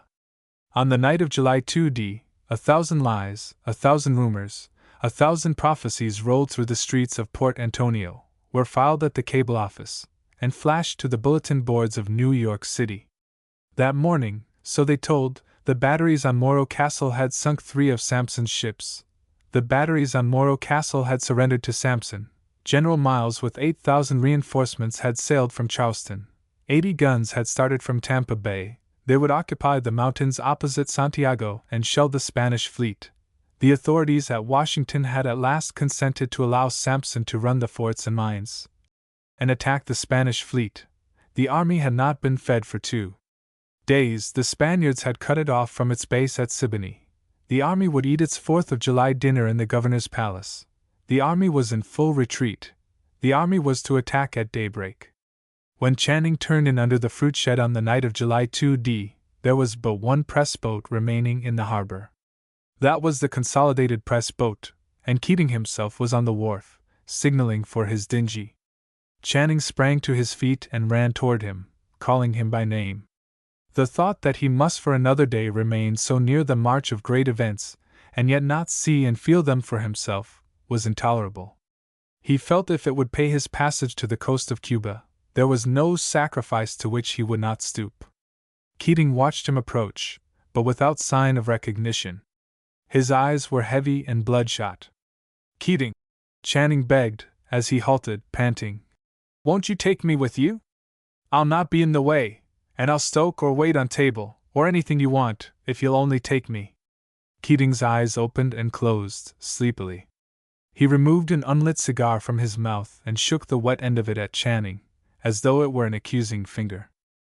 "I know your game," he murmured thickly. "You haven't got a boat, and you want to steal a ride on mine, for your paper. You can't do it, you see, you can't do it." One of the crew of the dinghy climbed up the gangway of the wharf and took Keating by the elbow. He looked at him, and then at Channing, and winked. He was apparently accustomed to this complication. "I haven't got a paper, Keating," Channing argued, soothingly. "Who have you got to help you?" he asked. It came to him that there might be on the boat some Philip sober, to whom he could appeal from Philip drunk. "I haven't got anyone to help me," Keating answered, with dignity. "I don't need anyone to help me." He placed his hand heavily and familiarly on the shoulder of the deckhand. "You see that man?" he asked. "You see the man, do you? Well, the man, he's too good for me and you. The man used to be the best reporter in New York City, and he was too good to hustle for news, and now he can't get a job, see? Nobody'll have him, see? He's got to come and be a stoker." He stamped his foot with indignation. "You come and be a stoker," he commanded. "How long you think I'm going to wait for a stoker? You stoker, come on board and be a stoker." Channing smiled guiltily at his good fortune. He jumped into the bow of the dinghy, and Keating fell heavily in the stern. The captain of the press boat helped Keating safely to a bunk in the cabin, and received his instructions to proceed to Santiago harbor. Then he joined Channing. "Mr. Keating is feeling bad tonight. That bombardment off Morro," he explained tactfully, "was too exciting. We always let him sleep going across, and when we get there he's fresh as a daisy. What's this he tells me of your doing stoking? I thought there might be another fight tomorrow, so I said I'd come as a stoker." The captain grinned. "Our Sam, that deckhand, was telling me. He said Mr. Keating put it on you, sort of to spite you, is that so?" "Oh, I wanted to come," said Channing. The captain laughed, comprehendingly. "I guess we'll be in a bad way," he said, "when we need you in the engine room." He settled himself for conversation, with his feet against the rail and his thumbs in his suspenders. The lamps of Port Antonio were sinking into the water, the moonlight was flooding the deck. "That was quite something of a bombardment Sampson put up against Morro Castle this morning," he began critically.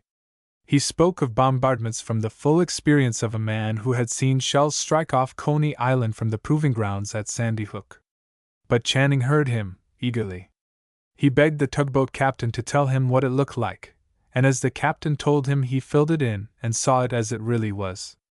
"Perhaps they'll bombard again tomorrow," he hazarded, hopefully. "We can't tell till we see how they're placed on the station," the captain answered. "If there's any firing we ought to hear it about 8 o'clock tomorrow morning. We'll hear 'em before we see 'em." Channing's conscience began to tweak him. It was time, he thought, that Keating should be aroused and brought up to the reviving air of the sea, but when he reached the foot of the companion ladder, he found that Keating was already awake and in the act of drawing the cork from a bottle. His irritation against Channing had evaporated, and he greeted him with sleepy good humor. "Why, it's old Charlie Channing!" he exclaimed drowsily. Channing advanced upon him swiftly. "Here, you've had enough of that," he commanded. "We'll be off Morro by breakfast time." "You don't want that." Keating, giggling foolishly, pushed him from him and retreated with the bottle toward his berth. He lurched into it, rolled over with his face to the ship's side, and began breathing heavily. "You leave me alone," he murmured, from the darkness of the bunk. "You mind your own business, you leave me alone." Channing returned to the bow and placed the situation before the captain. That gentleman did not hesitate. He disappeared down the companionway, and when an instant later he returned, hurled a bottle over the ship's side. The next morning when Channing came on deck the land was just in sight, a rampart of dark green mountains rising in heavy masses against the bright, glaring blue of the sky. He strained his eyes for the first sight of the ships, and his ears for the faintest echoes of distant firing, but there was no sound save the swift rush of the waters at the bow. The sea lay smooth and flat before him, the sun flashed upon it, the calm and hush of early morning hung over the whole coast of Cuba. An hour later the captain came forward and stood at his elbow. "How's Keating?" Channing asked. "I tried to wake him, but I couldn't." The captain kept his binoculars to his eyes, and shut his lips grimly. "Mr. Keating's very bad," he said. "He had another bottle hidden somewhere, and all last night." He broke off with a relieved sigh. "It's lucky for him," he added, lowering the glasses, "that there'll be no fight today." Channing gave a gasp of disappointment. "What do you mean?" he protested. "You can look for yourself," said the captain, handing him the glasses. "They're at their same old stations. There'll be no bombardment today. That's the Iowa nearest us, the Oregon's to starboard of her, and the next is the Indiana. That little fellow close under the land is the Gloucester." He glanced up at the mast to see that the pressboat's signal was conspicuous. They were drawing within range. With the naked eye, Channing could see the monster, mouse-colored warships, basking in the sun, solemn and motionless in a great crescent, with its one horn resting off the harbor mouth. They made great blots on the sparkling, glancing surface of the water. Above each superstructure, their fighting tops, giant davits, funnels, and gibbet-like yards twisted into the air, fantastic and incomprehensible, but the bulk below seemed to rest solidly on the bottom of the ocean, like an island of lead. The muzzles of their guns peered from the turrets as from ramparts of rock. Channing gave a sigh of admiration. "Don't tell me they move," he said. "They're not ships, they're fortresses." On the shore there was no sign of human life nor of human habitation. Except for the Spanish flag floating over the streaked walls of Morro, and the tiny blockhouse on every mountain top, the squadron might have been anchored off a deserted coast. The hills rose from the water's edge like a wall, their peaks green and glaring in the sun, their valleys dark with shadows. Nothing moved upon the white beach at their feet, no smoke rose from their ridges, not even a palm stirred. The great range slept in a blue haze of heat. But only a few miles distant, masked by its frowning front, lay a gaily colored, red-roofed city, besieged by encircling regiments, a broad bay holding a squadron of great warships, and gliding cat-like through its choked undergrowth and crouched among the fronds of its motionless palms were the ragged patriots of the Cuban army, silent, watchful, waiting. But the great range gave no sign. It frowned in the sunlight, grim and impenetrable. "It's Sunday!" exclaimed the captain. He pointed with his finger at the decks of the battleships, where hundreds of snow-white figures had gone to quarters. "It's church service," he said. "Or it's general inspection." Channing looked at his watch. It was 30 minutes past 9. "It's church service," he said. "I can see them carrying out the chaplain's reading desk on the Indiana." The press-boat pushed her way nearer into the circle of battleships until their leaden-hued hulls towered high above her. On the deck of each, the ship's company stood, ranged in motionless ranks. The calm of a Sabbath morning hung about them, the sun fell upon them like a benediction, and so still was the air that those on the press-boat could hear, from the stripped and naked decks, the voices of the men answering the roll call in rising monotone. 1, 2, 3, 4, 1, 2, 3, 4. The white-clad sailors might have been a chorus of surpliced choir boys. But up above them, the battle flags, slumbering at the mastheads, stirred restlessly and whimpered in their sleep.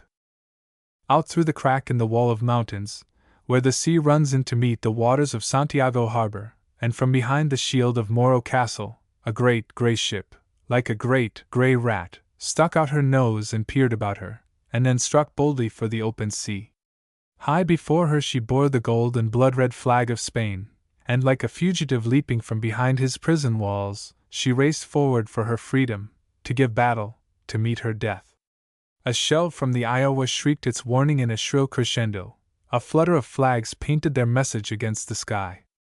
"The enemy's ships are coming out," they signaled, and the ranks of white-clad figures which the moment before stood motionless on the decks, broke into thousands of separate beings who flung themselves, panting, down the hatchways, or sprang, cheering, to the fighting tops.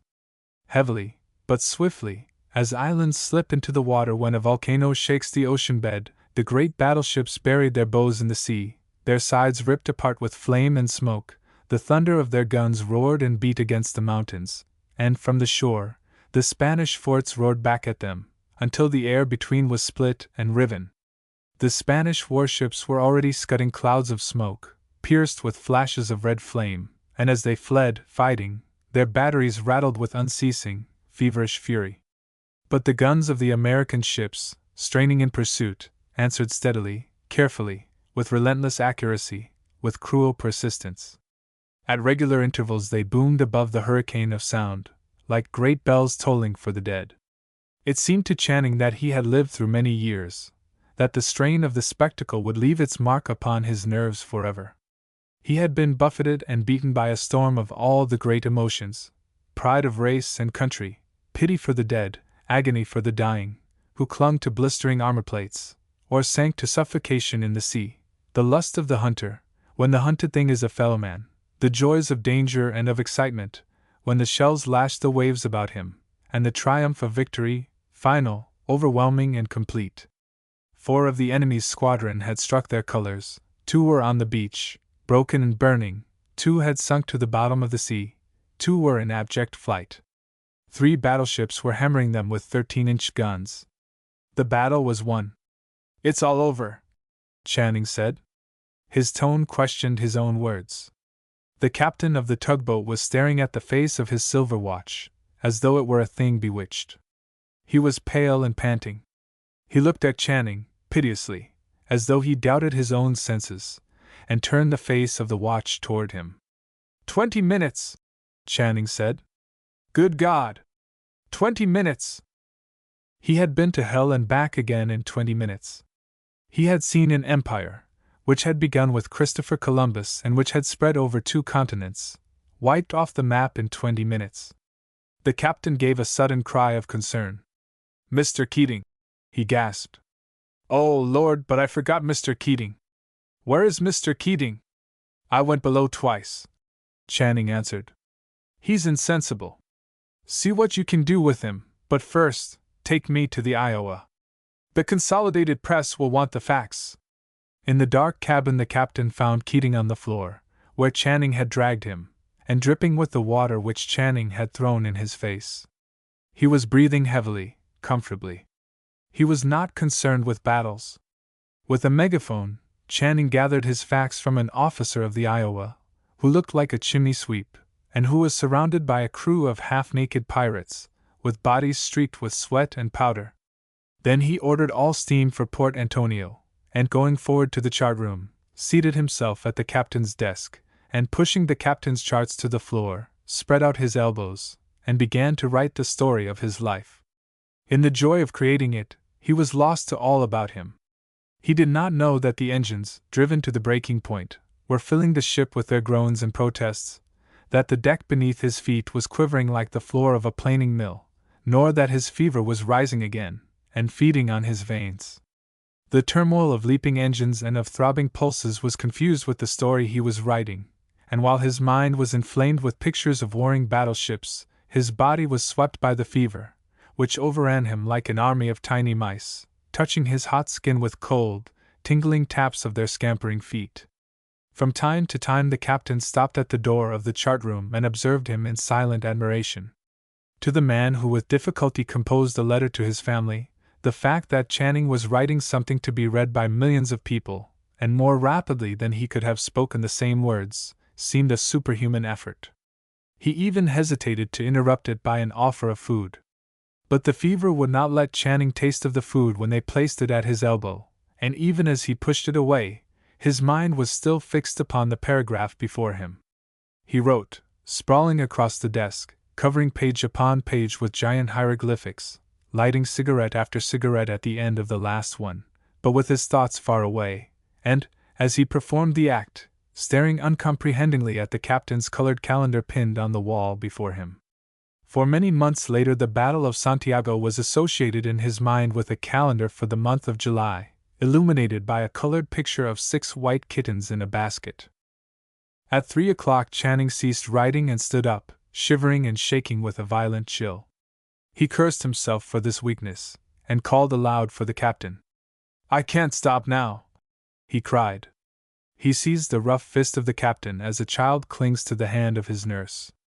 "Give me something," he begged. Medicine, quinine, give me something to keep my head straight until it's finished. Go, quick, he commanded. His teeth were chattering, and his body jerked with sharp, uncontrollable shudders. The captain ran, muttering, to his medicine chest. We've got one drunken man on board, he said to the mate, and now we've got a crazy one. You mark my words, he'll go off his head at sunset. But at sunset Channing called to him and addressed him sanely. He held in his hand a mass of papers carefully numbered and arranged, and he gave them up to the captain as though it hurt him to part with them. There's the story, he said. You've got to do the rest. I can't, I'm going to be very ill. He was swaying as he spoke. His eyes burned with the fever, and his eyelids closed of themselves. He looked as though he had been heavily drugged. You put that on the wire at Port Antonio, he commanded, faintly. Pay the tolls to Kingston. From there they are to send it by way of Panama, you understand, by the Panama wire. Panama! Gasped the captain. Good Lord, that's $2 a word. He shook out the pages in his hand until he found the last one. And there's 68 pages here, he expostulated. Why, the tolls will be $5,000. Channing dropped feebly to the bench of the chart room and fell in a heap, shivering and trembling. I guess it's worth it, he murmured drowsily. The captain was still staring at the last page. But look here, he cried. You've signed Mr. Keating's name to it. James R. Keating, you've signed his name to it. Channing raised his head from his folded arms and stared at him dully. You don't want to get Keating in trouble, do you? He asked with patience. You don't want the C.P. to know why he couldn't write the best story of the war? Do you want him to lose his job? Of course you don't. Well then, let it go as his story. I won't tell, and see you don't tell, and Keating won't remember. His head sank back again upon his crossed arms. It's not a bad story, he murmured. But the captain shook his head. His loyalty to his employer was still uppermost. It doesn't seem right, he protested. It's a sort of a liberty, isn't it? Signing another man's name to it, it's a sort of forgery. Channing made no answer. His eyes were shut, and he was shivering violently, hugging himself in his arms. A quarter of an hour later, when the captain returned with fresh quinine, Channing sat upright and saluted him. Your information, sir, he said, addressing the open door politely, is of the greatest value. Tell the executive officer to proceed under full steam to Panama. He will first fire a shot across her bows, and then sink her. He sprang upright and stood for a moment, sustained by the false strength of the fever. To Panama, you hear me? He shouted. He beat the floor with his foot. Faster, faster, faster, he cried. We've got a great story. We want a clear wire. We want the wire clear from Panama to City Hall. It's the greatest story ever written, full of facts, facts, facts, facts for the Consolidated Press, and Keating wrote it. I tell you, Keating wrote it. I saw him write it. I was a stoker on the same ship. The mate and crew came running forward and stood gaping stupidly through the doors and windows of the chart room. Channing welcomed them joyously, and then crumpled up in a heap and pitched forward into the arms of the captain. His head swung weakly from shoulder to shoulder. I beg your pardon, he muttered. I beg your pardon, Captain, but your engine room is too hot. I'm only a stoker and I know my place, sir, but I tell you, your engine room is too hot. It's a burning hell, sir, it's a hell. The captain nodded to the crew and they closed in on him, and bore him, struggling feebly, to a bunk in the cabin below. In the berth opposite, Keating was snoring peacefully. After the 6-week siege, the fruit company's doctor told Channing he was cured, and that he might walk abroad. In this first walk he found that, during his illness, Port Antonio had reverted to her original condition of complete isolation from the world. The press boats had left her wharves, the correspondents had departed from the veranda of her only hotel, the war was over, and the peace commissioners had sailed for Paris. Channing expressed his great gratitude to the people of the hotel and to the fruit company's doctor. He made it clear to them that if they ever hoped to be paid those lesser debts than that of gratitude which he still owed them, they must return him to New York and Newspaper Row. It was either that, he said, or, if they preferred, he would remain and work out his indebtedness, checking bunches of bananas at $20 a month. The fruit company decided it would be paid more quickly if Channing worked at his own trade, and accordingly sent him north in one of its steamers. She landed him in Boston, and he borrowed $5 from the chief engineer to pay his way to New York. It was late in the evening of the same day when he stepped out of the smoking car into the roar and riot of the Grand Central Station. He had no baggage to detain him, and, as he had no money either, he made his way to an Italian restaurant where he knew they would trust him to pay later for what he ate. It was a place where the newspaper men were accustomed to meet, men who knew him, and who, until he found work, would lend him money to buy a bath, clean clothes, and a hall bedroom. Norris, the world man, greeted him as he entered the door of the restaurant, and hailed him with a cry of mingled fright and pleasure. "Why, we didn't know but you were dead!" he exclaimed. "The boys said when they left Kingston you weren't expected to live. Did you ever get the money and things we sent you by the Red Cross boat?" Channing glanced at himself and laughed. "Do I look it?" he asked. He was wearing the same clothes in which he had slept under the fruit sheds at Port Antonio. They had been soaked and stained by the night dews and by the sweat of the fever. "Well, it's great luck you're turning up here just now," Norris assured him, heartily. "That is, if you're as hungry as the rest of the boys are who have had the fever.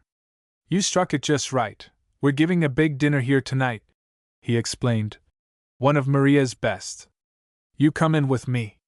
It's a celebration for old Keating, a farewell blowout." Channing started and laughed. "Keating?" he asked. "That's funny," he said. "I haven't seen him since before I was ill." "Yes, old Jimmy Keating. You've got nothing against him, have you?" Channing shook his head vehemently, and Norris glanced back complacently toward the door of the dining room, from whence came the sound of intimate revelry. "You might have had once," Norris said, laughing. "We were all up against him once. But since he's turned out such a wonder and a war hero, we're going to recognize it. They're always saying we newspaper men have it in for each other, and so we're just giving him this subscription dinner to show it's not so. He's going abroad, you know. He sails tomorrow morning." "No, I didn't know," said Channing. "Of course not, how could you?" "Well, the Consolidated Press is sending him and his wife to Paris. He's to cover the peace negotiations there. It's really a honeymoon trip at the expense of the C.P. It's their reward for his work, for his Santiago story, and the beat and all that." Channing's face expressed his bewilderment. Norris drew back dramatically.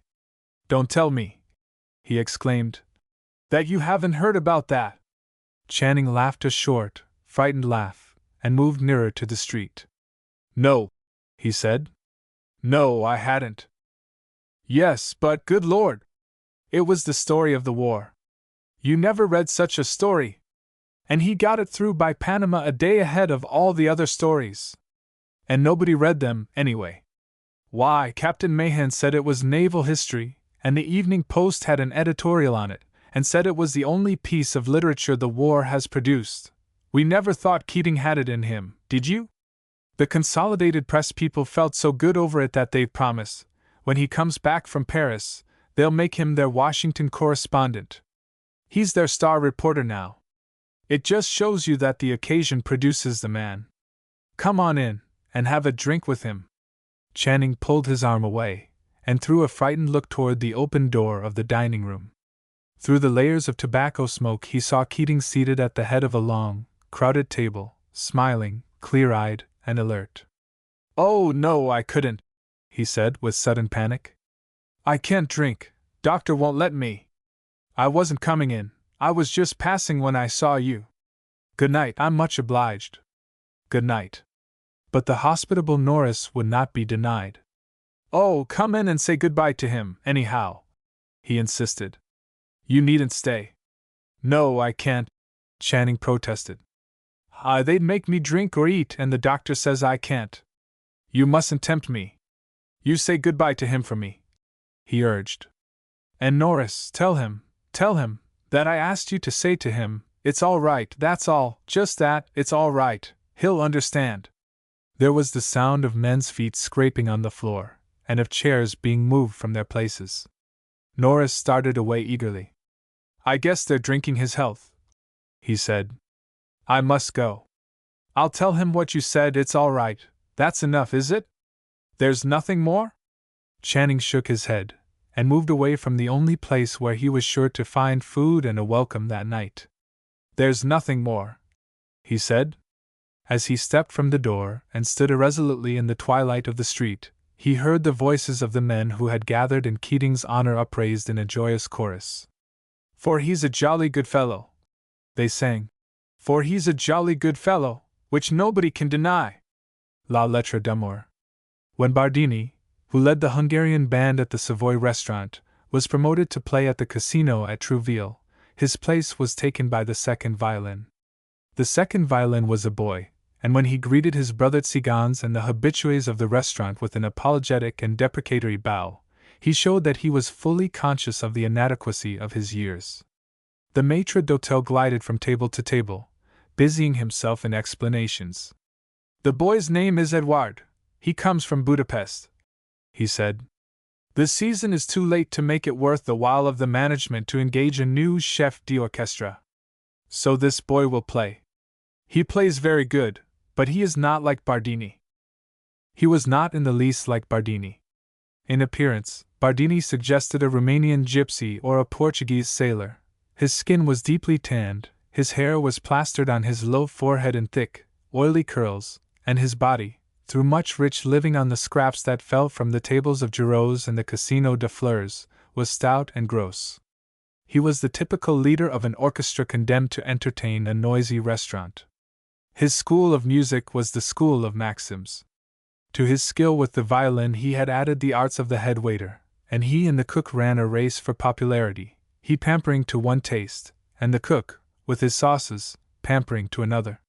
When so commanded, his pride as an artist did not prevent him from breaking off in the middle of Schubert's serenade to play Daisy Bell, nor was he above breaking it off on his own accord to salute the American patron, as he entered with the Belle of New York, or any one of the Gaiety girls, hurrying in late for supper, with the soldiers in the park.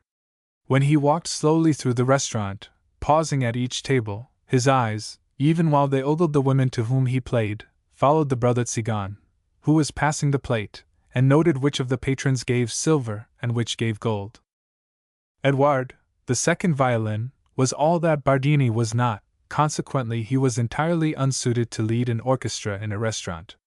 Indeed, so little did he understand of what was required of him that on the only occasion when Bardini sent him to pass the plate he was so unsophisticated as not to hide the sixpences and shillings under the napkin, and so leave only the half-crowns and gold pieces exposed.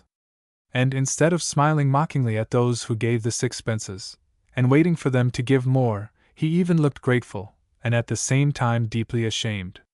He differed from Bardini also in that he was very thin and tall, with the serious, smooth-shaven face of a priest. Except for his fantastic costume, there was nothing about him to recall the poses of the musician. His hair was neither long nor curly. It lay straight across his forehead and flat on either side, and when he played, his eyes neither sought out the admiring auditor nor invited his applause. On the contrary, they looked steadfastly ahead. It was as though they belonged to someone apart, who was listening intently to the music. But in the waits between the numbers the boy's eyes turned from table to table, observing the people in his audience. He knew nearly all of them by sight, the head waiters who brought him their commands, and his brother musicians had often discussed them in his hearing. They represented every city of the world, every part of the social edifice. There were those who came to look at the spectacle, and those who came to be looked at, those who gave a dinner for the sake of the diners, those who dined for the dinner alone. To some the restaurant was a club, others ventured in counting the cost, taking it seriously, even considering that it conferred upon them some social distinction. There were pretty women in paint and spangles, with conscious, half-grown boys just up from Oxford, company promoters dining and wining possible subscribers or guinea pigs into an acquiescent state, guardsmen giving a dinner of farewell to brother officers departing for the Soudan or the Cape, wide-eyed Americans just off the steamer in high dresses, great ladies in low dresses and lofty tiaras, and ladies of the stage, utterly unconscious of the boon they were conferring on the people about them, who, an hour before, had paid 10 shillings to look at them from the stalls. Edouard, as he sat with his violin on his knee, his fingers fretting the silent strings, observed them all without envy and without interest. Had he been able to choose, it would not have been to such a well-dressed mob as this that he would have given his music. For at times a burst of laughter killed a phrase that was sacred to him, and sometimes the murmur of the voices and the clatter of the waiters would drown him out altogether.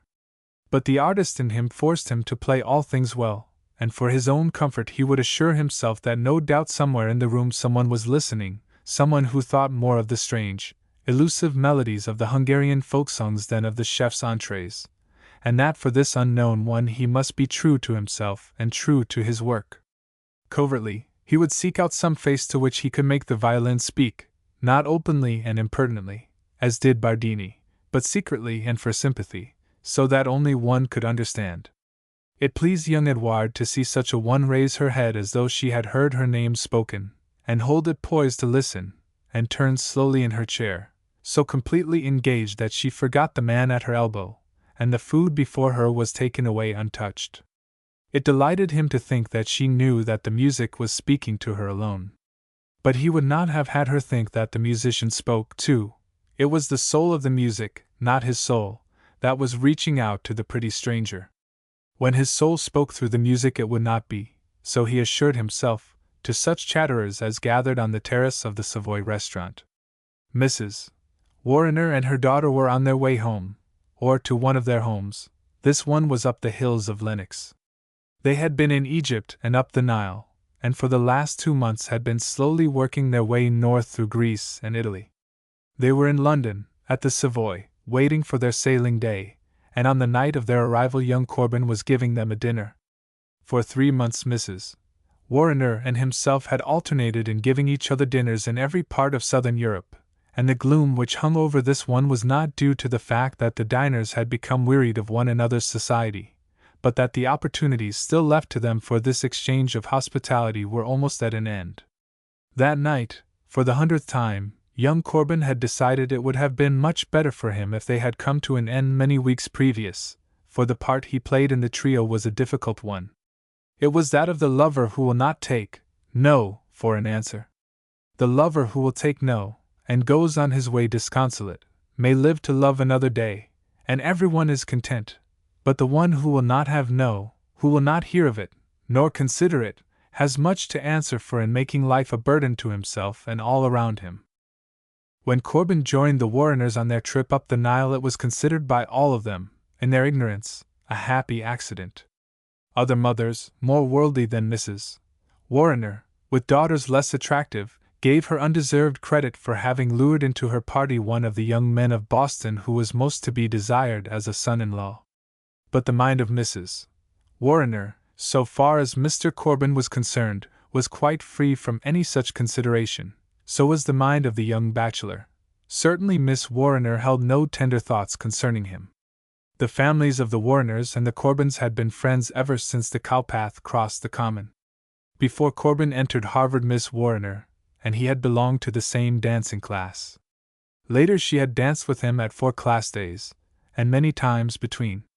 When he graduated, she had gone abroad with her mother, and he had joined the Somerset Club, and played polo at Pride's Crossing, and talked vaguely of becoming a lawyer, and of re-entering Harvard by the door of the law school. Chiefly, it was supposed that he might have another year of the football team. He was very young in spirit, very big and athletic, very rich, and without a care or serious thought. Miss Warriner was to him, then, no more than a friend. To her he was a boy, one of many nice, cultivated Harvard boys, who occasionally called upon her and talked football. On the face of things, she was not the sort of girl he should have loved. But for some saving clause in him, he should have loved and married one of the many other girls who had belonged to the same dancing class, who would have been known as Mrs. Tom Corbin, who would have been sought after as a chaperone, and who would have stood up in her cart when he played polo and shouted at him across the field to ride him off.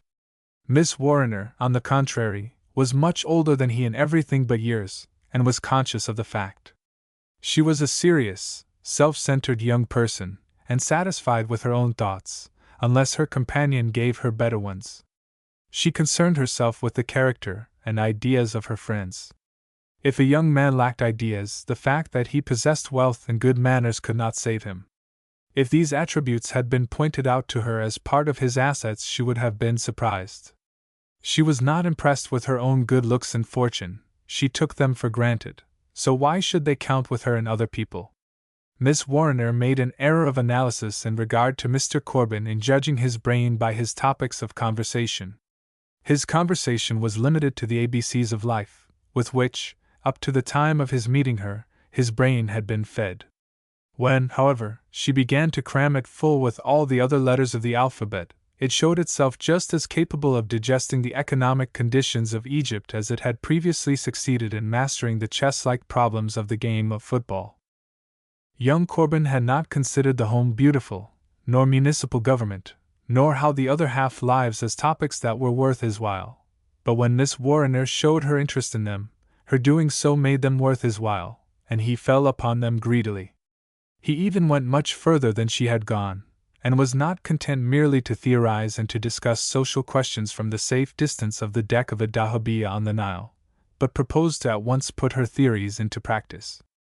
To this end he offered her a house in the slums of Boston, rent-free, where she could start her college settlement. He made out lists of the men he thought would like to teach there, and he volunteered to pay the expenses of the experiment until it failed or succeeded.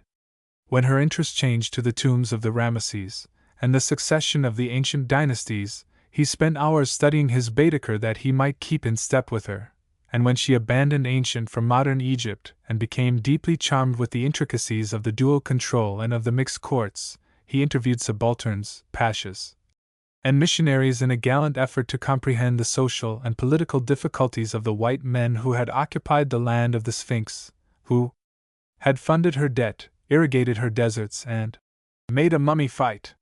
One night, as the dahabeah lay moored beneath a group of palms in the moonlight, Miss Warriner gave him praise for offering her the house in the slums for her experiment. He assured her that he was entirely selfish, that he did so because he believed her settlement would be a benefit to the neighborhood, in which he owned some property. When she then accused him of giving sordid reasons for what was his genuine philanthropy, he told her flatly that he neither cared for the higher education of the slums nor the increased value of his rents, but for her, and to please her, and that he loved her and would love her always. In answer to this, Miss Warriner told him gently but firmly that she could not love him, but that she liked him and admired him, even though she was disappointed to find that his sudden interest in matters more serious than polo had been assumed to please her. She added that she would always be his friend. This, she thought, ended the matter. It was unfortunate that they should be ship-bound on the Nile, but she trusted to his tact and good sense to save them both from embarrassment. She was not prepared, however, to see him come on deck very late the next morning, after, apparently, a long sleep, as keen, as cheerful, and as smiling as he had been before the blow had fallen. It piqued her a little, and partly because of that, and partly because she really was relieved to find him in such a humor, she congratulated him on his most evident happiness. "Why not?" he asked, suddenly growing sober. "I love you. That is enough to make any man happy, isn't it? You needn't love me, but you can't prevent my going on loving you." "Well, I am very sorry," she sighed in much perplexity. "You needn't be," he answered reassuringly. "I'm more sorry for you than I am for myself. You are going to have a terrible time until you marry me." They were at Thebes, and he went off that afternoon to the temple of Luxor with her mother, and made violent use of the sacred altars, the beauty of Cleopatra, the eternity of the scarabæa, and the indestructibility of the pyramids to suggest faintly to Mrs. Warriner how much he loved her daughter. He shook his hand at the crouching sphinxes and said, "Mrs. Warriner, in 40 centuries they have never looked down upon a man as proud as I am, and I am told they have seen Napoleon, but I need help. She won't help me, so you must. It's no use arguing against me. When this Nile dries up I shall have ceased loving your daughter. Did you tell Helen what you have told me? Did you talk to her so?" asked Mrs. Warriner. No, not last night, said Corbin. But I will, in time, after she gets more used to the idea. Unfortunately for the peace of Mr. Corbin and all concerned, Miss Warriner did not become reconciled to the idea. On the contrary, she resented it greatly. She had looked at the possibility of something to be carried out later, much later, perhaps not at all. It did not seem possible that before she had really begun to enjoy life it should be subjected to such a change. She saw that it was obviously the thing that should happen. If the match had been arranged by the entire city of Boston, it could not have been more obvious. But she argued with him that marriage was a mutual self-sacrifice, and that until she felt ready to make her share of the sacrifice it was impossible for her to consent. He combated her arguments, which he refused to consider as arguments, and demolished them one by one. But the objection which he destroyed before he went to sleep at night was replaced the next day by another, and his cause never advanced. Each day he found the citadel he was besieging girt in by new and intricate defenses. The reason was simple enough: the girl was not in love with him. Her objections, her arguments, her reasons were as absurd as he proved them to be. But they were insurmountable because they were really various disguises of the fact that she did not care for him. They were disguises to herself as well as to him. He was so altogether a good fellow, so earnest, honest, and desperate a lover that the primary fact that she did not want his love did not present itself, and she kept casting about in her mind for excuses and reasons to explain her lack of feeling. He wooed her in every obvious way that would present itself to a boy of deep feeling, of quick mind, and an unlimited letter of credit. He created wants in order to gratify them later. He suggested her need of things which he had already ordered, which, before she had been enticed into expressing a wish for them, were then speeding across the continent toward her. Every hour brought her some fresh and ingenuous sign of his thought and of his devotion. He treated these tributes as a matter of course. If she failed to observe them and to see his handiwork in them, he let them fall to the ground unnoticed. His love itself was his argument in chief. It was its own excuse. It needed no allies. "I love you," was his first and last word. It puzzled her to find that she could not care. When she was alone, she asked herself what there was in him of which she disapproved, and she could only answer that there was nothing. She asked herself what other men there were who pleased her more, and she could think of none. On the contrary, she found him entirely charming as a friend, but his love distressed her greatly. It was a foreign language, she could not comprehend it. When he allowed it to appear, it completely disguised him in her eyes. It annoyed her so much that at times she considered herself a much ill-used young person. It was in this way that the matter stood between them when their long journey was ended and they reached London. He was miserable, desperate, and hopeless. The girl was firm in that she would not marry him, and her mother, who respected both the depth of Corbin's feelings and her daughter's reticence, and who had watched the struggle with a troubled heart, was only thankful that they were to part, and that it was at an end. Corbin had no idea where he would go nor what he would do. He recognized that to cross the ocean with them would only subject his love to fresh distress and humiliation, and he had determined to put as much space between him and Miss Warriner as the surface of the globe permitted. The Philippines seemed to offer a picturesque retreat for a broken life. He decided he would go there and enlist and have himself shot. He was uncertain whether he would follow in the steps of his revolutionary ancestors and join the men who were struggling for their liberty and independence, or his fellow Americans, but that he would get shot by one side or the other he was determined. And then in days to come she would think, perhaps, of the young man on the other side of the globe, buried in the wet rice fields, with the palms fanning him through his eternal sleep, and she might be sorry then that she had not listened to his troubled heart. The picture gave him some small comfort, and that night when he ordered dinner for them at the Savoy his manner showed the inspired resolve of one who is soon to mount the scaffold unafraid, and with a rose between his lips. Edward, the first violin, saw Miss Warriner when she entered and took her place facing him at one of the tables in the center of the room. He was sitting with his violin on his knees, touching the strings with his fingertips. When he saw her he choked the neck of the violin with his hand, as though it had been the hand of a friend which he had grasped in a sudden ecstasy of delight. The effect her appearance had made upon him was so remarkable that he glanced quickly over his shoulder to see if he had betrayed himself by some sign or gesture. But the other musicians were concerned with their own gossip, and he felt free to turn again and from under his half-closed eyelids to observe her covertly. There was nothing to explain why Miss Warriner, in particular, should have so disturbed him. The English women seated about her were as fair. She showed no great sorrow in her face. Her beauty was not of the type which carried observers by assault. And yet not one of the many beautiful women who on one night or another passed before Edward in the soft light of the red shades had ever stirred him so strangely, had ever depressed him with such a tender melancholy, and filled his soul, the soul of a Hungarian and a musician, with such loneliness and unrest.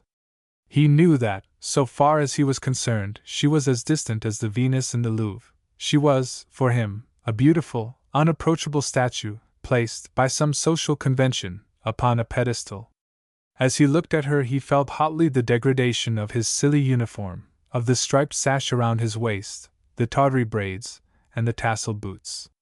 He felt as he had often felt before, but now more keenly than ever, the prostitution of his art in this temple of the senses, this home of epicures, where people met to feast their eyes and charm their palates. He could not put his feelings into words, and he knew that if by some upheaval of the social world he should be thrown into her presence he would still be bound, he would not be able to speak or write what she inspired in him. But, and at the thought he breathed quickly, and raised his shoulders with a touch of pride, he could tell her in his own way. After his own fashion he could express what he felt better even than those other men could tell what they feel, these men for whose amusement he performed nightly, to whom it was granted to sit at her side, who spoke the language of her class and of her own people. Edward was not given to analyzing his emotions. Like the music of his Tsigan ancestors, they came to him sweeping every chord in his nature, beating rapidly to the time of the Chardash, or with the fitfulness of the gypsy folk songs sinking his spirits into melancholy.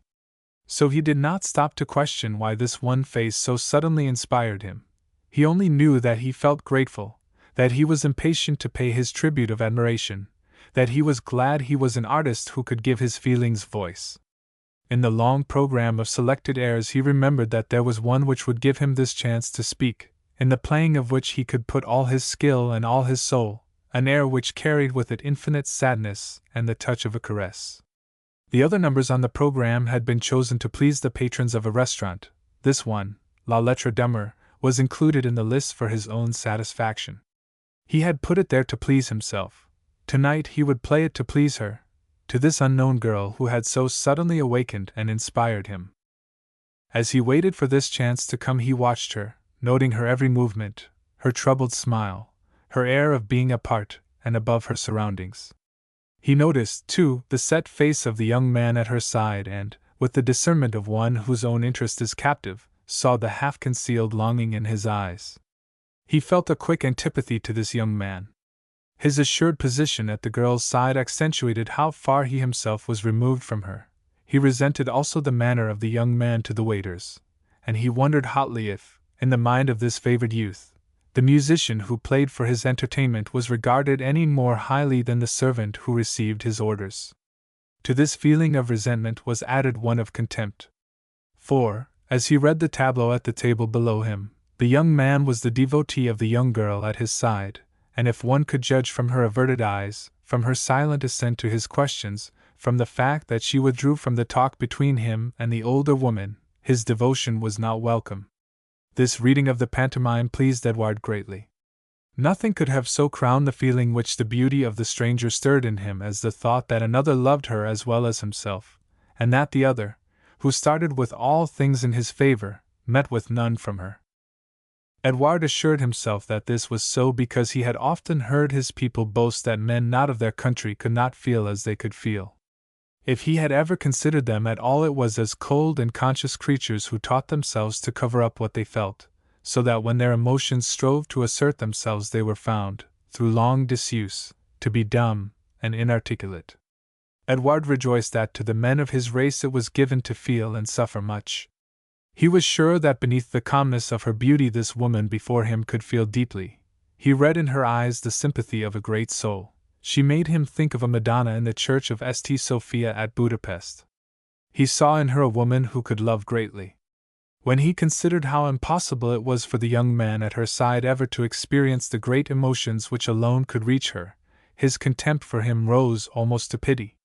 His violin, with his power to feel, and with his knowledge of technique added, could send his message as far as sound could carry.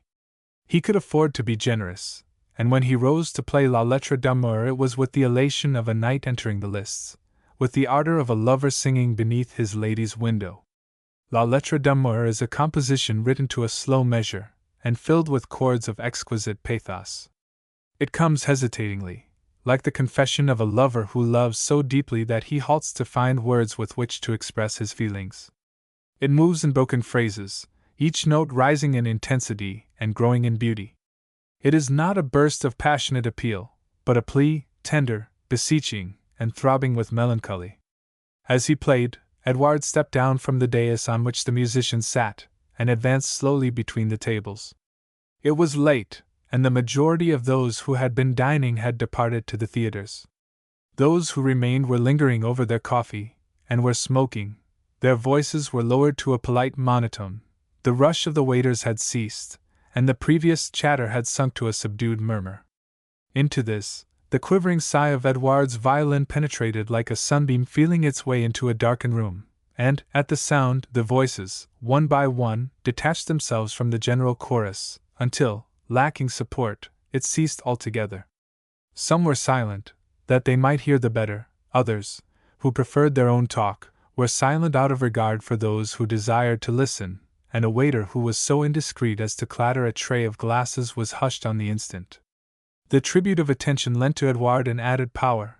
His head lifted on his shoulders with pride, his bow cut deeper and firmer, and with more delicate shading. The notes rose in thrilling, plaintive sadness, and flooded the hot air with melody. Edouard made his way to within a short distance of the table at which Miss Warriner was seated, and halted there as though he had found his audience. He did not look at her, although she sat directly facing him, but it was evident to all that she was the one to whom his effort was directed, and Corbin, who was seated with his back to Edouard, recognized this and turned in his chair. The body of the young musician was trembling with the feeling which found its outlet through the violin. He was in ecstasy over his power and its accomplishment. The strings of the violin pulsated to the beating of his heart, and he felt that surely by now the emotion which shook him must have reached the girl who had given it life, and for one swift second, his eyes sought hers. What he saw was the same beautiful face which had inspired him, but unmoved, cold, and unresponsive. As his eyes followed hers, she raised her head and looked, listlessly, around the room, and then turned and glanced up at him with a careless and critical scrutiny. If his music had been the music of an organ in the street, and he the man who raised his hat for coppers, she could not have been less moved. The discovery struck Edouard like a cold blast from an open door. His fingers faltered on the neck of his violin, his bow wavered, drunkenly, across the strings, and he turned away his eyes to shut out the vision of his failure, seeking relief and sympathy. And in their swift passage, they encountered those of Corbin looking up at him, his eyes aglow with wonder, feeling, and sorrow. They seemed to hold him to account. They begged, they demanded of him not to break the spell, and in response, the hot blood in the veins of the musician surged back, his pride flared up again, his eyes turned on Corbin's like those of a dog to his master's. Under their spell the music soared, trembling, paused and soared again, thrilling those who heard it with its grief and tenderness. Edouard's heart leaped with triumph. "The man knows," he whispered to the violin. "He understands us. He knows." The people, leaning with their elbows on the tables before them, the waiters listening with tolerant smiles, the musicians following Edouard with anxious pride, saw only a young man with his arm thrown heavily across the back of his chair, who was looking up at Edouard with a steady, searching gaze. But Edouard saw in him both a disciple and a master. He saw that this man was lifted up and carried with him, that he understood the message of the music. The notes of the violin sank lower and lower, until they melted into the silence of the room, and the people, freed of the spell the music had put upon them, applauded generously. Edward placed his violin under his arm, and with his eyes, which had never left Corbin's face, still fastened upon his, bowed low to him, and Corbin raised his head and nodded gravely.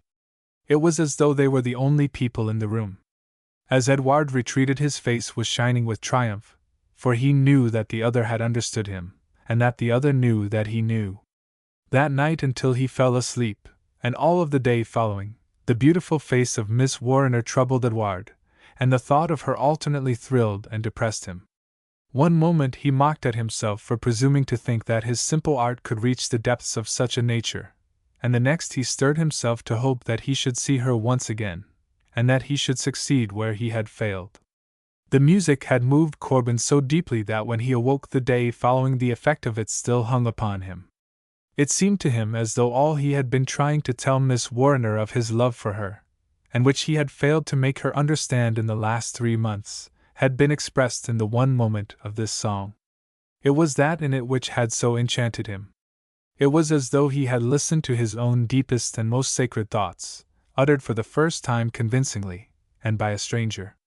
Why was it, he asked himself, that this unknown youth could translate another's feelings into music, when he himself could not put them into words? He was walking in Piccadilly, deep in this thought, when a question came to him which caused him to turn rapidly into Green Park, where he could consider it undisturbed. The doubt which had so suddenly presented itself was in some degree the same one which had stirred Edward. Was it that he was really unable to express his feelings, or was it that Miss Warriner could not understand them? Was it really something lacking in him, or was it not something lacking in her? He flushed at the disloyalty of the thought and put it from him. But, as his memory reached back over the past 3 months, the question returned again and again with fresh force, and would not be denied. He called himself a fatuous, conceited fool. Because he could not make a woman love him, other men could do so. That was really the answer. He was not the man. But the answer did not seem final. What, after all, was the thing his love sought? A woman only, or a woman capable of deep and great feeling? Even if he could not inspire such emotions, even if another could, he would still be content and proud to love a woman capable of such deep feelings. But if she were without them? At the thought, Corbin stared blankly before him as though he had stumbled against a stone wall. What sign had she ever given him that she could care greatly? Was not any form of emotion always distasteful to her? Was not her mind always occupied with abstract questions? Was she not always engaged in her own self-improvement, with schemes, it is true, for bettering the world, but did her heart ever ache once for the individual? What was it then he loved? Something he imagined this girl to be, or was he in love with the fact that his own nature had been so mightily stirred? Was it not the joy of caring greatly which had carried him along? And if this was so, was he now to continue to proffer this devotion to one who could not feel, to a statue, to an idol? Were not the very things which rendered her beautiful the offerings which he himself had hung upon her altar? Did the qualities he really loved in her exist? Was he not on the brink of casting his love before one who could neither feel it for him nor for any other man? He stood up, trembling and frightened. Even though the girl had rejected him again and again, he felt a hateful sense of disloyalty. He was ashamed to confess it to himself, and he vowed hotly that he must be wrong, that he would not believe. He would still worship her, fight for her, and force her to care for him. Mrs. Warriner and her daughter were to sail on the morrow, and that night they met Corbin at dinner for the last time. After many days, although self-accused, he felt deeply conscious of his recent lack of faith, and in the few hours still left him, he determined to atone for the temporary halt in his allegiance. They had never found him more eager, tactful, and considerate than he was that evening. The eyes of Mrs. Warriner softened as she watched him. As one day had succeeded another, her admiration and liking for him had increased, until now she felt as though his cause was hers, as though she was not parting from a friend, but from a son. But the calmness of her daughter was impenetrable. From her manner it was impossible to learn whether the approaching separation was a relief or a regret. To Edward the return of the beautiful girl to the restaurant appeared not as an accident, but as a marked favor vouchsafed to him by fate.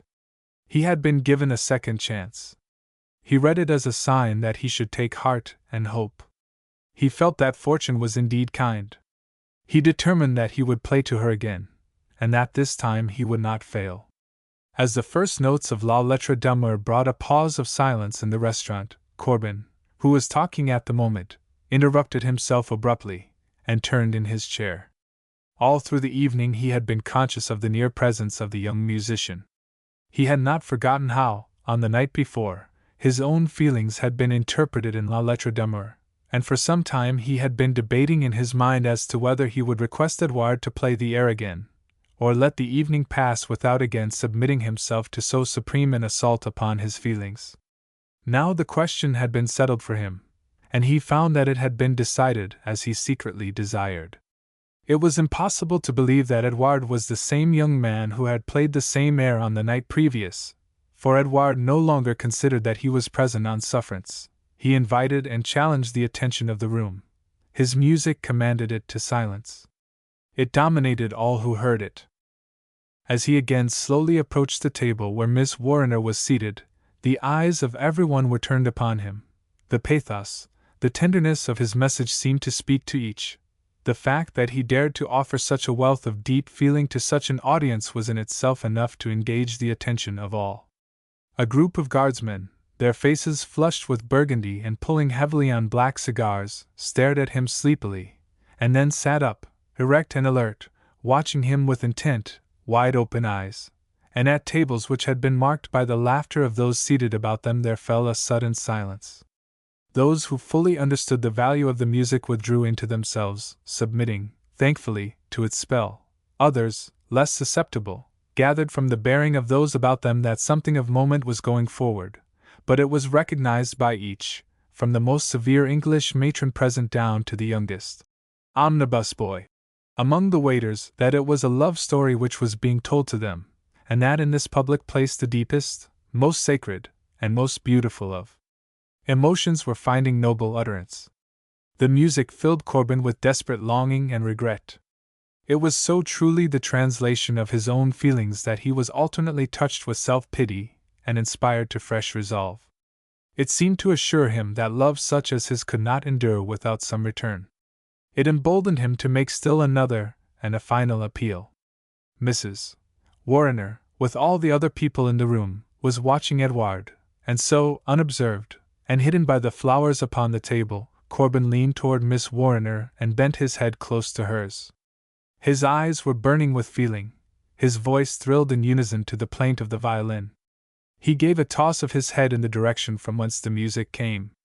"That is what I have been trying to tell you," he whispered. His voice was hoarse and shaken. "That is how I care, but that man's genius is telling you for me. At last, you must understand." In his eagerness, his words followed each other brokenly and impetuously. "That is love," he whispered. "That is the real voice of love in all its tenderness and might, and it is love itself. Don't you understand it now?" he demanded. Miss Warriner raised her head and frowned.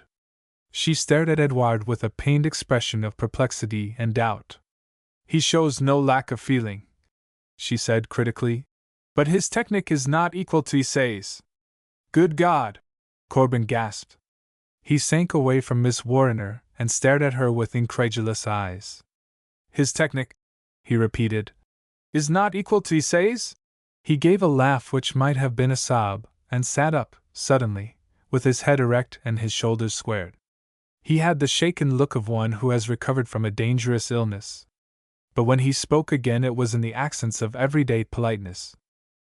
At an early hour the following morning, Mrs. Warriner and her daughter left Waterloo Station on the steamer train for Southampton, and Corbin attended them up to the moment of the train's departure. He concerned himself for their comfort as conscientiously as he had always done throughout the last 3 months, when he had been their traveling companion. Nothing could have been more friendly, more sympathetic, than his manner. This effort, which Mrs. Warriner was sure cost him much, touched her deeply. But when he shook Miss Warriner's hand and she said, "Goodbye, and write to us before you go to the Philippines," Corbin for the first time stammered in some embarrassment. "Goodbye," he said. I am not sure that I shall go." He dined at the Savoy again that night, in company with some Englishmen. They sat at a table in the corner where they could observe the whole extent of the room, and their talk was eager, and their laughter constant and hearty. It was only when the boy who led the orchestra began to walk among the tables, playing an air of peculiar sadness, that Corbin's manner lost its vivacity, and he sank into a sudden silence, with his eyes fixed on the table before him. "That's odd," said one of his companions. "I say, Corbin, look at that chap. What's he doing?" Corbin raised his eyes. He saw Edward standing at the same table at which for the last 2 nights Miss Warriner had been seated. "What is it?" he asked. "Why, that violin chap," said the Englishman. "Don't you see? He's been playing to the only vacant table in the room, and to an empty chair. In the fog. Aye. The grill is the club most difficult of access in the world. To be placed on its rolls distinguishes the new member as greatly as though he had received a vacant garter or had been caricatured in Vanity Fair. Men who belong to the Grill Club never mention that fact. If you were to ask one of them which clubs he frequents, he will name all save that particular one. He is afraid if he told you he belonged to the Grill, that it would sound like boasting. The Grill Club dates back to the days when Shakespeare's theatre stood on the present site of the Times office. It has a golden grill which Charles II presented to the club, and the original manuscript of Tom and Jerry in London, which was bequeathed to it by Pierce Egan himself. The members, when they write letters at the club, still use sand to blot the ink. The Grill enjoys the distinction of having blackballed, without political prejudice, a prime minister of each party. At the same sitting at which one of these fell, it elected, on account of his brogue and his bulls, Quiller Q.C., who was then a penniless barrister. When Paul Preval, the French artist who came to London by royal command to paint a portrait of the Prince of Wales, was made an honorary member. "Only foreigners may be honorary members," he said, as he signed his first wine card. "I would rather see my name on that than on a picture in the Louvre." At which Quiller remarked, "That is a devil of a compliment, because the only men who can read their names in the Louvre today have been dead 50 years. On the night after the great fog of 1897 there were 5 members in the club, 4 of them busy with supper and 1 reading in front of the fireplace. There is only 1 room to the club, and 1 long table. At the far end of the room the fire of the grill glows red, and when the fat falls, blazes into flame, and at the other there is a broad bow window of diamond panes, which looks down upon the street. The 4 men at the table were strangers to each other, but as they picked at the grilled bones, and sipped their scotch and soda, they conversed with such charming animation that a visitor to the club, which does not tolerate visitors, would have counted them as friends of long acquaintance, certainly not as Englishmen who had met for the first time, and without the form of an introduction. But it is the etiquette and tradition of the grill that whoever enters it must speak with whomever he finds there. It is to enforce this rule that there is but 1 long table, and whether there are 20 men at it or 2, the waiters, supporting the rule, will place them side by side. For this reason the 4 strangers at supper were seated together, with the candles grouped about them, and the long length of the table cutting a white path through the outer gloom. "I repeat," said the gentleman with the black pearl stud, "that the days for romantic adventure and deeds of foolish daring have passed, and that the fault lies with ourselves. Voyages to the pole I do not catalogue as adventures.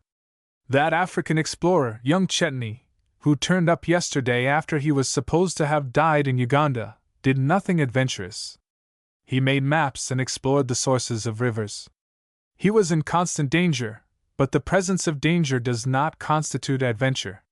Were that so, the chemist who studies high explosives, or who investigates deadly poisons, passes through adventures daily. No, adventures are for the adventurous, but one no longer ventures. The spirit of it has died of inertia. We are grown too practical, too just, above all, too sensible. In this room, for instance, members of this club have, at the sword's point, disputed the proper scanning of one of Pope's couplets. Over so weighty a matter as spilled Burgundy on a gentleman's cuff, 10 men fought across this table, each with his rapier in one hand and a candle in the other. All 10 were wounded. The question of the spilled Burgundy concerned but 2 of them. The 8 others engaged because they were men of spirit. They were, indeed, the first gentlemen of the day. Tonight, were you to spill Burgundy on my cuff, were you even to insult me grossly, these gentlemen would not consider it incumbent upon them to kill each other. They would separate us, and tomorrow morning appear as witnesses against us at Bow Street. We have here tonight, in the persons of Sir Andrew and myself, an illustration of how the ways have changed. The men around the table turned and glanced toward the gentleman in front of the fireplace. He was an elderly and somewhat portly person, with a kindly, wrinkled countenance, which wore continually a smile of almost childish confidence and good nature. It was a face which the illustrated prince had made intimately familiar. He held a book from him at arm's length, as if to adjust his eyesight, and his brows were knit with interest.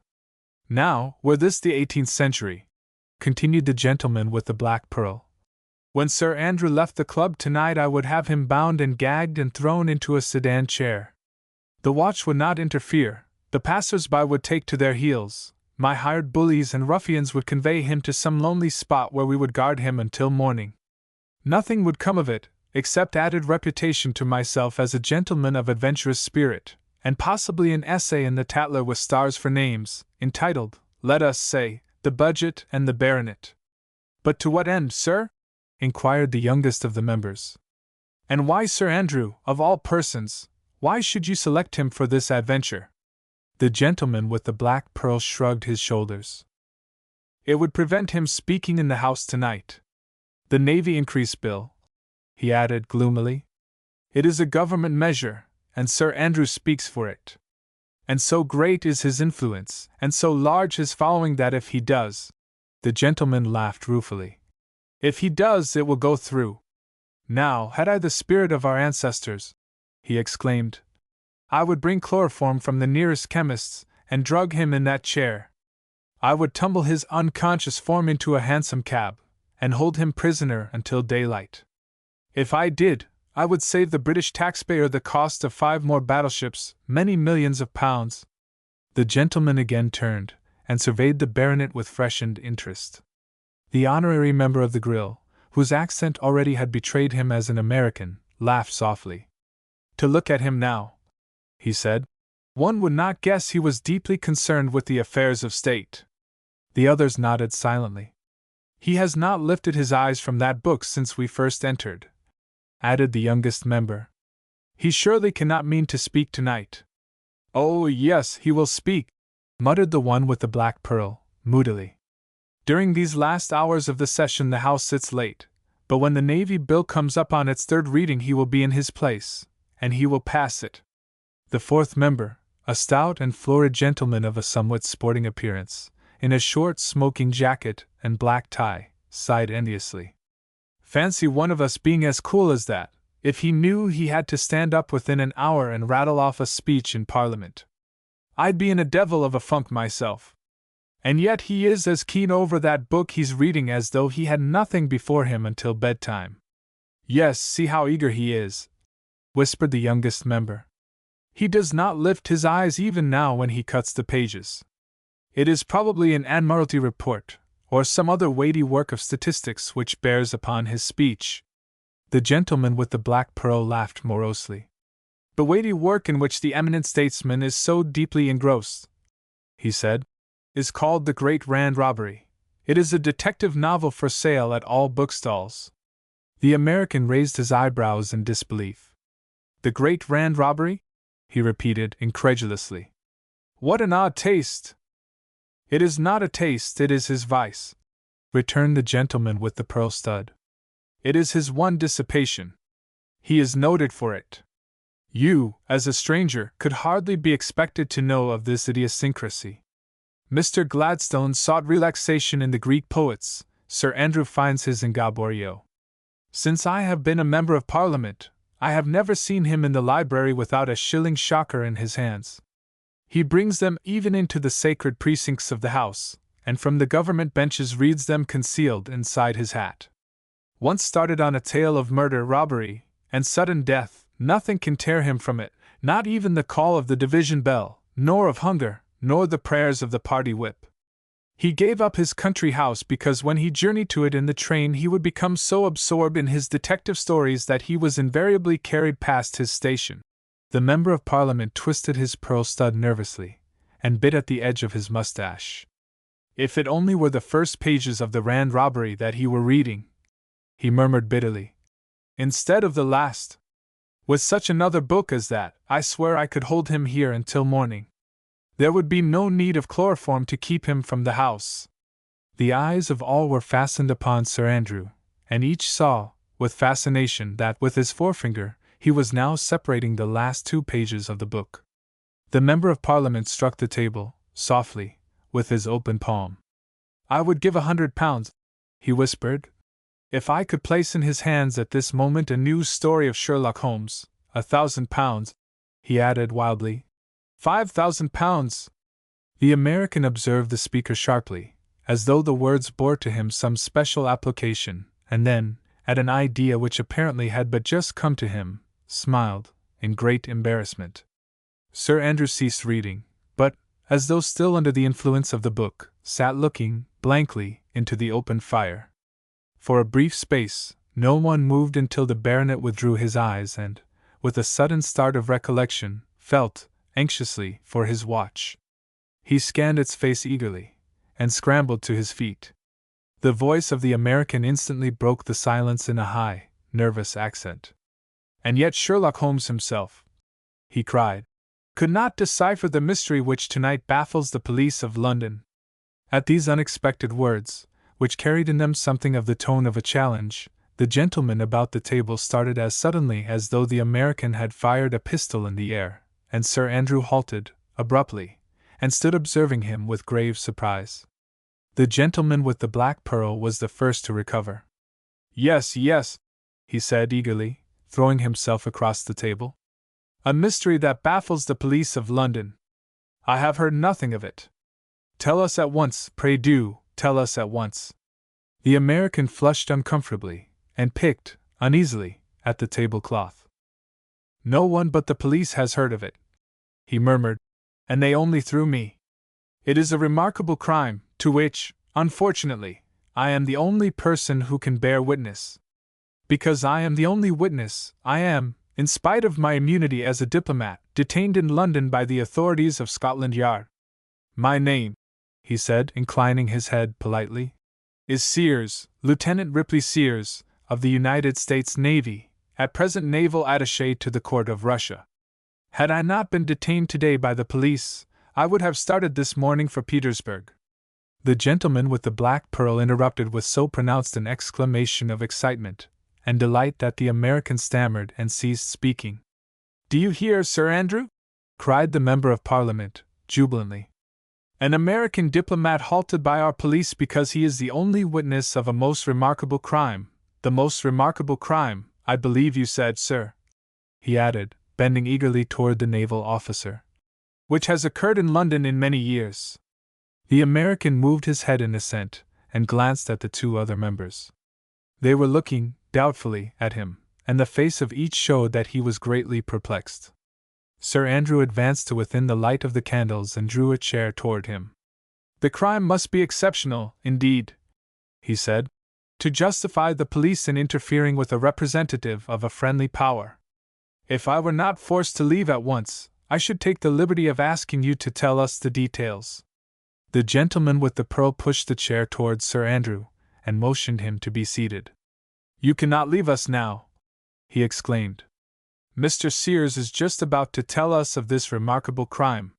He nodded, vigorously, at the naval officer and the American, after first glancing, doubtfully, toward the servants at the far end of the room, and leaned forward across the table.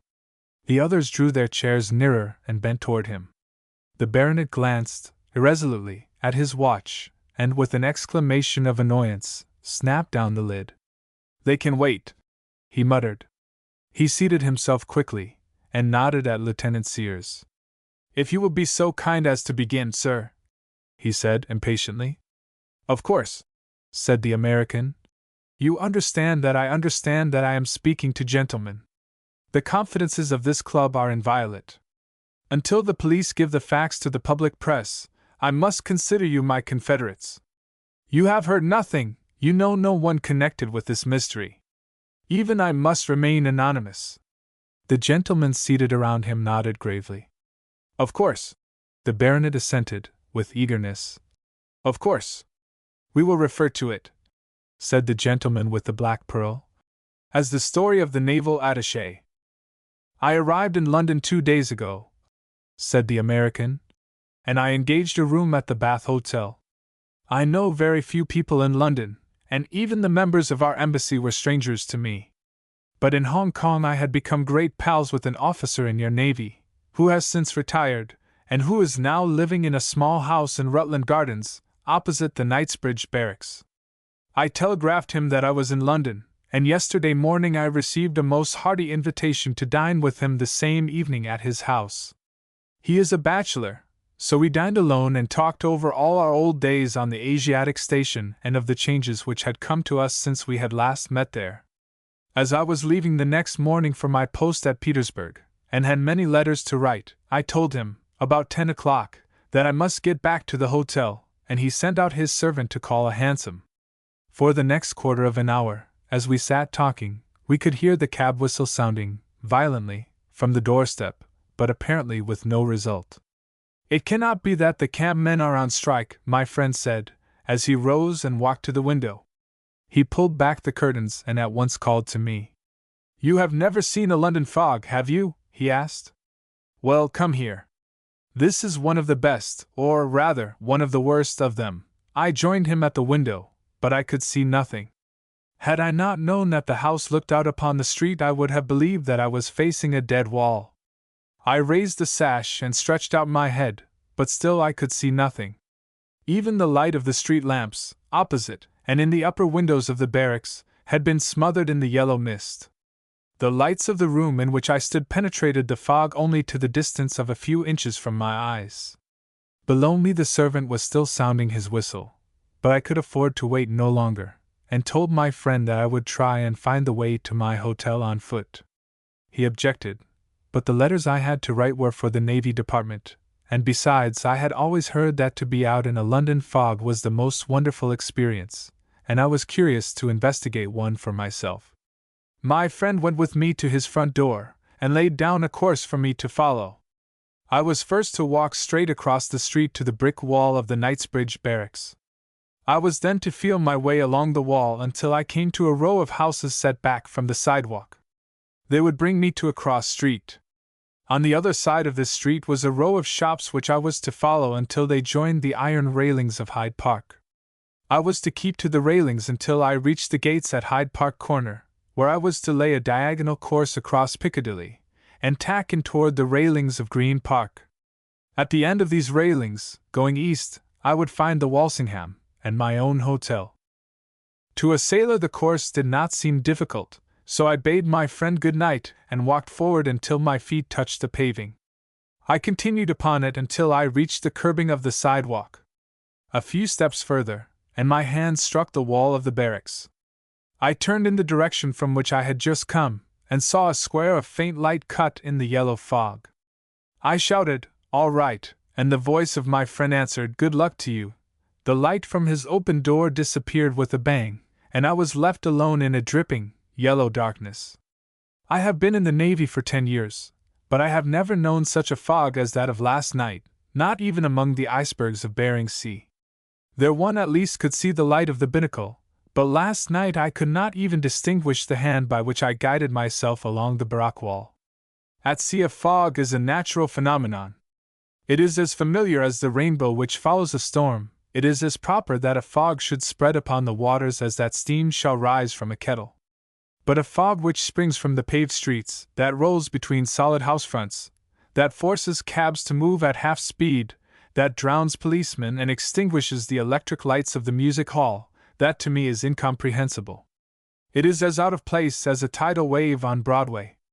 As I felt my way along the wall, I encountered other men who were coming from the opposite direction, and each time when we hailed each other I stepped away from the wall to make room for them to pass. But the third time I did this, when I reached out my hand, the wall had disappeared, and the further I moved to find it the further I seemed to be sinking into space. I had the unpleasant conviction that at any moment I might step over a precipice. Since I had set out, I had heard no traffic in the street, and now, although I listened some minutes, I could only distinguish the occasional footfalls of pedestrians.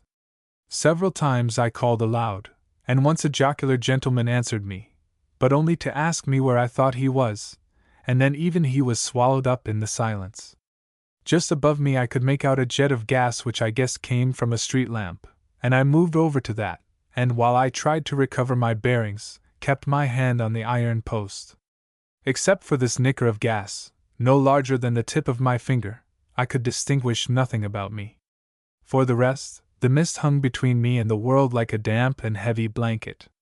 I could hear voices, but I could not tell from whence they came, and the scrape of a foot, moving cautiously, or a muffled cry as someone stumbled, were the only sounds that reached me. I decided that until someone took me I had best remain where I was, and it must have been for 10 minutes that I waited by the lamp, straining my ears and hailing distant footfalls.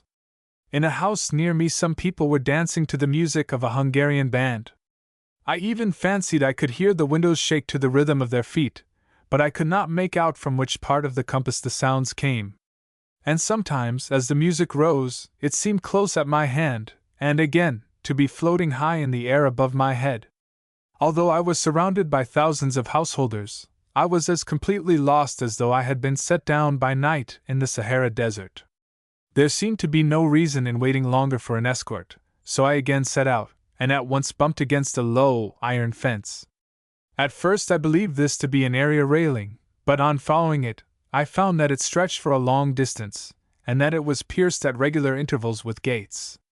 I was standing, uncertainly, with my hand on one of these, when a square of light suddenly opened in the night, and in it I saw, as you see a picture thrown by a biograph in a darkened theater, a young gentleman in evening dress, and back of him, the lights of a hall.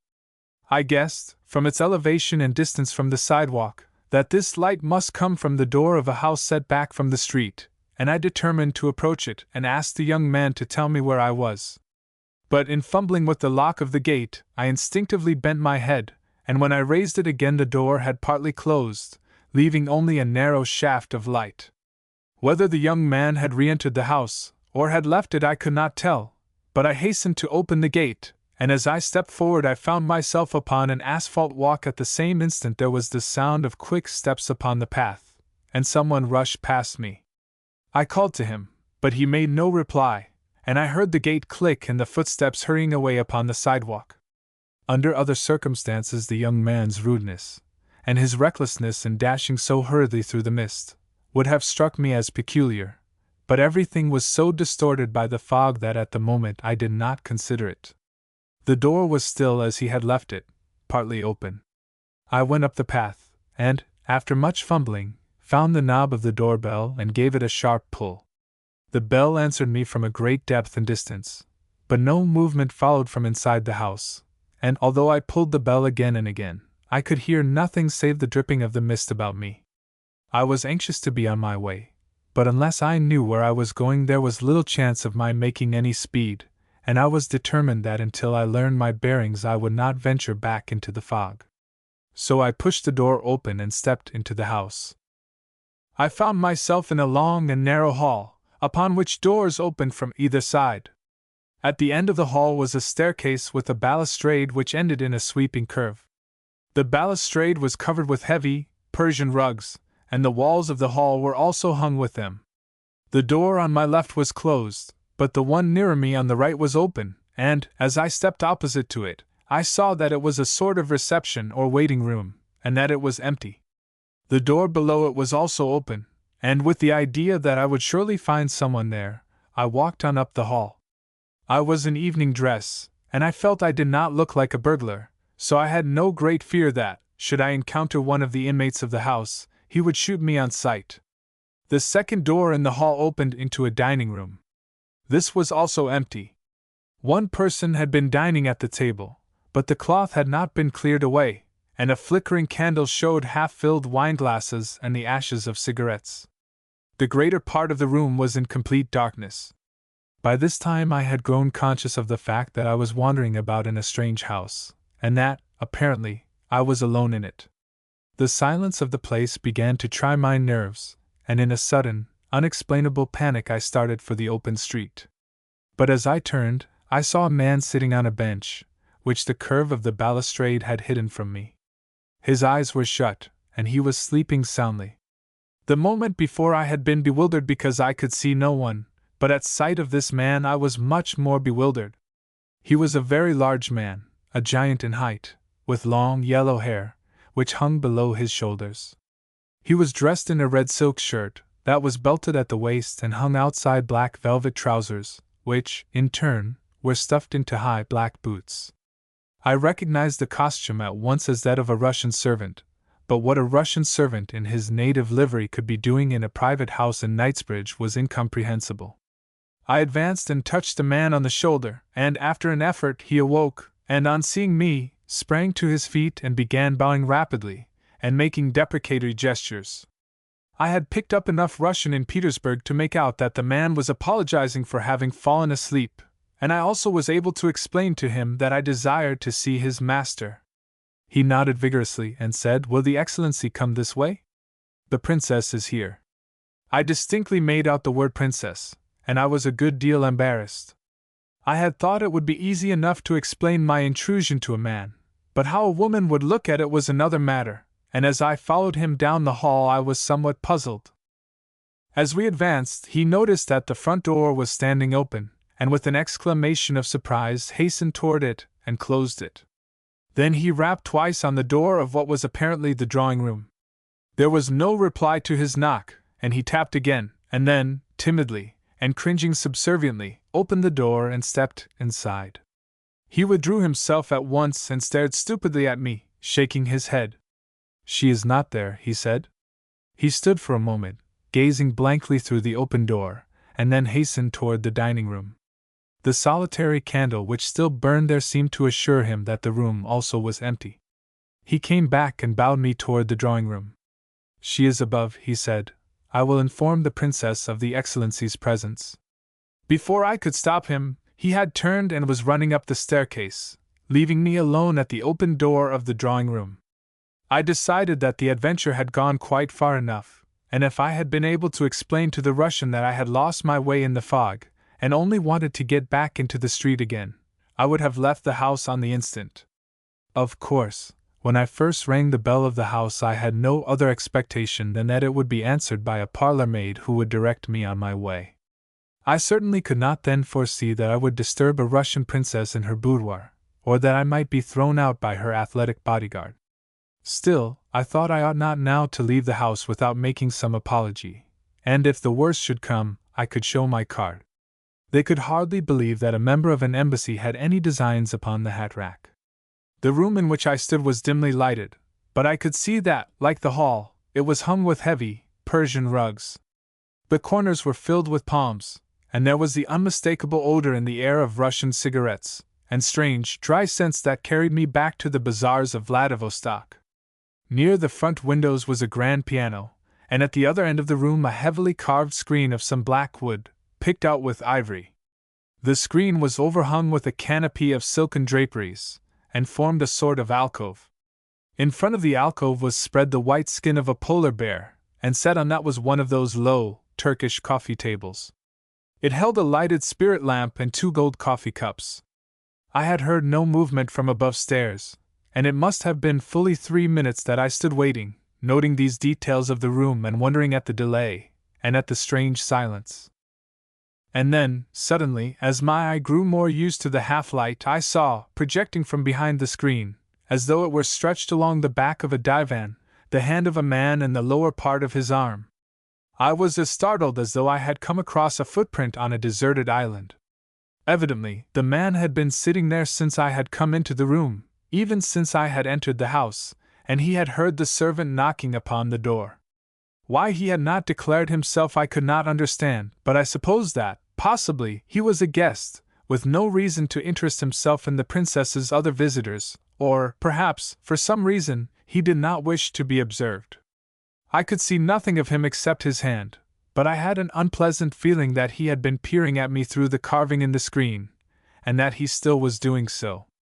I moved my feet noisily on the floor and said tentatively, "I beg your pardon." There was no reply, and the hand did not stir. Apparently, the man was bent upon ignoring me, but, as all I wished was to apologize for my intrusion and to leave the house, I walked up to the alcove and peered around it. Inside the screen was a divan piled with cushions, and on the end of it nearer me the man was sitting.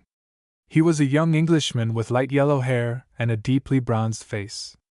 He was seated with his arms stretched out along the back of the divan, and with his head resting against a cushion. His attitude was one of complete ease. But his mouth had fallen open, and his eyes were set with an expression of utter horror. At the first glance, I saw that he was quite dead. For a flash of time I was too startled to act, but in the same flash I was convinced that the man had met his death from no accident, that he had not died through any ordinary failure of the laws of nature. The expression on his face was much too terrible to be misinterpreted. It spoke as eloquently as words. It told me that before the end had come he had watched his death approach and threaten him. I was so sure he had been murdered that I instinctively looked on the floor for the weapon, and, at the same moment, out of concern for my own safety, quickly behind me, but the silence of the house continued unbroken. I have seen a great number of dead men. I was on the Asiatic station during the Japanese-Chinese War. I was in Port Arthur after the massacre. So a dead man, for the single reason that he is dead, does not repel me, and though I knew that there was no hope that this man was alive, still, for decency's sake, I felt his pulse, and while I kept my ears alert for any sound from the floors above me, I pulled open his shirt and placed my hand upon his heart. My fingers instantly touched upon the opening of a wound, and as I withdrew them I found them wet with blood. He was in evening dress, and in the wide bosom of his shirt I found a narrow slit, so narrow that in the dim light it was scarcely discernible. The wound was no wider than the smallest blade of a pocket knife, but when I stripped the shirt away from the chest and left it bare, I found that the weapon, narrow as it was, had been long enough to reach his heart. There is no need to tell you how I felt as I stood by the body of this boy, for he was hardly older than a boy, or of the thoughts that came into my head. I was bitterly sorry for this stranger, bitterly indignant at his murderer, and, at the same time, selfishly concerned for my own safety and for the notoriety which I saw was sure to follow. My instinct was to leave the body where it lay, and to hide myself in the fog, but I also felt that since a succession of accidents had made me the only witness to a crime, my duty was to make myself a good witness and to assist to establish the facts of this murder. That it might, possibly, be a suicide, and not a murder, did not disturb me for a moment. The fact that the weapon had disappeared, and the expression on the boy's face were enough to convince, at least me, that he had had no hand in his own death. I judged it, therefore, of the first importance to discover who was in the house, or, if they had escaped from it, who had been in the house before I entered it. I had seen one man leave it, but all I could tell of him was that he was a young man, that he was in evening dress, and that he had fled in such haste that he had not stopped to close the door behind him. The Russian servant I had found apparently asleep, and unless he acted a part with supreme skill, he was a stupid and ignorant boor, and as innocent of the murder as myself. There was still the Russian princess whom he had expected to find, or had pretended to expect to find, in the same room with the murdered man. I judged that she must now be either upstairs with the servant, or that she had, without his knowledge, already fled from the house. When I recalled his apparently genuine surprise at not finding her in the drawing-room, this latter supposition seemed the more probable. Nevertheless, I decided that it was my duty to make a search, and after a second hurried look for the weapon among the cushions of the divan, and upon the floor, I cautiously crossed the hall and entered the dining-room. The single candle was still flickering in the draught, and showed only the white cloth. The rest of the room was draped in shadows. I picked up the candle, and lifting it high above my head, moved around the corner of the table. Either my nerves were on such a stretch that no shock could strain them further, or my mind was inoculated to horrors, for I did not cry out at what I saw nor retreat from it. Immediately at my feet was the body of a beautiful woman, lying at full length upon the floor, her arms flung out on either side of her, and her white face and shoulders gleaming, dully, in the unsteady light of the candle. Around her throat was a great chain of diamonds, and the light played upon these and made them flash and blaze in tiny flames. But the woman who wore them was dead, and I was so certain as to how she had died that, without an instant's hesitation, I dropped on my knees beside her and placed my hands above her heart. My fingers again touched the thin slit of a wound. I had no doubt in my mind but that this was the Russian princess, and when I lowered the candle to her face I was assured that this was so. Her features showed the finest lines of both the Slav and the Jewess. The eyes were black, the hair blue-black and wonderfully heavy, and her skin, even in death, was rich in color. She was a surpassingly beautiful woman. I rose and tried to light another candle with the one I held, but I found that my hand was so unsteady that I could not keep the wicks together. It was my intention to again search for this strange dagger which had been used to kill both the English boy and the beautiful princess, but before I could light the second candle I heard footsteps descending the stairs, and the Russian servant appeared in the doorway. My face was in darkness, or I am sure that, at the sight of it, he would have taken alarm, for at that moment I was not sure but that this man himself was the murderer. His own face was plainly visible to me in the light from the hall, and I could see that it wore an expression of dull bewilderment. I stepped quickly toward him and took a firm hold upon his wrist. "She is not there," he said. "The princess has gone. They have all gone." "Who have gone?" I demanded. "Who else has been here?" "The two Englishmen," he said. "What two Englishmen?" I demanded. "What are their names?" The man now saw by my manner that some question of great moment hung upon his answer, and he began to protest that he did not know the names of the visitors and that until that evening he had never seen them. I guessed that it was my tone which frightened him, so I took my hand off his wrist and spoke less eagerly. "How long have they been here?" I asked, "and when did they go?" He pointed behind him toward the drawing-room. "One sat there with the princess," he said. "The other came after I had placed the coffee in the drawing-room. The two Englishmen talked together, and the princess returned here to the table. She sat there in that chair, and I brought her cognac and cigarettes. Then I sat outside upon the bench. It was a feast day, and I had been drinking. Pardon, Excellency, but I fell asleep. When I woke, Your Excellency was standing by me, but the princess and the two Englishmen had gone. That is all I know." I believed that the man was telling me the truth. His fright had passed, and he was now apparently puzzled, but not alarmed. "You must remember the names of the Englishmen," I urged. "Try to think.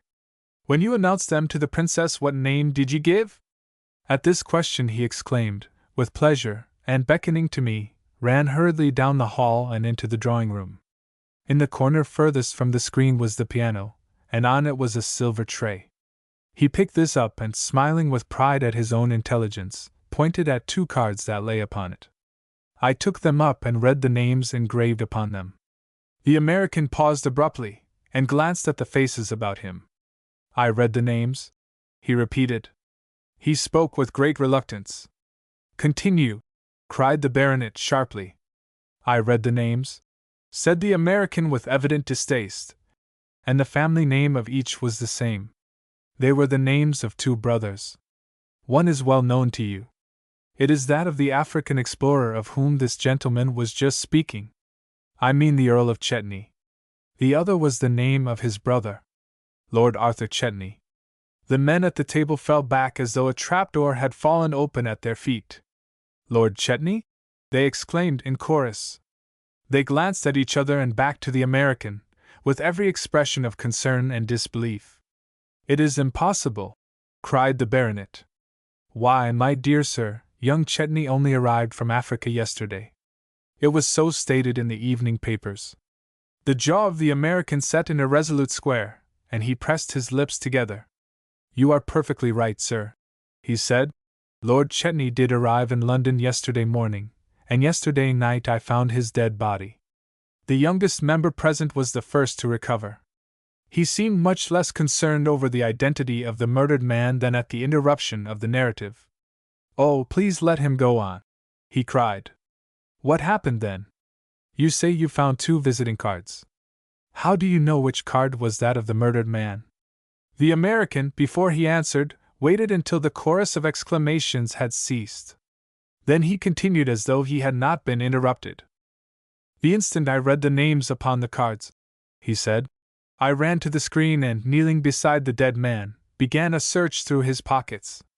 My hand at once fell upon a card case, and I found on all the cards it contained the title of the Earl of Chetney. His watch and cigarette case also bore his name. These evidences, and the fact of his bronzed skin, and that his cheekbones were worn with fever, convinced me that the dead man was the African explorer, and the boy who had fled past me in the night was Arthur, his younger brother. I was so intent upon my search that I had forgotten the servant, and I was still on my knees when I heard a cry behind me. I turned, and saw the man gazing down at the body in abject horror. Before I could rise, he gave another cry of terror, and flinging himself into the hall, raced toward the door to the street. I leaped after him, shouting to him to halt, but before I could reach the hall he had torn open the door, and I saw him spring out into the yellow fog. I cleared the steps in a jump and ran down the garden walk, but just as the gate clicked in front of me, I had it open on the instant, and following the sound of the man's footsteps, I raced after him across the open street. He, also, could hear me, and he instantly stopped running, and there was absolute silence. He was so near that I almost fancied I could hear him panting, and I held my own breath to listen. But I could distinguish nothing but the dripping of the mist about us, and from far off the music of the Hungarian band, which I had heard when I first lost myself. All I could see was the square of light from the door I had left open behind me, and a lamp in the hall beyond it flickering in the draught. But even as I watched it, the flame of the lamp was blown violently to and fro, and the door, caught in the same current of air, closed slowly. I knew if it shut I could not again enter the house, and I rushed madly toward it. I believe I even shouted out, as though it were something human which I could compel to obey me, and then I caught my foot against the curb and smashed into the sidewalk. When I rose to my feet I was dizzy and half-stunned, and though I thought then that I was moving toward the door, I know now that I probably turned directly from it, for, as I groped about in the night, calling frantically for the police, my fingers touched nothing but the dripping fog, and the iron railings for which I sought seemed to have melted away.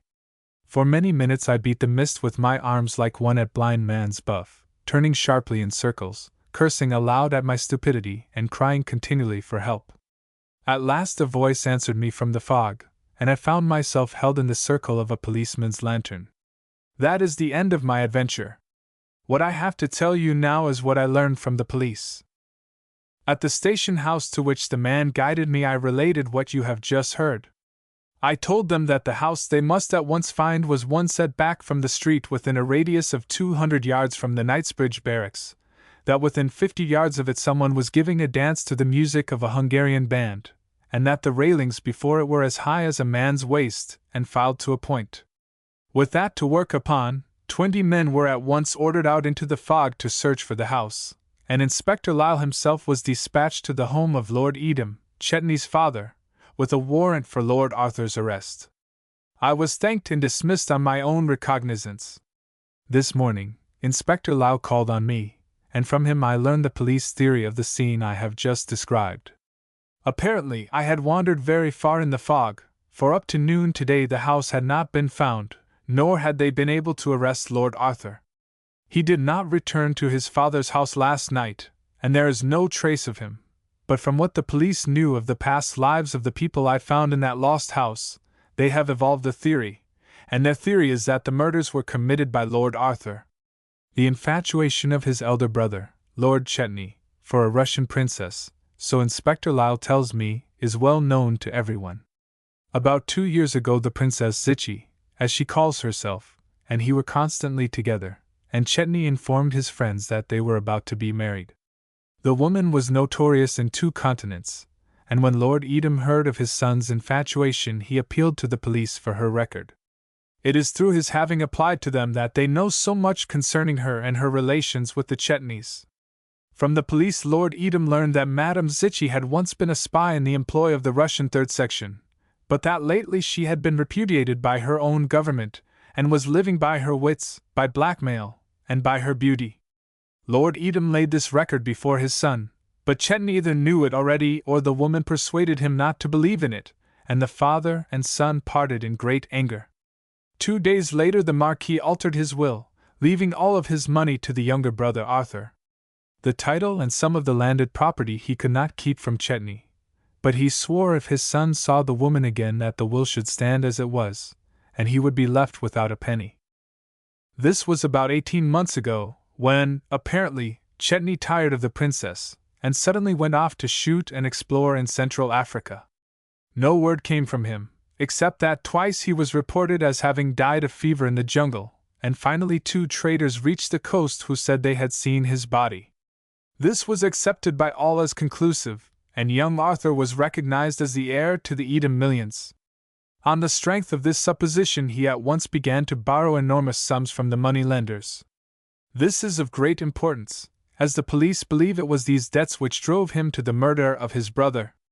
Yesterday, as you know, Lord Chetney suddenly returned from the grave, and it was the fact that for 2 years he had been considered as dead which lent such importance to his return and which gave rise to those columns of detail concerning him which appeared in all the afternoon papers.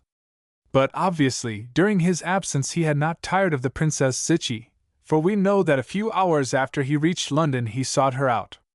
His brother, who had also learned of his reappearance through the papers, probably suspected which would be the house he would first visit, and followed him there, arriving, so the Russian servant tells us, while the 2 were at coffee in the drawing-room. The princess then, we also learned from the servant, withdrew to the dining-room, leaving the brothers together.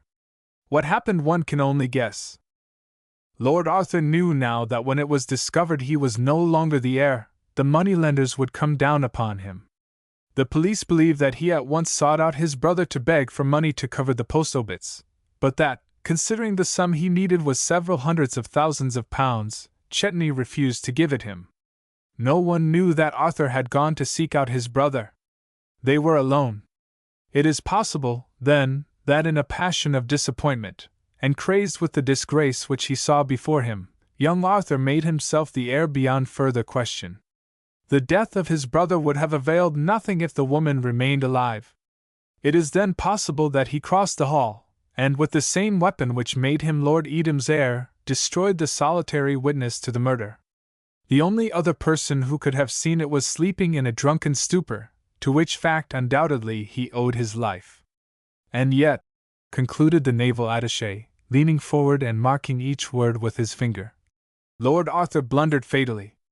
In his haste he left the door of the house open, so giving access to the first passer-by, and he forgot that when he entered it he had handed his card to the servant. That piece of paper may yet send him to the gallows. In the meantime, he has disappeared completely, and somewhere, in one of the millions of streets of this great capital, in a locked and empty house, lies the body of his brother, and of the woman his brother loved, undiscovered, unburied, and with their murder unavenged. In the discussion which followed the conclusion of the story of the naval attaché, the gentleman with the pearl took no part. Instead, he arose, and beckoning a servant to a far corner of the room, whispered earnestly to him until a sudden movement on the part of Sir Andrew caused him to return hurriedly to the table. "There are several points in Mr. Sears's story I want explained," he cried. "Be seated, Sir Andrew," he begged. "Let us have the opinion of an expert. I do not care what the police think, I want to know what you think." But Sir Andrew rose reluctantly from his chair. "I should like nothing better than to discuss this," he said. "But it is most important that I proceed to the house. I should have been there some time ago." He turned toward the servant, and directed him to call a hansom. The gentleman with the pearl stud looked appealingly at the naval attaché. "There are surely many details that you have not told us," he urged. "Some you have forgotten," the baronet interrupted quickly. "I trust not," he said, "for I could not possibly stop to hear them." "The story is finished," declared the naval attaché. "Until Lord Arthur is arrested or the bodies are found there is nothing more to tell of either Chetney or the Princess Zichy." "Of Lord Chetney, perhaps not," interrupted the sporting-looking gentleman with the black tie. "But there'll always be something to tell of the Princess Zichy. I know enough stories about her to fill a book." She was a most remarkable woman. The speaker dropped the end of his cigar into his coffee cup and, taking his case from his pocket, selected a fresh one. As he did so, he laughed and held up the case that the others might see it. It was an ordinary cigar case of well-worn pigskin, with a silver clasp. "The only time I ever met her," he said, "she tried to rob me of this." The baronet regarded him closely. "She tried to rob you?" he repeated. "Tried to rob me of this," continued the gentleman in the black tie, "and of the Tsarina's diamonds." His tone was one of mingled admiration and injury. "The Tsarina's diamonds!" exclaimed the baronet. He glanced quickly and suspiciously at the speaker, and then at the others about the table. But their faces gave evidence of no other emotion than that of ordinary interest. "Yes, the Tsarina's diamonds," repeated the man with the black tie. "It was a necklace of diamonds. I was told to take them to the Russian ambassador in Paris, who was to deliver them at Moscow. I am a Queen's messenger," he added. "Oh, I see," exclaimed Sir Andrew, in a tone of relief. "And you say that this same Princess Zichy, one of the victims of this double murder, endeavored to rob you of that cigar case." "And the Tsarina's diamonds," answered the Queen's messenger, imperturbably. "It's not much of a story, but it gives you an idea of the woman's character. The robbery took place between Paris and Marseilles." The baronet interrupted him with an abrupt movement. "No, no," he cried, shaking his head in protest. "Do not tempt me. I really cannot listen. I must be at the house in 10 minutes. "I am sorry," said the Queen's messenger. He turned to those seated about him. "I wonder if the other gentleman," he inquired, tentatively. There was a chorus of polite murmurs, and the Queen's messenger, bowing his head in acknowledgment, took a preparatory sip from his glass. At the same moment the servant to whom the man with the black pearl had spoken slipped a piece of paper into his hand. He glanced at it, frowned, and threw it under the table. The servant bowed to the baronet. "Your hansom is waiting, Sir Andrew," he said. "The necklace was worth £20,000, began the Queen's messenger. "It was a present from the Queen of England to celebrate." The baronet gave an exclamation of angry annoyance. "Upon my word, this is most provoking," he interrupted. "I really ought not to stay. But I certainly mean to hear this." He turned irritably to the servant. "Tell the hansom to wait," he commanded, and with an air of a boy who is playing truant, slipped guiltily into his chair. The gentleman with the black pearl smiled blandly, and rapped upon the table. "Order, gentlemen," he said. "Order for the story of the Queen's messenger and the Tsarina's diamonds." 2.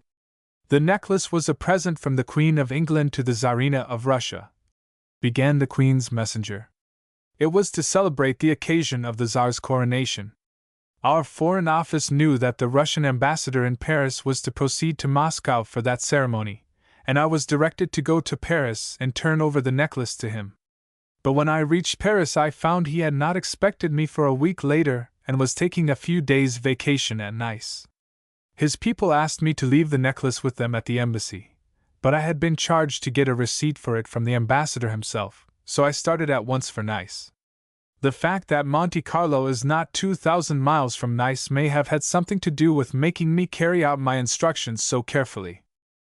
Now, how the Princess Zichy came to find out about the necklace I don't know, but I can guess. As you have just heard, she was at one time a spy in the service of the Russian government. And after they dismissed her she kept up her acquaintance with many of the Russian agents in London. It is probable that through one of them she learned that the necklace was to be sent to Moscow, and which one of the Queen's messengers had been detailed to take it there. Still, I doubt if even that knowledge would have helped her if she had not also known something which I suppose no one else in the world knew but myself and one other man.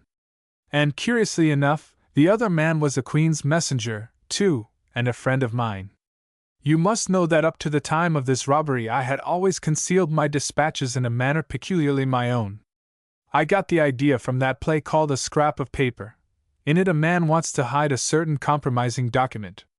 He knows that all his rooms will be secretly searched for it, so he puts it in a torn envelope and sticks it up where anyone can see it on his mantelshelf. The result is that the woman who is ransacking the house to find it looks in all the unlikely places, but passes over the scrap of paper that is just under her nose. Sometimes the papers and packages they give us to carry about Europe are of very great value, and sometimes they are special makes of cigarettes, and orders to court dressmakers. Sometimes we know what we are carrying and sometimes we do not. If it is a large sum of money or a treaty, they generally tell us. But as a rule, we have no knowledge of what the package contains, so to be on the safe side, we naturally take just as great care of it as though we knew it held the terms of an ultimatum or the crown jewels. As a rule, my confreres carry the official packages in a dispatch box, which is just as obvious as a lady's jewel bag in the hands of her maid. Everyone knows they are carrying something of value. They put a premium on dishonesty. Well, after I saw the scrap of paper play, I determined to put the government valuables in the most unlikely place that anyone would look for them. So I used to hide the documents they gave me inside my riding boots, and small articles, such as money or jewels, I carried in an old cigar case. After I took to using my case for that purpose, I bought a new one, exactly like it, for my cigars. But to avoid mistakes, I had my initials placed on both sides of the new one, and the moment I touched the case, even in the dark, I could tell which it was by the raised initials. No one knew of this except the Queen's messenger of whom I spoke. We once left Paris together on the Orient Express. I was going to Constantinople, and he was to stop off at Vienna. On the journey I told him of my peculiar way of hiding things and showed him my cigar case. If I recollect rightly, on that trip it held the Grand Cross of St. Michael and St. George, which the Queen was sending to our ambassador. The messenger was very much entertained at my scheme, and some months later when he met the princess he told her about it as an amusing story. Of course, he had no idea she was a Russian spy. He didn't know anything at all about her, except that she was a very attractive woman. It was indiscreet, but he could not possibly have guessed that she could ever make any use of what he told her.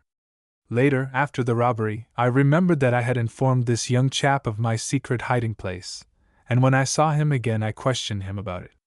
He was greatly distressed, and said he had never seen the importance of the secret. He remembered he had told several people of it, and among others the Princess Zichy. In that way I found out that it was she who had robbed me, and I know that from the moment I left London she was following me, and that she knew then that the diamonds were concealed in my cigar case. My train for Nice left Paris at 10 in the morning. When I travel at night I generally tell the chef de gare that I am a Queen's messenger, and he gives me a compartment to myself, but in the daytime I take whatever offers. On this morning I had found an empty compartment, and I had tipped the guard to keep everyone else out, not from any fear of losing the diamonds, but because I wanted to smoke. He had locked the door, and as the last bell had rung I supposed I was to travel alone, so I began to arrange my traps and make myself comfortable. The diamonds in the cigar case were in the inside pocket of my waistcoat, and as they made a bulky package, I took them out, intending to put them in my handbag. It is a small satchel like a bookmaker's, or those handbags that couriers carry. I wear it slung from a strap across my shoulders, and, no matter whether I am sitting or walking, it never leaves me. I took the cigar case which held the necklace from my inside pocket, and the case which held the cigars out of the satchel, and while I was searching through it for a box of matches I laid the two cases beside me on the seat. At that moment the train started, but at the same instant there was a rattle at the lock of the compartment, and a couple of porters lifted and shoved a woman through the door, and hurled her rugs and umbrellas in after her. Instinctively I reached for the diamonds. I shoved them quickly into the satchel and, pushing them far down to the bottom of the bag, snapped the spring lock. Then I put the cigars in the pocket of my coat, but with the thought that now that I had a woman as a traveling companion I would probably not be allowed to enjoy them. One of her pieces of luggage had fallen at my feet, and a roll of rugs had landed at my side. I thought if I hid the fact that the lady was not welcome, and at once endeavored to be civil, she might permit me to smoke. So I picked her handbag off the floor and asked her where I might place it. As I spoke I looked at her for the first time, and saw that she was a most remarkably handsome woman. She smiled charmingly and begged me not to disturb myself. Then she arranged her own things about her, and opening her dressing bag, took out a gold cigarette case. "Do you object to smoke?" she asked. I laughed, and assured her I had been in great terror lest she might object to it herself. "If you like cigarettes," she said, "will you try some of these? They are rolled especially for my husband in Russia, and they are supposed to be very good." I thanked her, and took one from her case, and I found it so much better than my own that I continued to smoke her cigarettes throughout the rest of the journey. I must say that we got on very well. I judged from the coronet on her cigarette case, and from her manner, which was quite as well bred as that of any woman I ever met, that she was someone of importance, and though she seemed almost too good-looking to be respectable, I determined that she was some grande dame who was so assured of her position that she could afford to be unconventional. At first she read her novel, and then she made some comment on the scenery, and finally we began to discuss the current politics of the continent. She talked of all the cities in Europe, and seemed to know everyone worth knowing. But she volunteered nothing about herself except that she frequently made use of the expression, "when my husband was stationed at Vienna," or "when my husband was promoted to Rome." Once she said to me, "I have often seen you at Monte Carlo. I saw you when you won the pigeon championship." I told her that I was not a pigeon shot, and she gave a little start of surprise.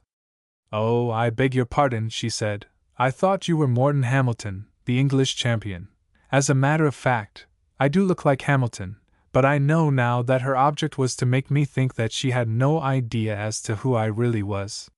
She needn't have acted at all, for I certainly had no suspicions of her, and was only too pleased to have so charming a companion.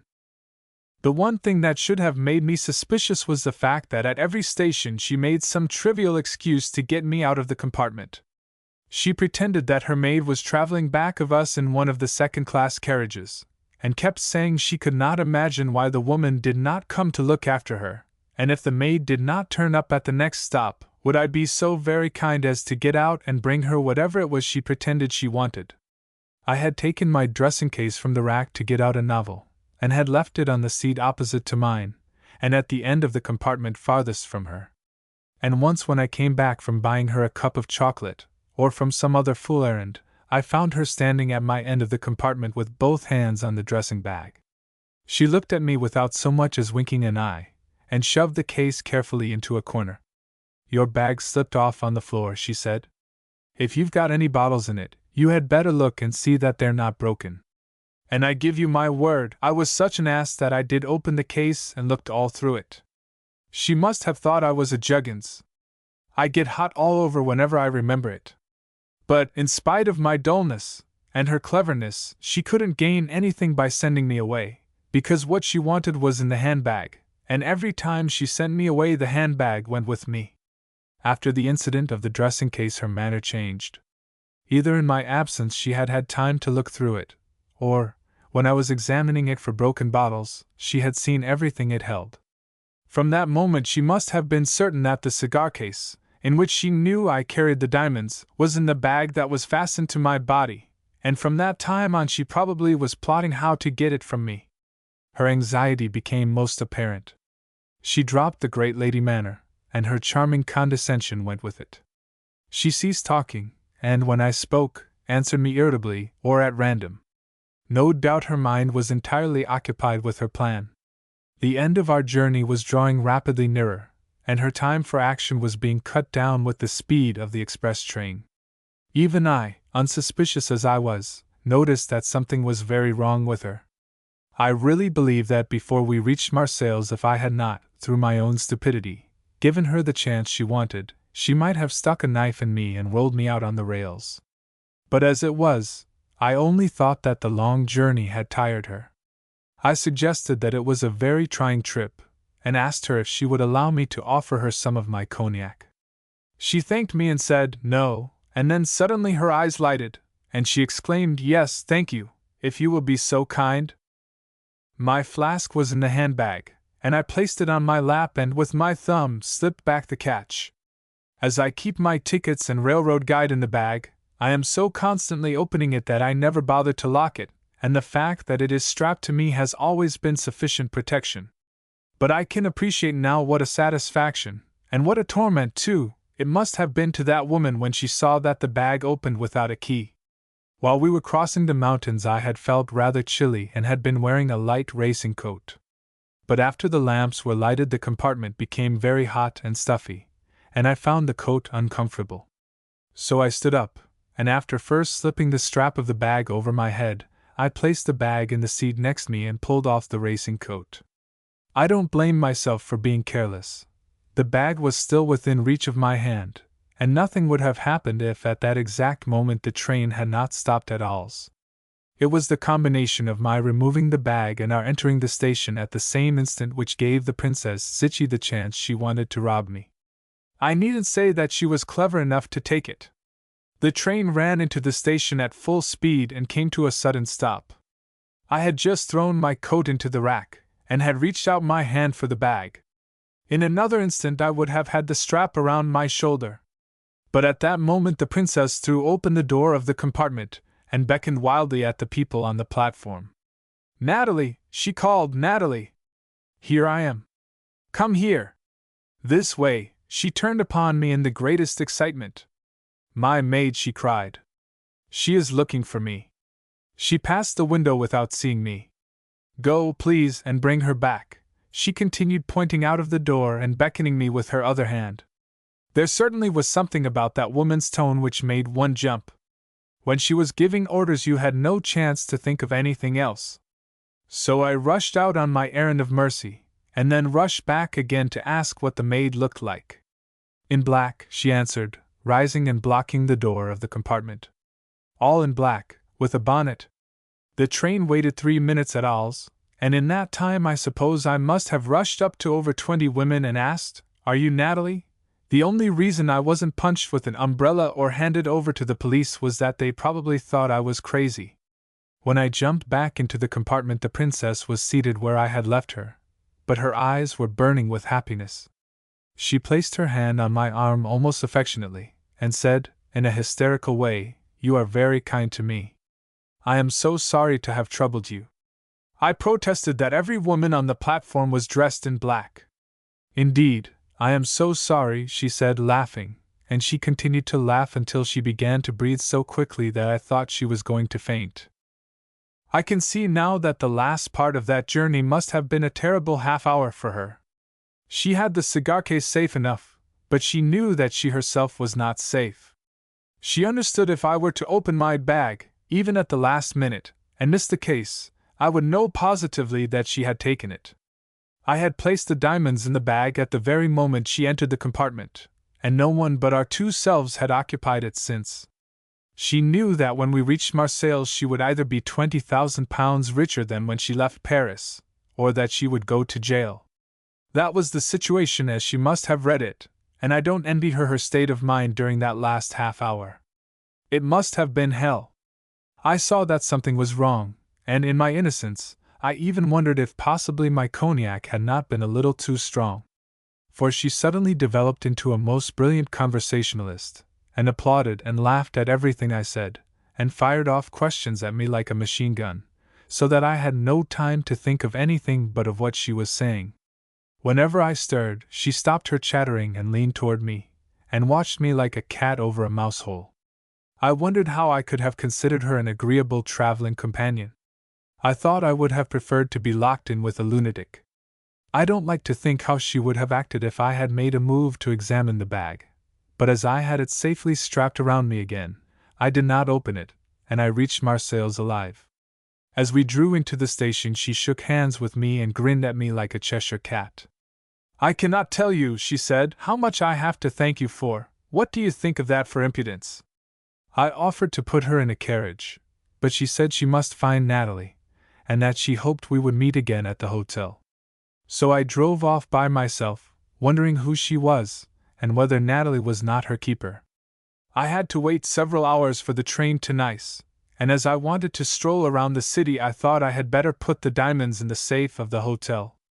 As soon as I reached my room I locked the door, placed the handbag on the table, and opened it. I felt among the things at the top of it, but failed to touch the cigar case. I shoved my hand in deeper, and stirred the things about, but still I did not reach it. A cold wave swept down my spine, and a sort of emptiness came to the pit of my stomach. Then I turned red-hot, and the sweat sprung out all over me. I wet my lips with my tongue, and said to myself, "Don't be an ass. Pull yourself together, pull yourself together.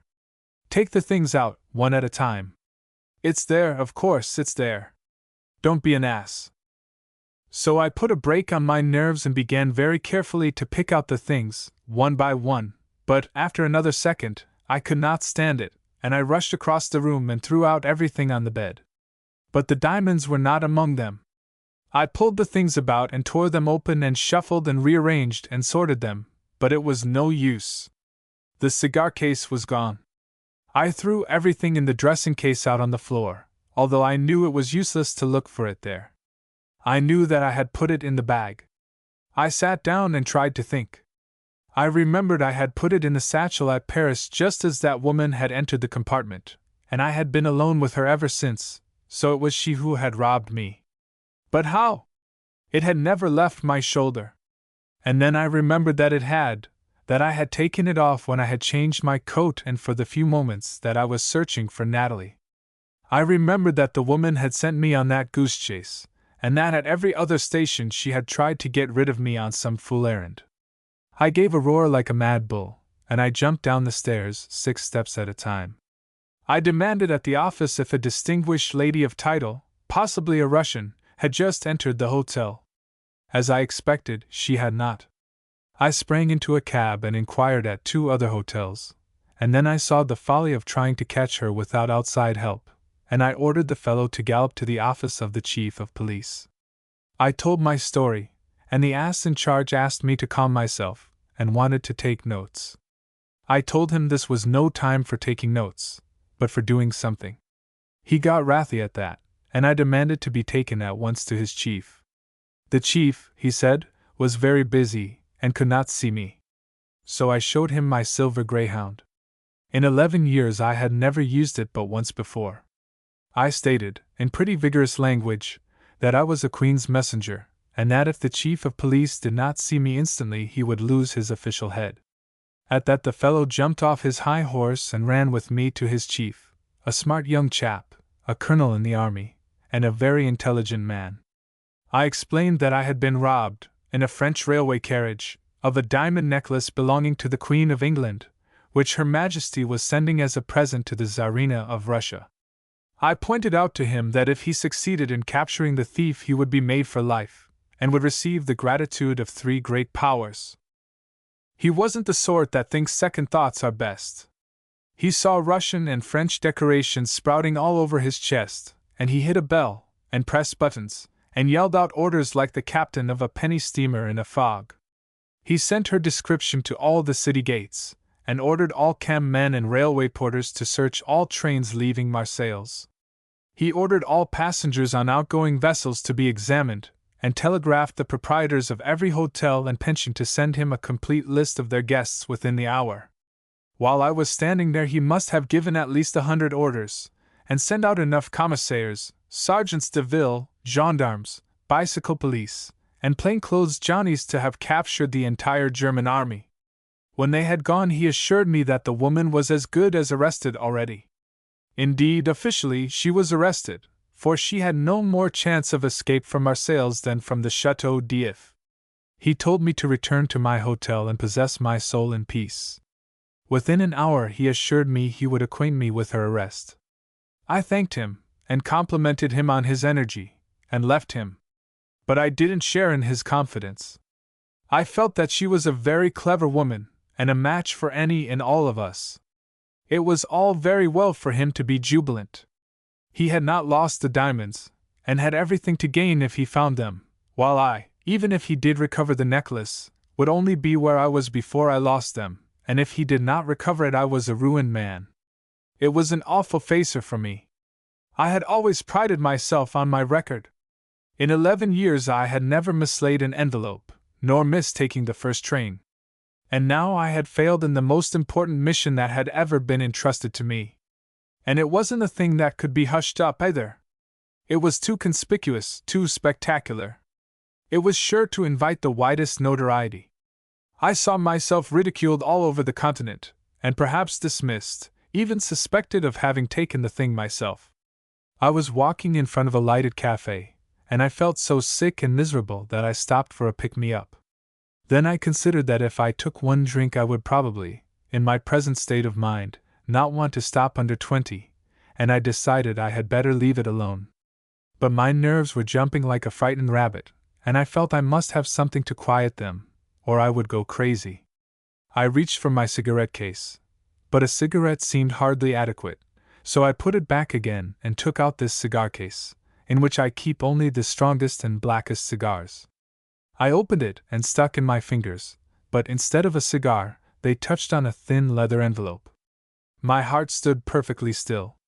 I did not dare to look, but I dug my fingernails into the leather, and I felt layers of thin paper, then a layer of cotton, and then they scratched on the facets of the Tsarina's diamonds. I stumbled as though I had been hit in the face, and fell back into one of the chairs on the sidewalk. I tore off the wrappings and spread out the diamonds on the cafe table. I could not believe they were real. I twisted the necklace between my fingers and crushed it between my palms and tossed it up in the air. I believe I almost kissed it.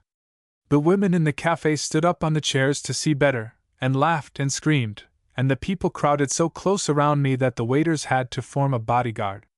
The proprietor thought there was a fight, and called for the police.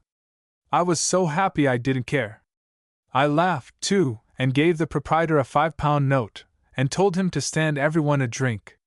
Then I tumbled into a fiacre and galloped off to my friend the chief of police. I felt very sorry for him. He had been so happy at the chance I gave him, and he was sure to be disappointed when he learned I had sent him off on a false alarm. But now that I had found the necklace, I did not want him to find the woman. Indeed, I was most anxious that she should get clear away, for if she were caught, the truth would come out, and I was likely to get a sharp reprimand, and sure to be laughed at. I could see now how it had happened. In my haste to hide the diamonds when the woman was hustled into the carriage, I had shoved the cigars into the satchel, and the diamonds into the pocket of my coat. Now that I had the diamonds safe again, it seemed a very natural mistake. But I doubted if the Foreign Office would think so. I was afraid it might not appreciate the beautiful simplicity of my secret hiding place. So, when I reached the police station, and found that the woman was still at large, I was more than relieved. As I expected, the chief was extremely chagrined when he learned of my mistake, and that there was nothing for him to do. But I was feeling so happy myself that I hated to have anyone else miserable, so I suggested that this attempt to steal the Tsarina's necklace might be only the first of a series of such attempts by an unscrupulous gang, and that I might still be in danger. I winked at the chief, and the chief smiled at me, and we went to Nice together in a saloon car with a guard of 12 carabineers and 12 plainclothes men, and the chief and I drank champagne all the way. We marched together up to the hotel where the Russian ambassador was stopping, closely surrounded by our escort of carabineers, and delivered the necklace with the most profound ceremony. The old ambassador was immensely impressed, and when we hinted that already I had been made the object of an attack by robbers, he assured us that His Imperial Majesty would not prove ungrateful. I wrote a swinging personal letter about the invaluable services of the chief to the French Minister of Foreign Affairs, and they gave him enough Russian and French medals to satisfy even a French soldier. So, though he never caught the woman, he received his just reward. The Queen's messenger paused and surveyed the faces of those about him in some embarrassment. But the worst of it is, he added, that the story must have got about, for, while the princess obtained nothing from me but a cigar case and 5 excellent cigars, a few weeks after the coronation the Tsar sent me a gold cigar case with his monogram in diamonds. And I don't know yet whether that was a coincidence, or whether the Tsar wanted me to know that he knew that I had been carrying the Tsarina's diamonds in my pigskin cigar case. What do you fellows think? 3. Sir Andrew rose, with disapproval written in every lineament. I thought your story would bear upon the murder, he said. Had I imagined it would have nothing whatsoever to do with it, I would not have remained. He pushed back his chair and bowed, stiffly. I wish you good night, he said. There was a chorus of remonstrance, and under cover of this and the baronet's answering protests, a servant, for the second time, slipped a piece of paper into the hand of the gentleman with the pearl stud. He read the lines written upon it and tore it into tiny fragments. The youngest member, who had remained an interested but silent listener to the tale of the Queen's messenger, raised his hand, commandingly. "Sir Andrew," he cried, "in justice to Lord Arthur Chetney, I must ask you to be seated. He has been accused in our hearing of a most serious crime, and I insist that you remain until you have heard me clear his character." "You!" cried the baronet. "Yes," answered the young man, briskly.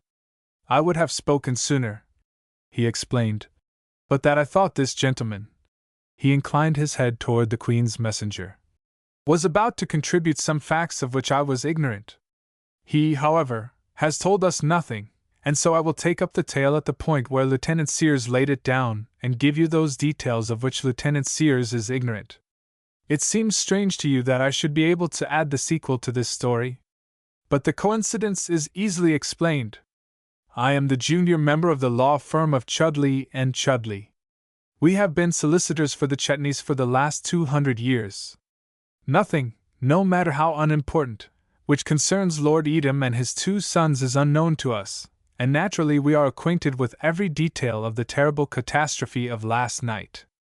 The baronet, bewildered but eager, sank back into his chair. "Will you be long, sir?" he demanded. "I shall endeavor to be brief," said the young solicitor. "And," he added, in a tone which gave his words almost the weight of a threat, "I promise to be interesting." "There is no need to promise that," said Sir Andrew. "I find it much too interesting as it is." He glanced ruefully at the clock and turned his eyes quickly from it. "Tell the driver of that hansom," he called to the servant, "that I take him by the hour." "For the last 3 days," began young Mr. Chudley, "as you have probably read in the daily papers, the Marquis of Edam has been at the point of death, and his physicians have never left his house. Every hour he seemed to grow weaker, but although his bodily strength is apparently leaving him forever, his mind has remained clear and active. Late yesterday evening, word was received at our office that he wished my father to come at once to Chetney House and to bring with him certain papers. What these papers were is not essential. I mention them only to explain how it was that last night I happened to be at Lord Edam's bedside. I accompanied my father to Chetney House, but at the time we reached there Lord Edam was sleeping, and his physicians refused to have him awakened. My father urged that he should be allowed to receive Lord Edam's instructions concerning the documents, but the physicians would not disturb him, and we all gathered in the library to wait until he should awake of his own accord. It was about 1 o'clock in the morning, while we were still there, that Inspector Lyle and the officers from Scotland Yard came to arrest Lord Arthur on the charge of murdering his brother. You can imagine our dismay and distress. Like everyone else, I had learned from the afternoon papers that Lord Chetney was not dead, but that he had returned to England, and on arriving at Chetney House, I had been told that Lord Arthur had gone to the Bath Hotel to look for his brother and to inform him that if he wished to see their father alive he must come to him at once. Although it was now past 1 o'clock, Arthur had not returned. None of us knew where Madame Zichy lived, so we could not go to recover Lord Chetney's body. We spent a most miserable night, hastening to the window whenever a cab came into the square, in the hope that it was Arthur returning, and endeavoring to explain away the facts that pointed to him as the murderer. I am a friend of Arthur's, I was with him at Harrow and at Oxford, and I refused to believe for an instant that he was capable of such a crime, but as a lawyer I could not help but see that the circumstantial evidence was strongly against him. Toward early morning, Lord Edam awoke, and in so much better a state of health that he refused to make the changes in the papers which he had intended, declaring that he was no nearer death than ourselves. Under other circumstances, this happy change in him would have relieved us greatly, but none of us could think of anything save the death of his elder son and of the charge which hung over Arthur. As long as Inspector Lyle remained in the house, my father decided that I, as one of the legal advisers of the family, should also remain there. But there was little for either of us to do. Arthur did not return, and nothing occurred until late this morning, when Lyle received word that the Russian servant had been arrested. He at once drove to Scotland Yard to question him. He came back to us in an hour, and informed me that the servant had refused to tell anything of what had happened the night before, or of himself, or of the Princess Zichy. He would not even give them the address of her house. He is in abject terror, Lyle said. I assured him that he was not suspected of the crime, but he would tell me nothing. There were no other developments until 2 o'clock this afternoon, when word was brought to us that Arthur had been found, and that he was lying in the accident ward of St. George's Hospital. Lyle and I drove there together, and found him propped up in bed with his head bound in a bandage. He had been brought to the hospital the night before by the driver of a hansom that had run over him in the fog. The cab horse had kicked him on the head, and he had been carried in unconscious. There was nothing on him to tell who he was, and it was not until he came to his senses this afternoon that the hospital authorities had been able to send word to his people. Lyle at once informed him that he was under arrest, and with what he was charged, and though the inspector warned him to say nothing which might be used against him, I, as his solicitor, instructed him to speak freely and to tell us all he knew of the occurrences of last night. It was evident to anyone that the fact of his brother's death was of much greater concern to him than that he was accused of his murder. That, Arthur said contemptuously, that is damned nonsense. It is monstrous and cruel. We parted better friends than we have been in years. I will tell you all that happened, not to clear myself, but to help you to find out the truth. His story is as follows. Yesterday afternoon, owing to his constant attendance on his father, he did not look at the evening papers, and it was not until after dinner, when the butler brought him one and told him of its contents, that he learned that his brother was alive and at the Bath Hotel. He drove there at once, but was told that about 8 o'clock his brother had gone out, but without giving any clue to his destination. As Chetney had not at once come to see his father, Arthur decided that he was still angry with him, and his mind, turning naturally to the cause of their quarrel, determined him to look for Chetney at the home of the Princess Zichy. Her house had been pointed out to him, and though he had never visited it, he had passed it many times and knew its exact location. He accordingly drove in that direction, as far as the fog would permit the hansom to go, and walked the rest of the way, reaching the house about 9 o'clock. He rang, and was admitted by the Russian servant. The man took his card into the drawing-room, and at once his brother ran out and welcomed him. He was followed by the Princess Zichy, who also received Arthur most cordially. You brothers will have much to talk about, she said. I am going to the dining-room. When you have finished, let me know. As soon as she had left them, Arthur told his brother that their father was not expected to outlive the night, and that he must come to him at once. This is not the moment to remember your quarrel, Arthur said to him. You have come back from the dead only in time to make your peace with him before he dies. Arthur says that at this Chetney was greatly moved. You entirely misunderstand me, Arthur, he returned. I did not know the governor was ill, or I would have gone to him the instant I arrived. My only reason for not doing so was because I thought he was still angry with me. I shall return with you immediately, as soon as I have said goodbye to the princess. It is a final goodbye. After tonight I shall never see her again. Do you mean that? Arthur cried. Yes, Chetney answered. When I returned to London I had no intention of seeking her again, and I am here only through a mistake.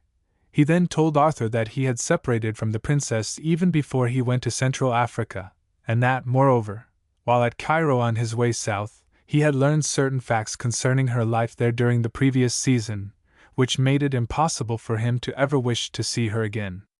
Their separation was final and complete. She deceived me cruelly, he said. I cannot tell you how cruelly. During the 2 years when I was trying to obtain my father's consent to our marriage, she was in love with a Russian diplomat. During all that time he was secretly visiting her here in London, and her trip to Cairo was only an excuse to meet him there. Yet you are here with her tonight, Arthur protested, only a few hours after your return. That is easily explained, Chetney answered. As I finished dinner tonight at the hotel, I received a note from her from this address. In it she said she had just learned of my arrival, and begged me to come to her at once. She wrote that she was in great and present trouble, dying of an incurable illness, and without friends or money. She begged me, for the sake of old times, to come to her assistance. During the last 2 years in the jungle all my former feeling for Zichy has utterly passed away, but no one could have dismissed the appeal she made in that letter. So I came here, and found her, as you have seen her, quite as beautiful as she ever was, in very good health, and, from the look of the house, in no need of money. I asked her what she meant by writing me that she was dying in a garret, and she laughed, and said she had done so because she was afraid, unless I thought she needed help, I would not try to see her.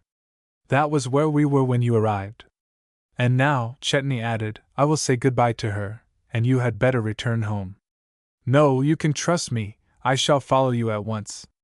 She has no influence over me now, but I believe, in spite of the way she has used me, that she is, after her queer fashion, still fond of me, and when she learns that this goodbye is final there may be a scene, and it is not fair to her that you should be here. So go home at once, and tell the governor that I am following you in 10 minutes.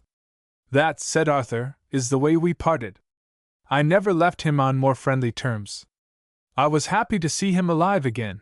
I was happy to think he had returned in time to make up his quarrel with my father, and I was happy that at last he was shut of that woman. I was never better pleased with him in my life. He turned to Inspector Lyle, who was sitting at the foot of the bed, taking notes of all he told us. Why, in the name of common sense, he cried, should I have chosen that moment, of all others, to send my brother back to the grave? For a moment the inspector did not answer him. I do not know if any of you gentlemen are acquainted with Inspector Lyle, but if you are not, I can assure you that he is a very remarkable man. Our firm often applies to him for aid, and he has never failed us. My father has the greatest possible respect for him. Where he has the advantage over the ordinary police official is in the fact that he possesses imagination. He imagines himself to be the criminal, imagines how he would act under the same circumstances, and he imagines to such purpose that he generally finds the man he wants. I have often told Lyle that if he had not been a detective he would have made a great success as a poet or a playwright. When Arthur turned on him, Lyle hesitated for a moment, and then told him exactly what was the case against him. Ever since your brother was reported as having died in Africa, he said, your lordship has been collecting money on post obits. Lord Chetney's arrival, last night, turned them into waste paper. You were suddenly in debt for thousands of pounds, for much more than you could ever possibly pay. No one knew that you and your brother had met at Madame Zichy's. But you knew that your father was not expected to outlive the night, and that if your brother were dead also, you would be saved from complete ruin, and that you would become the Marquis of Edam. Oh, that is how you have worked it out, is it? Arthur cried. And for me to become Lord Edam, was it necessary that the woman should die too? They will say, Lyle answered, that she was a witness to the murder, that she would have told. Then why did I not kill the servant as well? Arthur said. He was asleep, and saw nothing. And you believe that? Arthur demanded.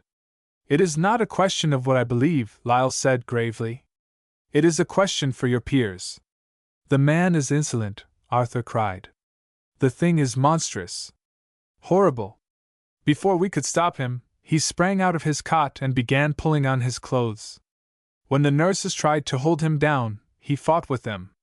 Do you think you can keep me here, he shouted, when they are plotting to hang me? I am going with you to that house, he cried at Lyle. When you find those bodies I shall be beside you. It is my right. He is my brother. He has been murdered, and I can tell you who murdered him. That woman murdered him. She first ruined his life, and now she has killed him. For the last 5 years she has been plotting to make herself his wife, and last night, when he told her he had discovered the truth about the Russian, and that she would never see him again, she flew into a passion and stabbed him, and then in terror of the gallows killed herself. She murdered him, I tell you, and I promise you that we will find the knife she used near her, perhaps still in her hand. What will you say to that? Lyle turned his head away and stared down at the floor. I might say, he answered, that you placed it there. Arthur gave a cry of anger and sprang at him, and then pitched forward into his arms. The blood was running from the cut under the bandage, and he had fainted. Lyle carried him back to the bed again, and we left him with the police and the doctors, and drove at once to the address he had given us. We found the house not 3 minutes' walk from St. George's Hospital. It stands in Trevor Terrace, that little row of houses set back from Knightsbridge, with one end in Hill Street. As we left the hospital, Lyle had said to me, "You must not blame me for treating him as I did. All is fair in this work, and if by angering that boy I could have made him commit himself, I was right in trying to do so, though, I assure you, no one would be better pleased than myself if I could prove his theory to be correct. But we cannot tell. Everything depends upon what we see for ourselves within the next few minutes." When we reached the house, Lyle broke open the fastenings of one of the windows on the ground floor, and, hidden by the trees in the garden, we scrambled in. We found ourselves in the reception room, which was the first room on the right of the hall. The gas was still burning behind the colored glass and red, silk shades, and when the daylight streamed in after us it gave the hall a hideously dissipated look, like the foyer of a theater at a matinee, or the entrance to an all-day gambling hall. The house was oppressively silent, and because we knew why it was so silent, we spoke in whispers. When Lyle turned the handle of the drawing-room door, I felt as though someone had put his hand upon my throat. But I followed, close at his shoulder, and saw, in the subdued light of many-tinted lamps, the body of Chetney at the foot of the divan, just as Lieutenant Sears had described it. In the drawing-room we found the body of the Princess Zichy, her arms thrown out, and the blood from her heart frozen in a tiny line across her bare shoulder. But neither of us, although we searched the floor on our hands and knees, could find the weapon which had killed her. "For Arthur's sake," I said, "I would have given £1,000 if we had found the knife in her hand, as he said we would." "That we have not found it there," Lyle answered, "is to my mind the strongest proof that he is telling the truth, that he left the house before the murder took place. He is not a fool, and had he stabbed his brother and this woman, he would have seen that by placing the knife near her he could help to make it appear as if she had killed Chetney and then committed suicide. Besides, Lord Arthur insisted that the evidence in his behalf would be our finding the knife here. He would not have urged that if he knew we would not find it, if he knew he himself had carried it away. This is no suicide. A suicide does not rise and hide the weapon with which he kills himself, and then lie down again. No, this has been a double murder, and we must look outside of the house for the murderer." While he was speaking, Lyle and I had been searching every corner, studying the details of each room. I was so afraid that, without telling me, he would make some deductions prejudicial to Arthur, that I never left his side. I was determined to see everything that he saw, and, if possible, to prevent his interpreting it in the wrong way. He finally finished his examination, and we sat down together in the drawing-room, and he took out his notebook and read aloud all that Mr. Sears had told him of the murder and what we had just learned from Arthur. We compared the two accounts, word for word, and weighed statement with statement, but I could not determine, from anything Lyle said, which of the two versions he had decided to believe. "We are trying to build a house of blocks," he exclaimed, "with half of the blocks missing. We have been considering two theories," he went on, "one that Lord Arthur is responsible for both murders, and the other that the dead woman in there is responsible for one of them, and has committed suicide. But until the Russian servant is ready to talk, I shall refuse to believe in the guilt of either." "What can you prove by him?" I asked. "He was drunk and asleep. He saw nothing." Lyle hesitated, and then, as though he had made up his mind to be quite frank with me, spoke freely. "I do not know that he was either drunk or asleep," he answered. "Lieutenant Sears describes him as a stupid boor. I am not satisfied that he is not a clever actor. What was his position in this house? What was his real duty here? Suppose it was not to guard this woman, but to watch her. Let us imagine that it was not the woman he served, but a master, and see where that leads us. For this house has a master, a mysterious, absentee landlord, who lives in St. Petersburg, the unknown Russian who came between Chetney and Zichy, and because of whom Chetney left her. He is the man who bought this house from Madame Zichy, who sent these rugs and curtains from St. Petersburg to furnish it for her after his own tastes, and I believe it was he also who placed the Russian servant here, ostensibly to serve the princess, but in reality to spy upon her. At Scotland Yard we do not know who this gentleman is. The Russian police confess to equal ignorance concerning him. When Lord Chetney went to Africa, Madame Zichy lived in St. Petersburg. but there her receptions and dinners were so crowded with members of the nobility and of the army and diplomats, that, among so many visitors, the police could not learn which was the one for whom she most greatly cared. Lyle pointed at the modern French paintings and the heavy, silk rugs which hung upon the walls. The unknown is a man of taste and of some fortune, he said, not the sort of man to send a stupid peasant to guard the woman he loves. So I am not content to believe, with Mr. Sears, that the servant is a boor. I believe him, instead, to be a very clever ruffian.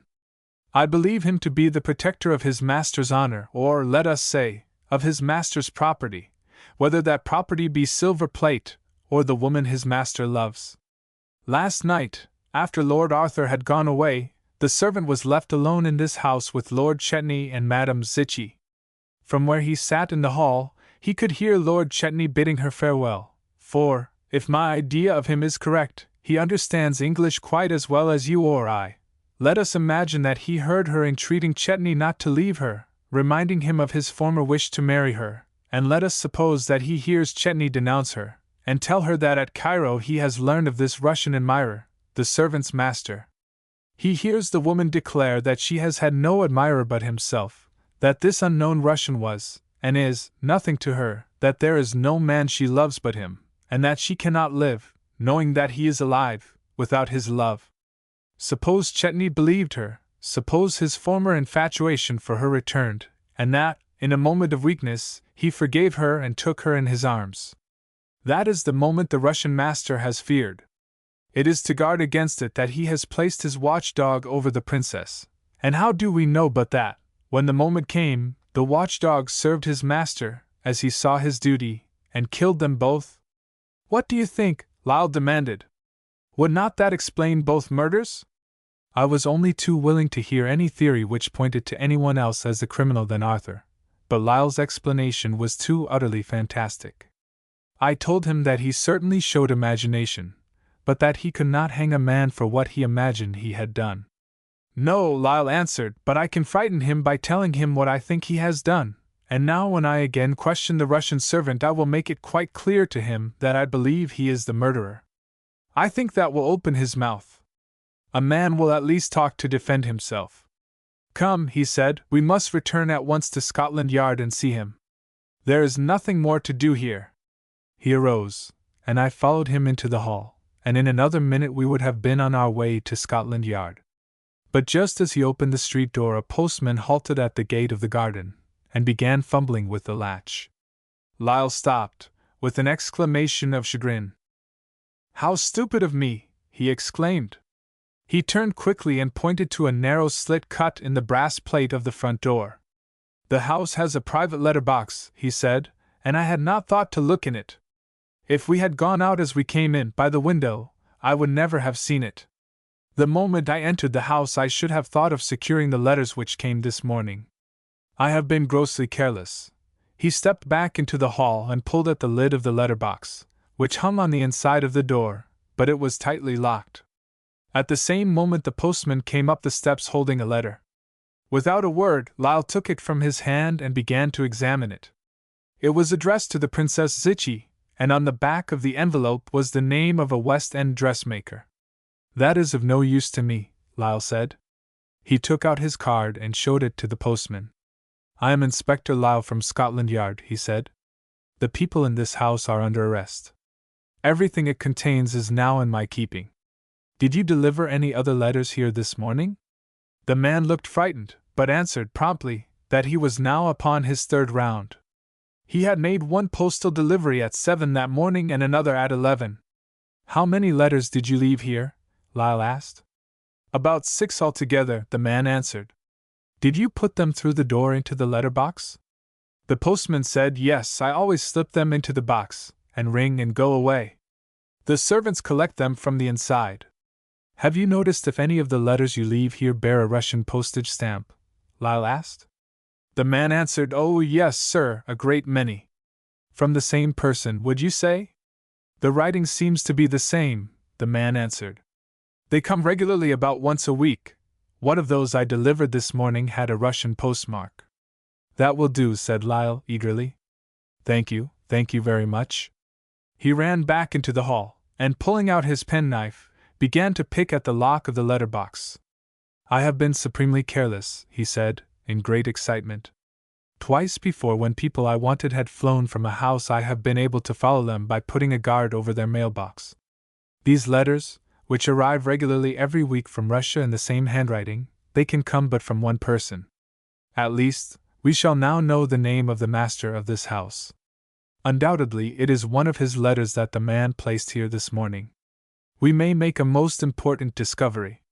As he was talking, he was picking at the lock with his knife, but he was so impatient to reach the letters that he pressed too heavily on the blade and it broke in his hand. I took a step backward and drove my heel into the lock, and burst it open. The lid flew back, and we pressed forward, and each ran his hand down into the letterbox. For a moment we were both too startled to move. The box was empty. I do not know how long we stood, staring stupidly at each other, but it was Lyle who was the first to recover.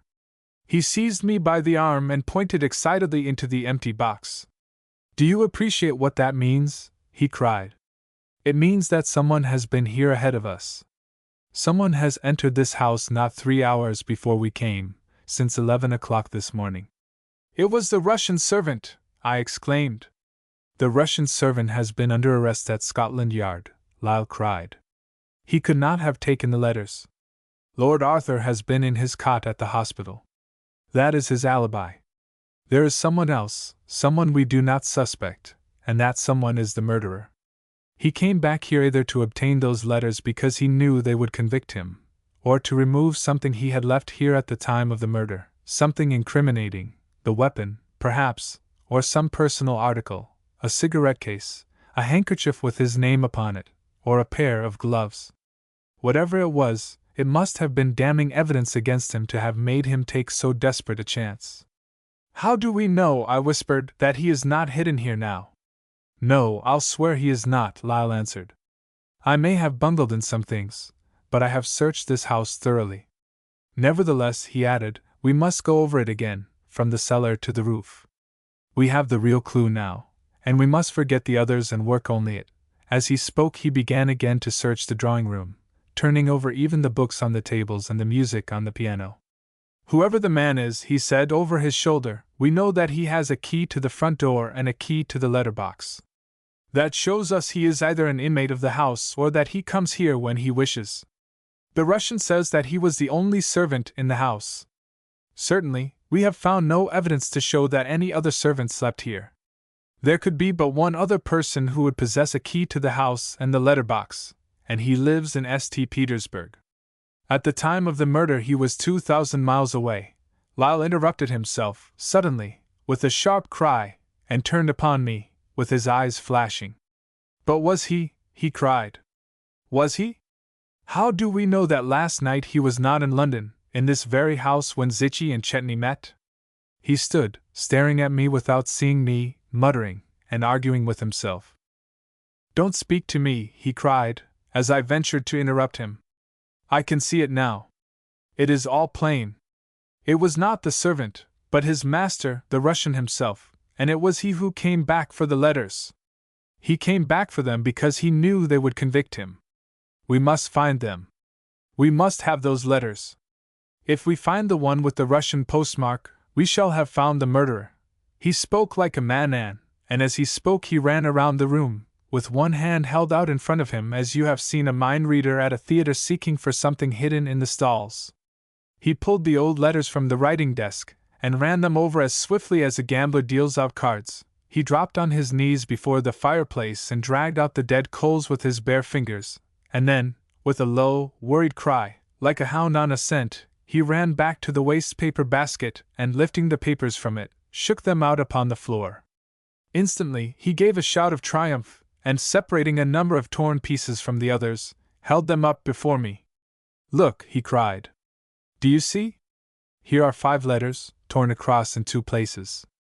The Russian did not stop to read them, for, as you see, he has left them still sealed. I have been wrong. He did not return for the letters. He could not have known their value. He must have returned for some other reason, and, as he was leaving, saw the letter box, and taking out the letters, held them together, so, and tore them twice across, and then, as the fire had gone out, tossed them into this basket.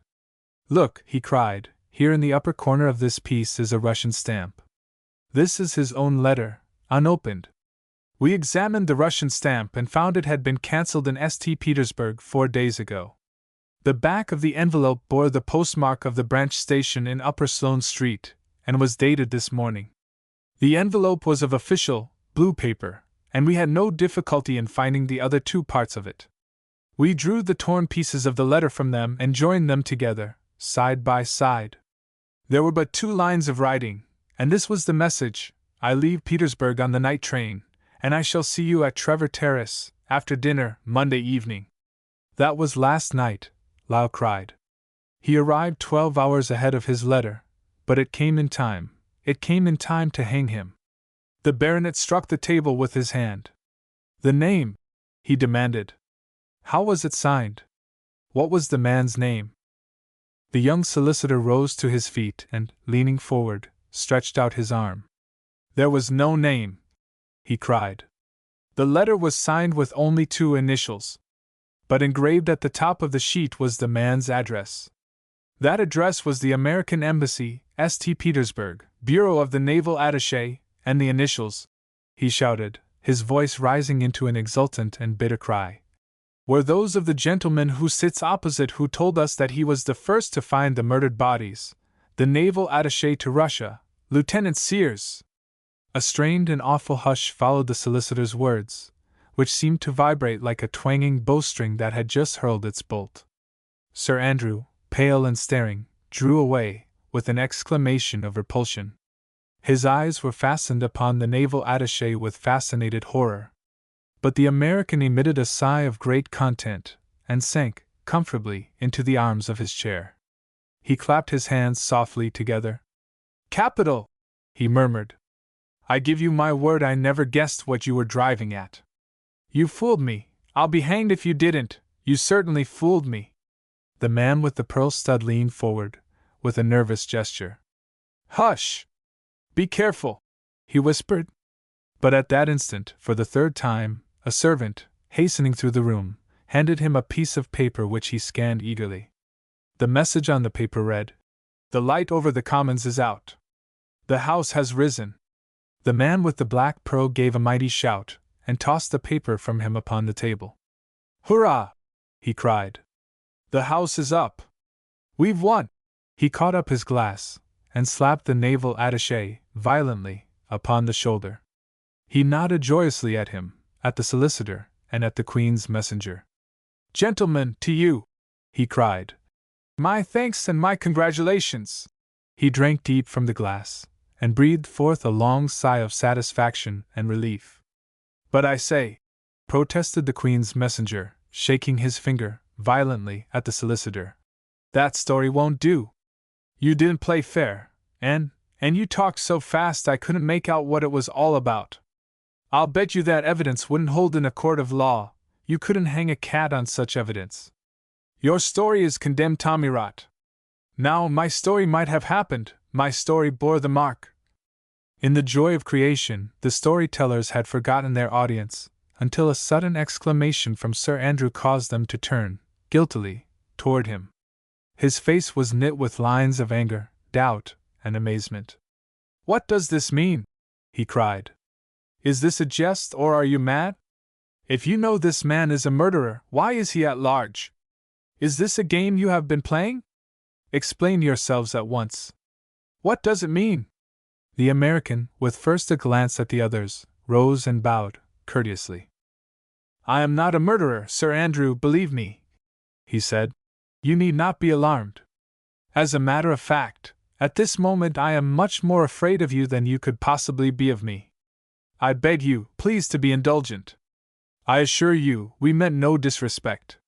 We have been matching stories, that is all, pretending that we are people we are not, endeavoring to entertain you with better detective tales than, for instance, the last one you read, The Great Rand Robbery." The baronet brushed his hand nervously across his forehead. "Do you mean to tell me," he exclaimed, "that none of this has happened? That Lord Chetney is not dead, that his solicitor did not find a letter of yours, written from your post in Petersburg, and that just now, when he charged you with murder, he was in jest? I am really very sorry, said the American. But you see, sir, he could not have found a letter written by me in St. Petersburg because I have never been in Petersburg. Until this week, I have never been outside of my own country. I am not a naval officer. I am a writer of short stories. And tonight, when this gentleman told me that you were fond of detective stories, I thought it would be amusing to tell you one of my own, one I had just mapped out this afternoon. But Lord Chetney is a real person, interrupted the baronet. And he did go to Africa 2 years ago, and he was supposed to have died there, and his brother, Lord Arthur, has been the heir. And yesterday Chetney did return. I read it in the papers. So did I, assented the American, soothingly. And it struck me as being a very good plot for a story. I mean his unexpected return from the dead, and the probable disappointment of the younger brother. So I decided that the younger brother had better murder the older one. The Princess Zichy I invented out of a clear sky. The fog I did not have to invent. Since last night I know all that there is to know about a London fog. I was lost in one for 3 hours. The baronet turned grimly upon the Queen's messenger. But this gentleman, he protested. He is not a writer of short stories, he is a member of the Foreign Office. I have often seen him in Whitehall, and according to him, the Princess Zichy is not an invention. He says she is very well known, that she tried to rob him. The servant of the Foreign Office looked, unhappily, at the cabinet minister and puffed, nervously, on his cigar. It's true, Sir Andrew, that I am a Queen's messenger, he said appealingly. And a Russian woman once did try to rob a Queen's messenger in a railway carriage, only it did not happen to me, but to a pal of mine. The only Russian princess I ever knew called herself Zabriskie. You may have seen her. She used to do a dive from the roof of the aquarium. Sir Andrew, with a snort of indignation, fronted the young solicitor. And I suppose yours was a cock-and-bull story too, he said. Of course it must have been, since Lord Chetney is not dead. But don't tell me, he protested, that you are not Chudley's son either. I'm sorry, said the youngest member, smiling, in some embarrassment. But my name is not Chudley. I assure you, though, that I know the family very well, and that I am on very good terms with them. You should be, exclaimed the baronet. And, judging from the liberties you take with the Chetneys, you had better be on very good terms with them, too. The young man leaned back and glanced toward the servants at the far end of the room. It has been so long since I have been in the club, he said, that I doubt if even the waiters remember me. Perhaps Joseph may, he added. Joseph, he called, and at the word a servant stepped briskly forward. The young man pointed to the stuffed head of a great lion which was suspended above the fireplace. Joseph, he said, I want you to tell these gentlemen who shot that lion. Who presented it to the grill? Joseph, unused to acting as master of ceremonies to members of the club, shifted, nervously, from one foot to the other. Why, you did, he stammered. Of course I did, exclaimed the young man. I mean, what is the name of the man who shot it? Tell the gentlemen who I am. They wouldn't believe me. Who you are, my lord? Said Joseph. You are Lord Edam's son, the Earl of Chetney. You must admit, said Lord Chetney, when the noise had died away, that I couldn't remain dead while my little brother was accused of murder. I had to do something. Family pride demanded it. Now Arthur, as the younger brother, can't afford to be squeamish, but personally, I should hate to have a brother of mine hanged for murder. You certainly showed no scruples against hanging me, said the American. But in the face of your evidence, I admit my guilt, and I sentence myself to pay the full penalty of the law as we are made to pay it in my own country. The order of this court is, he announced, that Joseph shall bring me a wine card, and that I sign it for 5 bottles of the club's best champagne. Oh, no, protested the man with the pearl stud. It is not for you to sign it. In my opinion, it is Sir Andrew who should pay the costs. It is time you knew, he said, turning to that gentleman. That, unconsciously, you have been the victim of what I may call a patriotic conspiracy. These stories have had a more serious purpose than merely to amuse. They have been told with the worthy object of detaining you from the House of Commons. I must explain to you that, all through this evening, I have had a servant waiting in Trafalgar Square with instructions to bring me word as soon as the light over the House of Commons had ceased to burn. The light is now out, and the object for which we plotted is attained. The baronet glanced keenly at the man with the black pearl, and then, quickly, at his watch. The smile disappeared from his lips, and his face was set in stern and forbidding lines. And may I know, he asked icily, what was the object of your plot? A most worthy one, the other retorted. Our object was to keep you from advocating the expenditure of many millions of the people's money upon more battleships.